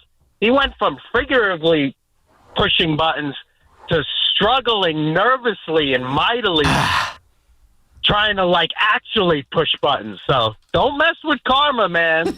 I think by next week, Sean will have no problem doing this entire job. Yeah, or it could be like this. They don't know what the they're doing. You understand that? Very good. That was your first real drop. Wow. Took you 2 minutes to set it up, but nevertheless, good job. Let's calm down. All right. But like I said, man, as a Cowboy fan, I don't want to see Harbaugh to the Giants. So, diddy hum. Stephen Ross, I know in light of the Dolphins GM news this morning, please play up the cash. Give him cash. The Michigan angle, his brother angle, whatever you have to do. Diddy hum. John, it's 80 degrees and sunny in Miami right now. But the traffic sucks. The traffic sucks down there. Diddy hum. I'm not going to let you deter me, Tiki. John, Cleveland, you can eat at that White Castle every day where your beautiful parents had that breakfast. Diddy hum. No Giants, no Eagles. Diddy hum. All right, great job, Ozzy. See you, Ozzy. Fantastic. See you. All right, see you later. Yeah, by the way, if you're just tuning in, and this happened a few hours ago, the Miami Dolphins hired a general manager, and the big fear was they would hire the general manager who has a deep connection to John Harbaugh. They didn't. They ended up hiring the guy from Green Bay. What's his name again? John Van something? No, John something Sullivan. I get it right now. John Eric Sullivan is their new general manager who has spent the last 22 years in Green Bay working up the ranks there. It doesn't eliminate the Dolphins from John Harbaugh. It just eliminates the connection that we all jump to, which is they could hire a guy that he had a history with and was currently in San Diego with Jim Harbaugh. So what does that do to Harbaugh to Miami? I think it still exists. It's still a possibility, but it doesn't feel as inevitable as it felt before that news broke. It felt like Mike McDaniel got fired specifically because John Harbaugh got fired and that he was going to go right to Miami and because of the Steve Ross connection. Yeah. That doesn't feel like the case any longer. Jimmy in Warren County. What's up, Jimmy? Evan, Tiki, and Sean. I didn't forget you, Sean. What up? Thank you. What's going on, guys? What's up? Hey, it's kind of petty, but the Saquon Barkley stuff, him being a troll drives me nuts as a diehard Giants fan. So I just left a bad review on Google for that law firm. Nothing about them personally, just about I was offended by their billboard. I felt like I had to do something. Nice, Jimmy. You know what I mean? Yeah, no, it's your way of fighting back. Hey, I had get it. Look, if you're a company based in New York, New Jersey, Connecticut, you know what you're doing. The good thing is you're getting attention. We're talking about it. Right. The bad thing is a lot of people are Giant fans. But they might not be Giant fans. No, they don't have to be. They might be just spending resources to troll. Absolutely. I mean, clearly they are, because it's in New Rochelle. If Sean Morash owned a business, even in New York and New Rochelle, would he would troll on the Jets. Yeah, exactly. Would you get Aaron Rodgers to do something to troll the Jets? I can't even think of a phrase that like is as funny as "doesn't take a giant to be a champion." You had me read wrong. How would you do it? I wouldn't. Jet fans buy sneakers too, bro. Can't be offending half your buyership here. That's the risk you take. You forgot I had a big business background working at Subway. You never offended everybody. So you'd be very different. You'd be very... I'm totally different. Fair and balanced. Let's go to Chris in Bayshore. Hey, Chris. Yeah, hey guys, how we doing? We're good. Listen, Ev, I gotta call you on it. The Chambliss thing is exactly the same spelling, so I don't know. They're not related, but the spelling is what? Are you sure about that? Come on. Hold on 1 second. Yeah, I'm 100% sure about that. I'm almost sure it is too. Why didn't you guys correct me? Because I wasn't really paying attention. And you said it with such confidence. Exactly. Because, I'll tell you why. Because it's the old George Costanza lie. It's not a lie if you believe it. And I'm not talking about a lie. It's not a mistake if you believe it. Right. I looked at it and didn't see it spelt the same way, in my opinion. Maybe you looked at the wrong spot. Hey, listen, and you know what? You were right because they're not related. So it all comes out the end. So at the end of the day, I was right. So it doesn't even matter. Yeah. I see it. You know what? I see it now. Chris Chambliss has 2 S's. Trinidad Chambliss had 2 S's at the end. What did you think? It didn't have one? I forget which one I assumed only had 1. But I assumed one of them had 1, and so I was so convinced of it, I never even looked it up. I was clearly wrong. My mind played tricks on me. It doesn't make sense to have Chambliss spelled without 2 S's. You don't think there's a Chambliss with 1 S? Well, you're thinking about the wine Chablis, maybe? I don't know. Yeah, exactly. That's exactly right, Chris. There you go. He's talking about the alcohol. Yeah. But listen, I just had a quick thought on the whole Harbaugh thing. I've talked to you guys before, and he's been my number 1 choice before he was even canned. But the Stefanski thing is, I don't know. I think that's, I don't know. As a Giants fan, I would be excited by that. I think I would be happy with that too, because of the more and more I think of it, I think Harbaugh thinking that he would just accept the Giants and have them as his first choice might not be really what's realistic at all. I don't know what your thoughts are. Well, I mean, that's what we don't know. We have no idea what John Harbaugh wants. So when you're, I don't want to say desperate, but when you're highly seeking a guy who is as in demand as John Harbaugh, what he wants matters. And so understanding, again, Evan keeps bringing up the GM thing. But if that's an issue, you got to really think about how you're going to handle it. Absolutely. If it's a specific player or a specific situation needs to happen inside the organization, you have to really think about it. But we don't know if John Harbaugh wants that with the Giants. Yeah. We don't know yet. We don't know anything about what he actually wants. I mean, has he talked after he was fired? No. I think he released a statement thanking the Ravens community and the organization, but no, he has not. I remember we played a clip when he was asked about this. I want to say it was week 15. It was about his future. I think it was right before the Saturday game with the Packers. Yeah, so it was few games left in the season, and he made it sound then like, I want to be coaching here, and if I'm not coaching here, I'm coaching someplace else. Because I remember we talked about it. I think that was our interpretation of it, yeah. But what we don't know, I think he's going to coach somewhere else. I think what we don't know is what is he looking for? Is it lower state income tax? Is it cost of living? Right. Is it where I'm living? Is it a quarterback? Rebuild? Or is it something you you want to just step into and it's going to be easy? Is it I grew up as a Brown fan, I actually want to go there? Is it, it could be a million different things. And I think we're at the stage right now where we're all speculating. Where none of us actually know. Because he hasn't said anything. Exactly. There's not even something that he said that might have been ambiguous that we can try to interpret. Right. Like, we have no idea what he's looking for. Ernie is in Old Bridge. Hey, Ernie. Hey, how are you guys? Good. Listen, here's my question. I'm sick and tired of the hate for the Jets here lately. I'm a diehard Jet fan. I'm as depressed as anyone. What Stephen A. Smith said, I get it, his personality. But do any players, like free agents or agents of players coming out of college, take that and actually listen to stuff like that? Is that a possibility? Here's what I'm worried about, Ernie. Yes.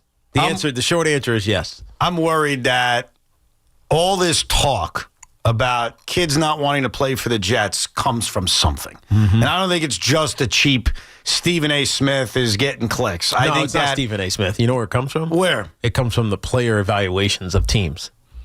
Remember a couple years ago when Woody was like, "This is lie. This isn't real. Right? We're not the worst organization." Yes. That was by the players. Right. That wasn't by some arbitrary valuation firm or auditing firm doing something, looking at how much money they spend on cap, the resource. This is from the players. Right. The players are saying, this is not a place I want to go to. I mean, what was the team that got slapped down by the union? Remember the union said because their medical facilities were bad. They had a bad culture. I want to say it was Jacksonville. You sure it wasn't Cincinnati? Cincinnati's usually bad at everything. It was either Cincinnati or it was one of those teams. And, and the union said, don't go here, basically. So the players are saying the Jets are terrible. That's bad. That's why young players who have agents who likely have players on the Jets or the Bengals or the Jaguars or whatever it may be are telling those guys, you don't want to play here. Okay, that may be true. The good news is most guys who are drafted are going to go where they're drafted. That's right. And you have most nothing guys to do. who you have no control. You have no control. Most guys are not going to push to go elsewhere. They're going to end up where they're drafted. And the other thing is most guys are going to go where they're paid. So in free agency, the Jets aren't going to win a free agent that they're offering less money to, clearly. But if they overpay someone or they pay someone more than any other team, I think at the end of the day, the Jets will get them. So I think that while all of this may be true, I'm certainly not denying it, you're still going to get players. And what you have to eventually do is win. And I appreciate Garrett Wilson standing up for the Jets. He went after Stephen A. Smith on social media, basically ripping ESPN and him for continuing to take shots at the Jets. Here's the thing. I love Garrett for standing up for us. But Stephen A. Smith is right. We suck. I've said it before. I'm a Jet fan. We're the worst franchise in all of sports. And I don't say that out of maliciousness or to get clicks the way Stephen A. or others may try to. I'm saying it because I'm a Jet fan and it sucks. Yeah, and there's speculation that Dante Moore might not want to come to the Jets. Yeah. And that's why he might stay in school. Which is depressing. Right. Yeah. And would be damaging. Hold on. Your rival, the Dolphins. Giant fans, just be prepared for something if John Harbaugh comes here. Reports from Diana Rossini suggest Troy Aikman was the biggest supporter of John Eric Sullivan being hired as the general manager. So ultimately, if Chad Alexander, Harbaugh's guy, didn't get that job, it's a result of Aikman. Meaning, Troy Aikman made the Dolphin job less attractive for John Harbaugh. I would also make this assumption. Cowboys quarterback, Troy Aikman. What was the tie to John Eric Sullivan? Well, maybe he liked him. I guess he just liked him. Yeah. I think he just was a good interview. He was with Green Bay for 22 years. But keep this in mind, and I would go back. I don't know if you want to play the Schefter clip from earlier in the show. I don't, because I deleted it out of here. Basically, Adam Schefter said, if a team fires a coach thinking they're going to hire John Harbaugh, understand John is on a fact-finding mission. Yeah. And so if you fire your coach, understand all things are open. Didn't Steve Ross fire his coach because John Harbaugh was available? Yes, and my point to this is that I think the Dolphins know through back channels this isn't a deal breaker. I think they were probably told it's not going to matter. Do the best GM search you want, and John is still on a fact-finding mission. I don't think John back channeled to the Dolphins, you better hire this guy. Or not. I think it's merely the Dolphins saying this was the best candidate and let the chips fall where they may. That's why, ultimately, I don't think this changes the Dolphins' pursuit of John Harbaugh as much as maybe the initial reaction is. You know, it's interesting. You just brought up Troy Aikman, Sean, and it brings a thought to my head. Because Troy calls games for Fox. He's the lead analyst for Fox. No, ESPN now. ESPN, yes. But he was at Fox for a long time. So this applies for both, for Fox and for ESPN. How many Baltimore Ravens games has he called? How many times has he sat in a room with John Harbaugh and either been very impressed or whatever? Like, he has a real opinion on the John Harbaughs of the world. Yeah, true. Maybe less so the Kevin Stefanskis, because I don't know how many games ESPN is Sunday Night Football is doing with the Browns. But either way, like, the Troy Aikman factor is a big factor. Yeah. Yeah, it's true. So I think what you're trying to say is that if John Harbaugh doesn't take the Dolphin job, you're going to build a statue for Troy Aikman? Is that what I am. You've come to? And now I'm connecting the dots. I can't wait for Coach Bingo because I think I know who the Dolphin coach is based on this hire and Troy Aikman. All right. We'll do that next week. Mike McCarthy. Let's go. What? What'd he say? Mike McCarthy. Mike McCarthy. Aikman kind of liked him in Dallas, and this guy was there when McCarthy was the GM in Green Bay. That'd be interesting. Very interesting. Let's go to Alex in New Haven. What's up, Alex? So much sense.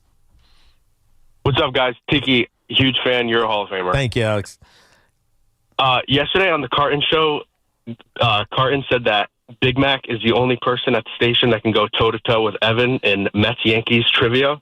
And I just want to know, like a Jeopardy. Right. So I just want to know, Evan, are you willing to do that? Oh, we need to do that for sure. So here's the problem. Of course I would. I love Big Mac, and I do think his baseball knowledge is awesome. We should come clean. About? We've done Jeopardy around here. Sean, you may want to pay attention. We've done Tiki Jeopardy around here. And I don't know if you guys remember years ago, but Sean Morash competed against me in Tiki Jeopardy. It was not on sports. It was on basic knowledge. And then Sean faced Sal Licata. That's right. I destroyed Sean. Sal defeated Sean. The reason I would never agree, Craig, to Carton Baseball Jeopardy is the Jeopardy we had in which Sean lost twice without Sean knowing was completely and utterly fixed. Are you serious? And, well, first of all, it says a lot about Sal because I still almost beat him. Oh, he couldn't make it a blowout. What do you mean? So you had all the answers? So when I'm scrambling for pale blue dot, you're all over the place there? Sal Licata and Evan Roberts. So we're together. I'm not putting him down or myself down. Huh. We both knew the answers because Tiki and I orchestrated the whole thing. So with that said... if we weren't 39 minutes away from my first early weekend in years, I'd be so much angrier than I am now. So with that said, Craig, Daddy, you taught me everything I knew. I could never trust you. Why would you fix it against? Why? Because you didn't want to be embarrassed? No, because it was a bit. We were going to bring it to life. I forgot what the plan was. Yeah, I forgot. And then it kind of fell away, so we just kind of left it. Yeah. But I'm an idiot anyway. Me, Sal, Tiki, and Lukey, I guess, were the only ones who knew.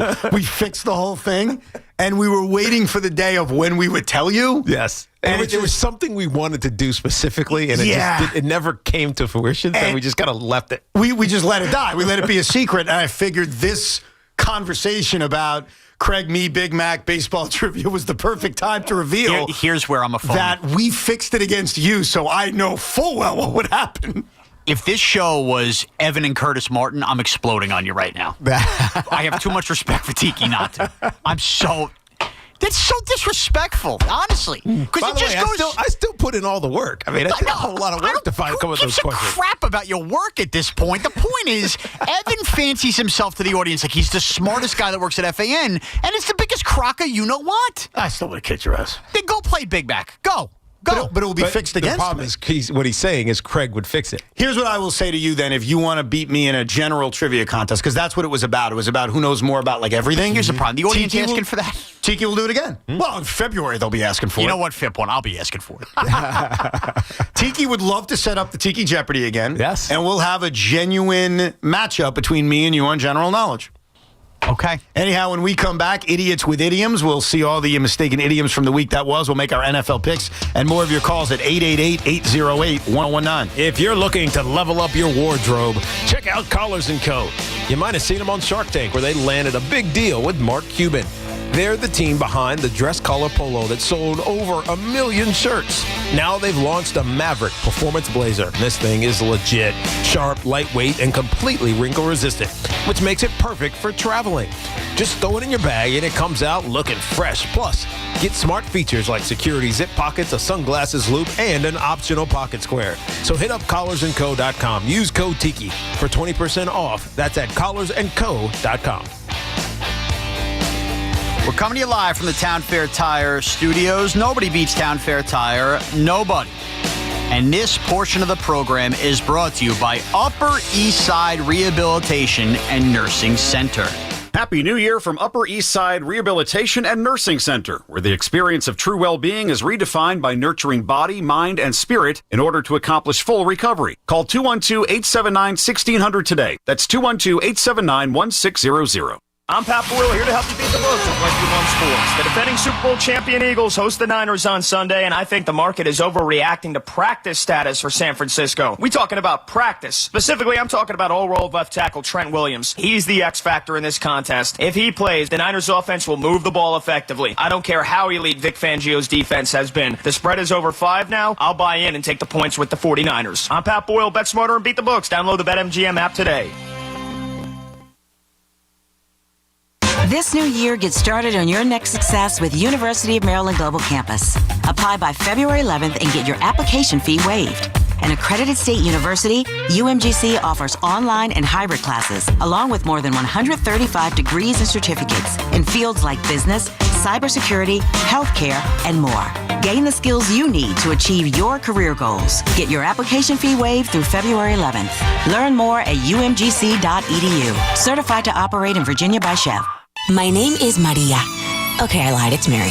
But I'm feeling more European after my European-style holiday on MSC Cruises. The restaurants, nightlife and shops in La Galleria. And of course, American touches, like a sports bar and water slides. Bellissimo. Okay, this is a problem. Book now and cruise from $199 plus up to $500 onboard credit and kids sail free. MSC Cruises. Let's holiday. To book, visit msccruises.com or contact your travel advisor. Restrictions apply. Ships registered in Panama and Malta. FanDuel is giving all customers a profit boost every college playoff game day. That means more chances to level up your picks and turn big moments into even bigger wins. So ride with the favorite, or maybe take a shot on the underdog, or build a parlay. Then apply your profit boost and go for even bigger winnings. FanDuel is the best place to get into the football action all playoff long. And when you win, you'll get paid instantly. So visit FanDuel.com/New York to get your college playoff profit boost today. That's FanDuel.com/New York. Now, we all love the app around here. It is safe and it's secure and has all the bet markets you want. FanDuel Sportsbook is the official sportsbook of WFAN. 21 and over and physically present in New York. Opt-in required. Bonus issues, non-withdrawable profit boost tokens. Restrictions apply, including any token expiration and max wager amount. See terms at sportsbook.fanduel.com. For help with a gambling problem, call 877-8-HOPE-NY or text HOPE-NY 467-369. Orgavattazona? Is that a word? In the 2026 Kia Sportage Turbo Hybrid, it might as well be, because it can be one road trip. It's all about turbocharged power and hybrid efficiency working together, so you get the thrill of quick acceleration and the satisfaction of fuel efficiency. Book a test drive and keep the adventure going. Kia, movement that inspires. Call 800-3334-KIA for details. Always drive safely. Cats are masters at using up their 9 lives, like chasing laser pointers into walls or jumping onto high shelves. But the one thing cats never do, text while driving. So be like a cat and protect your one and only life. Don't text and drive. Don't drive distracted. A message brought to you by the National Highway Traffic Safety Administration, Project Yellow Light, and the Ad Council. Real power isn't what you hold. It's what you give to those around you. That's why you need a network that lets you share its power with the ones you love. With Total Wireless, you and your family can get 4 free 5G phones for just $25 a month per line. Now that's a total power move. Visit your neighborhood Total Wireless store. Offer ends April 15, 2026 or while supplies last. Device taxes and fees may apply. Requires new activation on a Total Base 5G unlimited plan. Port in and ID verification requirements vary by device. Limit to 4 devices per account.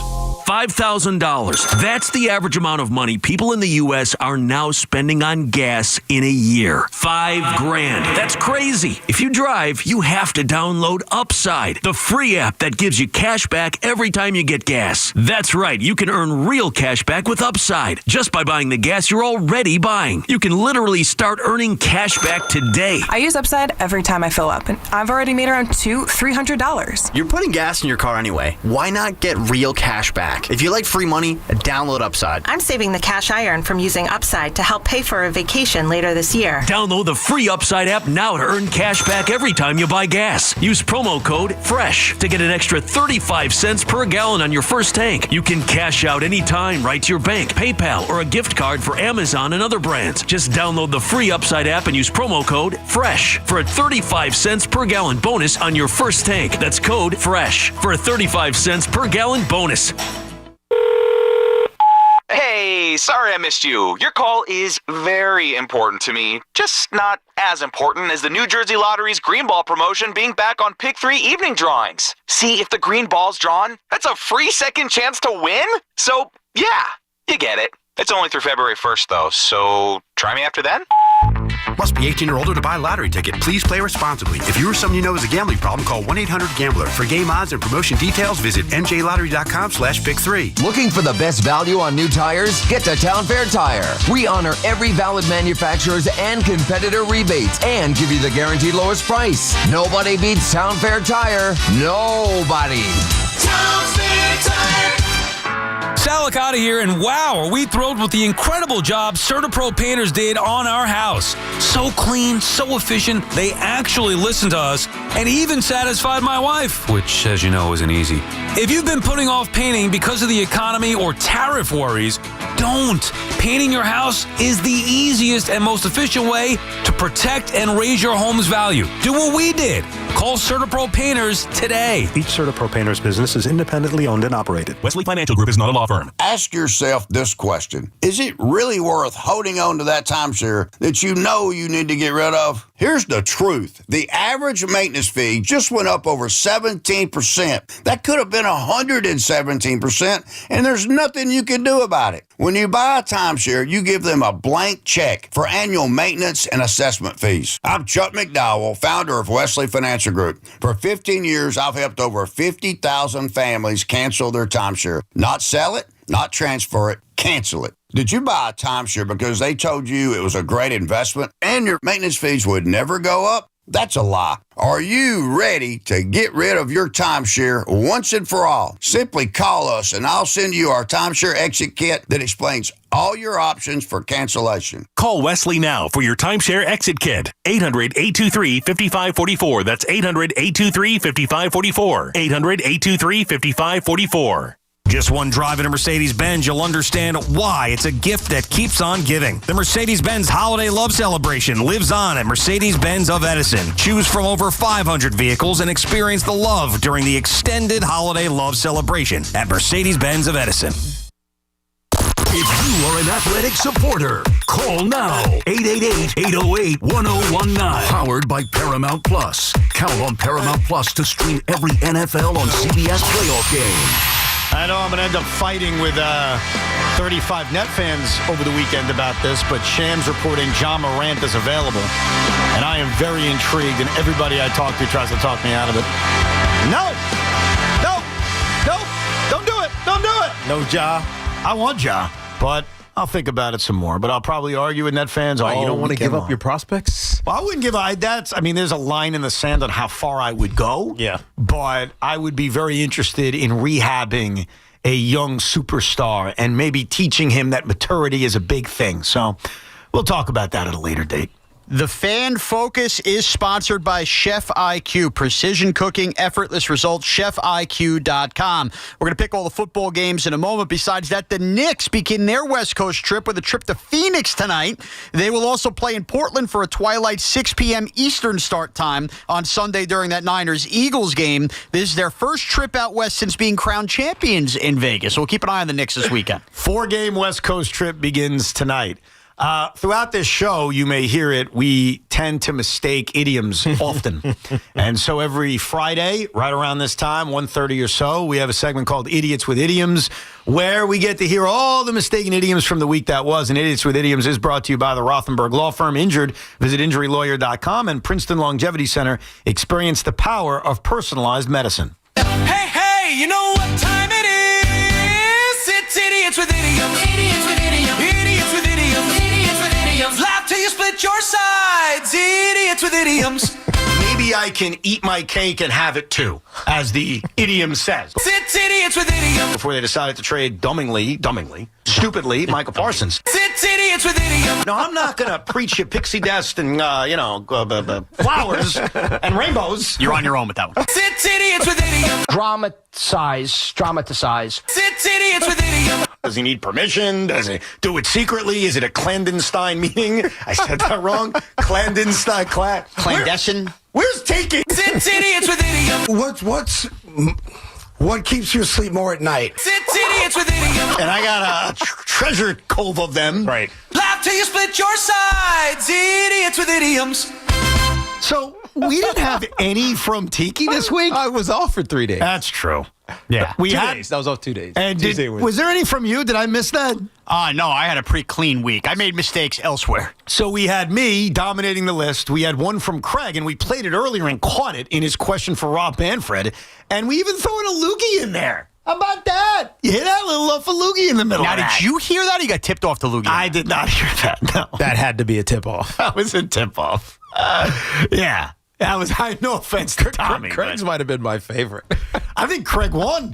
I think definitely won. We may have to include Craig in this segment because I don't know. I don't know if he screws up idioms a lot. That one was just so noticeable. What keeps you asleep at night? As soon as I heard him, like, I wish I could take that. Right, that's not right. Yeah.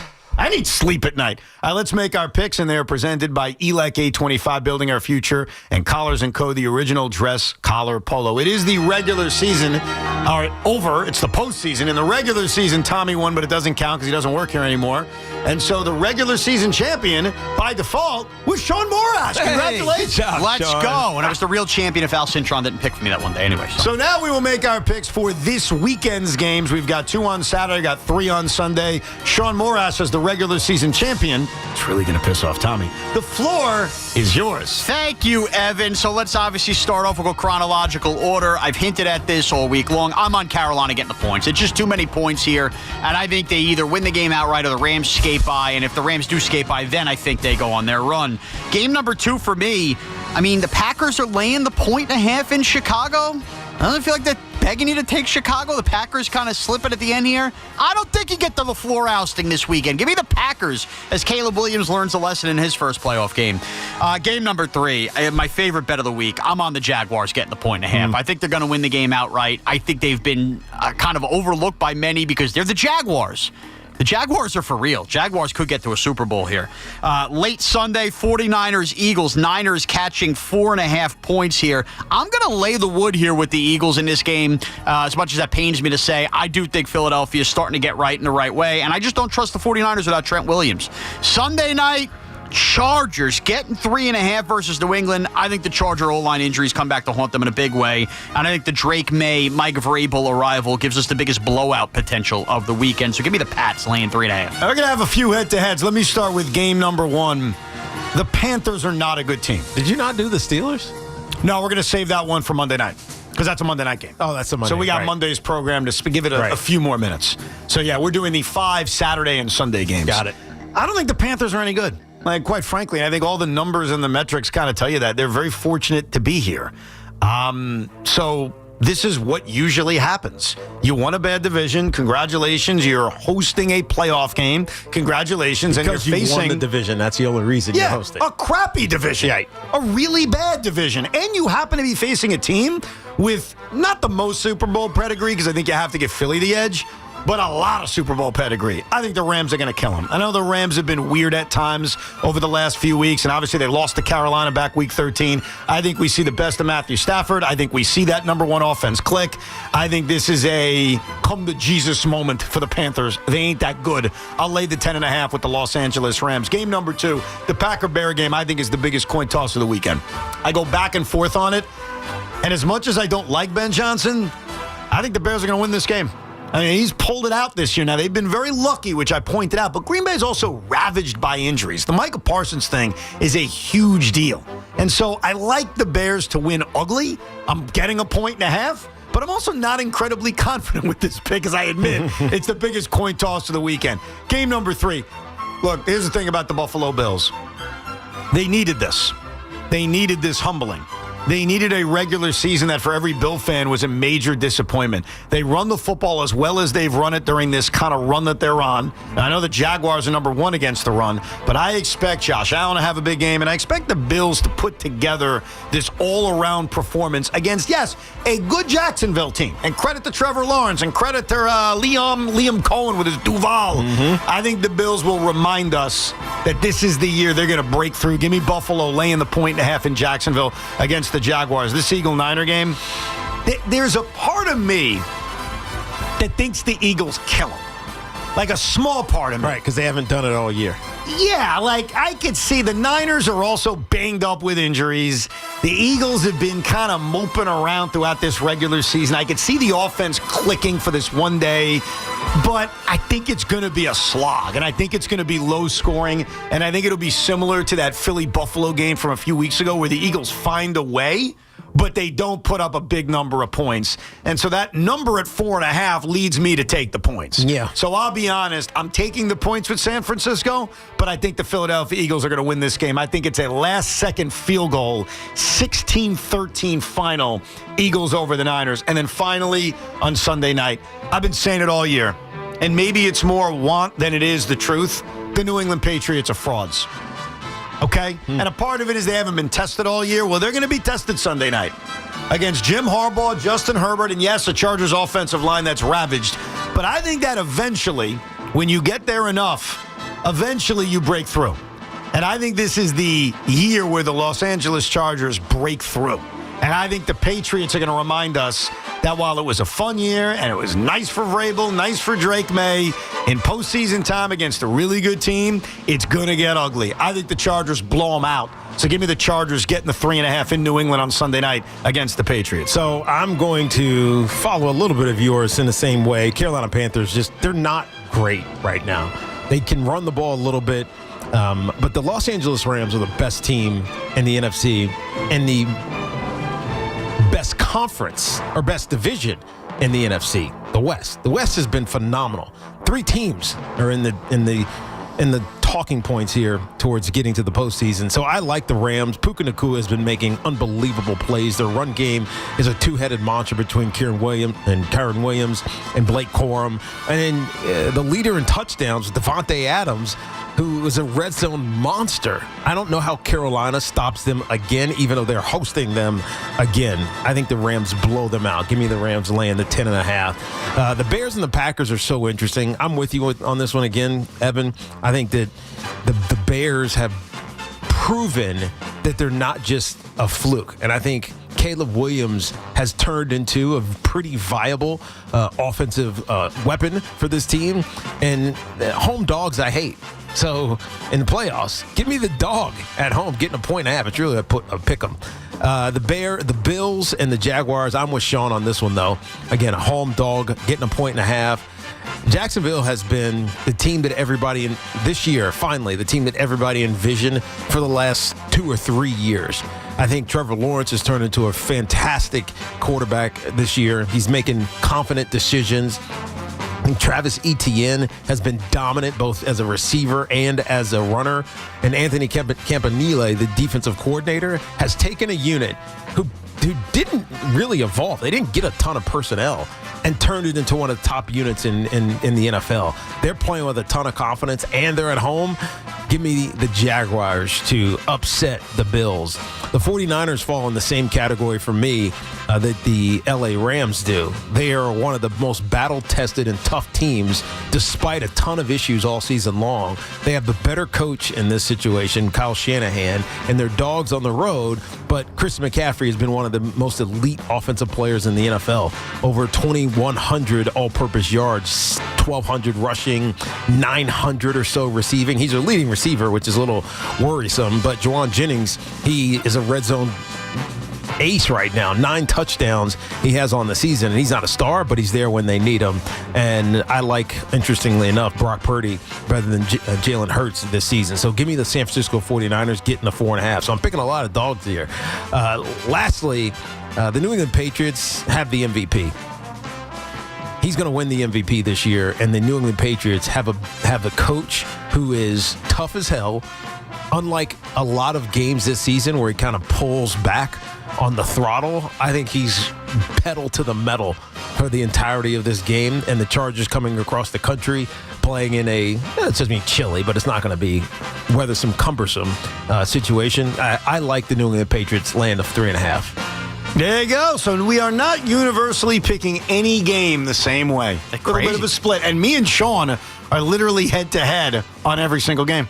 Did you pick up on that, Sean? I did notice. You said we're going to do a couple head-to-head. You didn't say all of them. I didn't realize that. There's 5 games. I didn't realize that. Yeah, head-to-head on every single game. I can't wait. This is one of my favorite weekends of the year. And, for a while it was depressing, Wild Card Weekend. And I would say I did Saturdays for so long, and I would come on that Saturday at 10 a.m. of Wild Card Weekend, and I'd say, oh, man, I miss the Jets being involved and the Giants being involved, and someday we're going to get back. It has been so long since that's happened, and I'm so down on the garbage football we watch that my new reaction to Wild Card Weekend is I'm cleansed. I get to sit back. I put my feet up.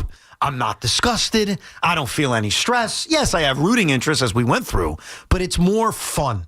This is a fun weekend as opposed to a depressing weekend, which is most weekends during the NFL season. Yeah. Or 5 weekends from now. What's 5 weekends from now? When you're done with football. Oh, yeah, I forgot about that. Those winter ones, those tough. I always... you'd be getting ready for baseball. Yeah, now, hopefully something will have happened by then. That could also be depressing. Yeah, the problem is that first Sunday without football, and it's actually before the Super Bowl. It's that off weekend. Yeah. I do look around. I'm like, what am I supposed to do? Yeah, watch bobsledding the Olympics this year. And then, usually I forgot the Olympics. Yeah, you're getting that. It's crazy. I forget the Winter Olympics are right smashed in between. When does that start? Because that'll be a good distraction. That bye week. And then NBC has the Super Bowl. They'll have Olympic coverage all day until the Super Bowl. Oh, really? Yes. Yeah. So there's going to be no extended pregame show? It's just going to be Olympic stuff? I'm sure there will be, because some people will want to watch the extended pregame show. Why, I don't know, but most people would rather watch the Olympics. And remember, the Olympics are in Italy, so you're going to start 7 in the morning. So you're going to get, the time zone different stuff. I get you. Let's get to some of your calls, 888-808-1019. Kevin is in Massapequa. Hey, Kevin. Hey. I think you guys were looking for Dark Shadows before when you said dark. It was Barnabas Collins. Dark Shadows, I'm looking it up right now, is an American Gothic soap opera that aired in the 60s and early 70s. Is that what you were referring to? No, it was. I was thinking of the superhero. Everybody knows that show, Tiki. How could you have forgotten it? I don't even... Who was in it? So Dark Shadows is an American Gothic soap opera that aired weekdays on the ABC television network between June of 1966 to April of 1971. The show depicted... I wasn't even born. No. The show depicted the lives, loves, trials, and tribulations of the wealthy Collins family of Collinsport, Maine. So why was it called Dark Shadows? Well, where a number of supernatural occurrences take place. I actually think I would like that. But that's not what I was thinking of. I was actually thinking of Dark Side. Gotcha. Who was a super villain in the DC Comics era. Yeah, that would make more sense than a TV show from the late 1960s. Sean in North Carolina. Hey, Sean. Hey, guys. How's it going? All's good, man. Good. What's up? Hey, Tiki, if you're a 62-year-old coach like Harbaugh, wouldn't you rather deal with young kids, man? I'm a sales manager. I'd much rather deal with the young, enthusiastic kids coming out of college than these grizzled old veterans I got to deal with. So you're saying he's going to college?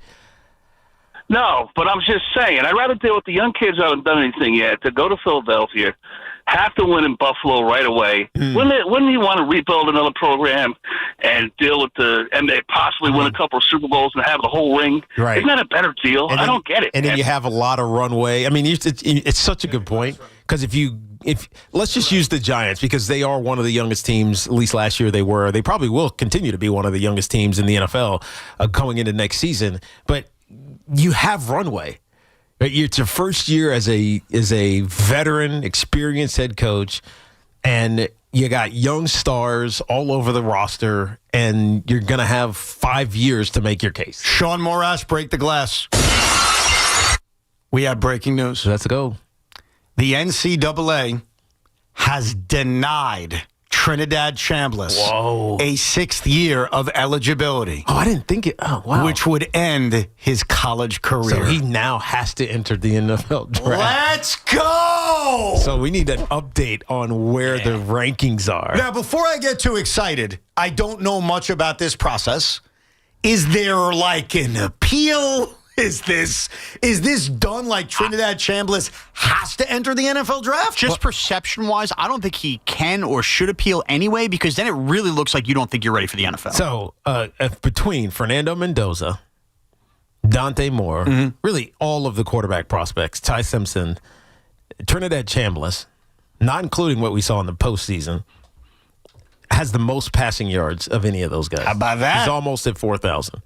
He's 22-3 touchdown to interception ratio and has a rating of 155, which is below Fernando Mendoza and Dante Moore. But the kid's got talent. There's no doubt about that. The question is he a crapshoot and really risky and too risky for teams to take a shot on? But you know who he could be exactly like? Who? Jackson Dart. Yep. Yeah, here's what's good. Let me go through the positives here. Another quarterback in the draft when the Jets are desperate for a quarterback is a good thing. That's just period stop. Like whether he's picked second or he's a second-round pick, we'll try to figure that out, like where he goes from here in terms of his draft stock. It gives the New York Jets another option. I think that, so let me go over this, and you guys can help me out. I think the challenge is now, if you're the Raiders, doesn't this become more appealing to you? Is he become a candidate to go number 1 overall? That's what I was going to ask you. Like, what's his draft stock? I know it's improved. He's according to Tankathon, he's the 130th prospect, which makes him the 6th quarterback. And remember, he played at Ferris State for the last 4 years, which is why this eligibility question was made. And this was his first year at Ole Miss, obviously replacing Jackson Dart. And he had a wonderful season. Well, no, actually, he was the backup. So he didn't even come out of camp as the starter. Incredible. He was the backup, and the starter got hurt. And so he ended up taking the starting job and was amazing and never gave it back. So this was opportunity for him. Yeah, and I'll take you back to that draft we always talk about with Darnold and with Saquon. There was a point in time at this moment, everybody would be like, Baker Mayfield's not a first-round pick, and he went first overall. So, I know, this feels crazy, though, to go from a Division II school, which he was, and he was great there, to starting as a backup this season, to becoming the starter, to going through a playoff run, to being the number 1 overall pick. I have a tough time believing it's I don't think he's going to be the number 1 overall pick. I don't think so either. I think he more is going to be like Jackson Dart, where people get fascinated by him. I'm already fascinated. And then reach back into the first round to get him. Here's what kills me. Last night I'm watching this game and I started to not pay as much or close attention to Chambliss because I knew he's not going to be in the draft. Now I almost want to rewatch the game now that he is a major candidate for the Jets. He was fantastic. He was great. And he was that way all year. No, he was impressive, and I've only seen him play 2 games, I'll be perfectly honest. But in the 2 games, like he clearly jumps off the table. Jumps off the page. Jumps off. Yeah. Setting up next week very well. And also, you're so focused on the Jets, it's great for the Giants. Either now 3 quarterbacks are going to go before the Giants if the Cardinals take one, or No, not your story. Not your story. No, it is. No, not really. No. We started the Monday screaming and yelling about was losing or winning bad, tanking. The Giants might be sitting there with a great trade opportunity anyway. You're being very selfish right now. No, I'm not. Yeah, you are. No, this is a lot of Giant fans thinking what I'm thinking. Nah, you're being selfish. I'm sure Giant fans are thinking that way, but this is our story. This is my story. This is Jet fans' story. You were already picking 1 or 2 with a 2 quarterback draft anyway. We don't know if Dante Moore's going to be in the draft. We have no idea. Well, sometimes more is less, bro. Look, sometimes we all do this. I know Big Mac accused Craig of this. I think their first day together or second day together when John Harbaugh got fired, and immediately Craig brought up the Jets, and Big Mac was like, no, this is a Giant story. Shut your mouth. Well, I'm doing it to you. This is not a Giants story that Trinidad Chambliss has been denied his ability to get an extra year of eligibility. It's a Jet story because he's a quarterback in the draft, and the Jets are picking 2. Where are you even picking? I already forgot. Just for clarity, Trinidad Chambliss is listed at 6 foot, 200 pounds. Does that concern you? I mean, he's probably not 6 foot. He's not 6'7". He's definitely not 6'7". Yeah. There's only one guy close to 6'7", and that's Fernando Mendoza. Let me make this clear, Teague. I would still prefer Fernando Mendoza. Mm-hmm. And if you're telling me that somehow Trinidad Chambliss' value has gone up to the point where he's the number 1 overall pick, I would be celebrating for that reason. You know what this makes me feel? Yeah. I'm so happy that I don't have to think about a quarterback. Because you're right. You do so many stupid mind games. You guys are the worst. I'm not. I'm being honest. Yeah, you're right. This becomes such a giant story. Stupid mind tricks when you're desperate for a quarterback. I get that. Now, I'm not saying you're wrong. You talk yourself into something that I don't know. It's just I feel for you, Evan. All right, so let me just get this straight over the last 4 minutes. We get good Jet news about the draft. Sean says it's really about the Giants, and Tiki says, Evan, I feel bad for you. I actually got good news around the Jets, and somehow you two make it about yourselves and how it's good for you and you feel bad for me. I'm glad it's the weekend. I need a break from all of you. Evan, another good point. Without Jackson Dart, Chambliss probably isn't a first-round pick. Big news. There'll be a Rico Bronya tonight, and Pete Hoffman has a chance to save his job because he's come up with an innovative idea for tonight's Rico that we've never done before, that we're going to try to do tonight. And I thought it was a brilliant idea, and it's all Hoff's idea. So Rico Bronya later tonight with Pete Hoffman's big idea. Anyhow, Chris McMonagle, Craig Carton, they're next. We'll talk to you Monday at 10 a.m. This is an Odyssey Sports Minute. Presented by Robinhood, your money, your move. Miami beat Ole Miss last night in the Fiesta Bowl 31-27 to advance to the national championship game. Mario Cristobal is in his third stop as a head coach.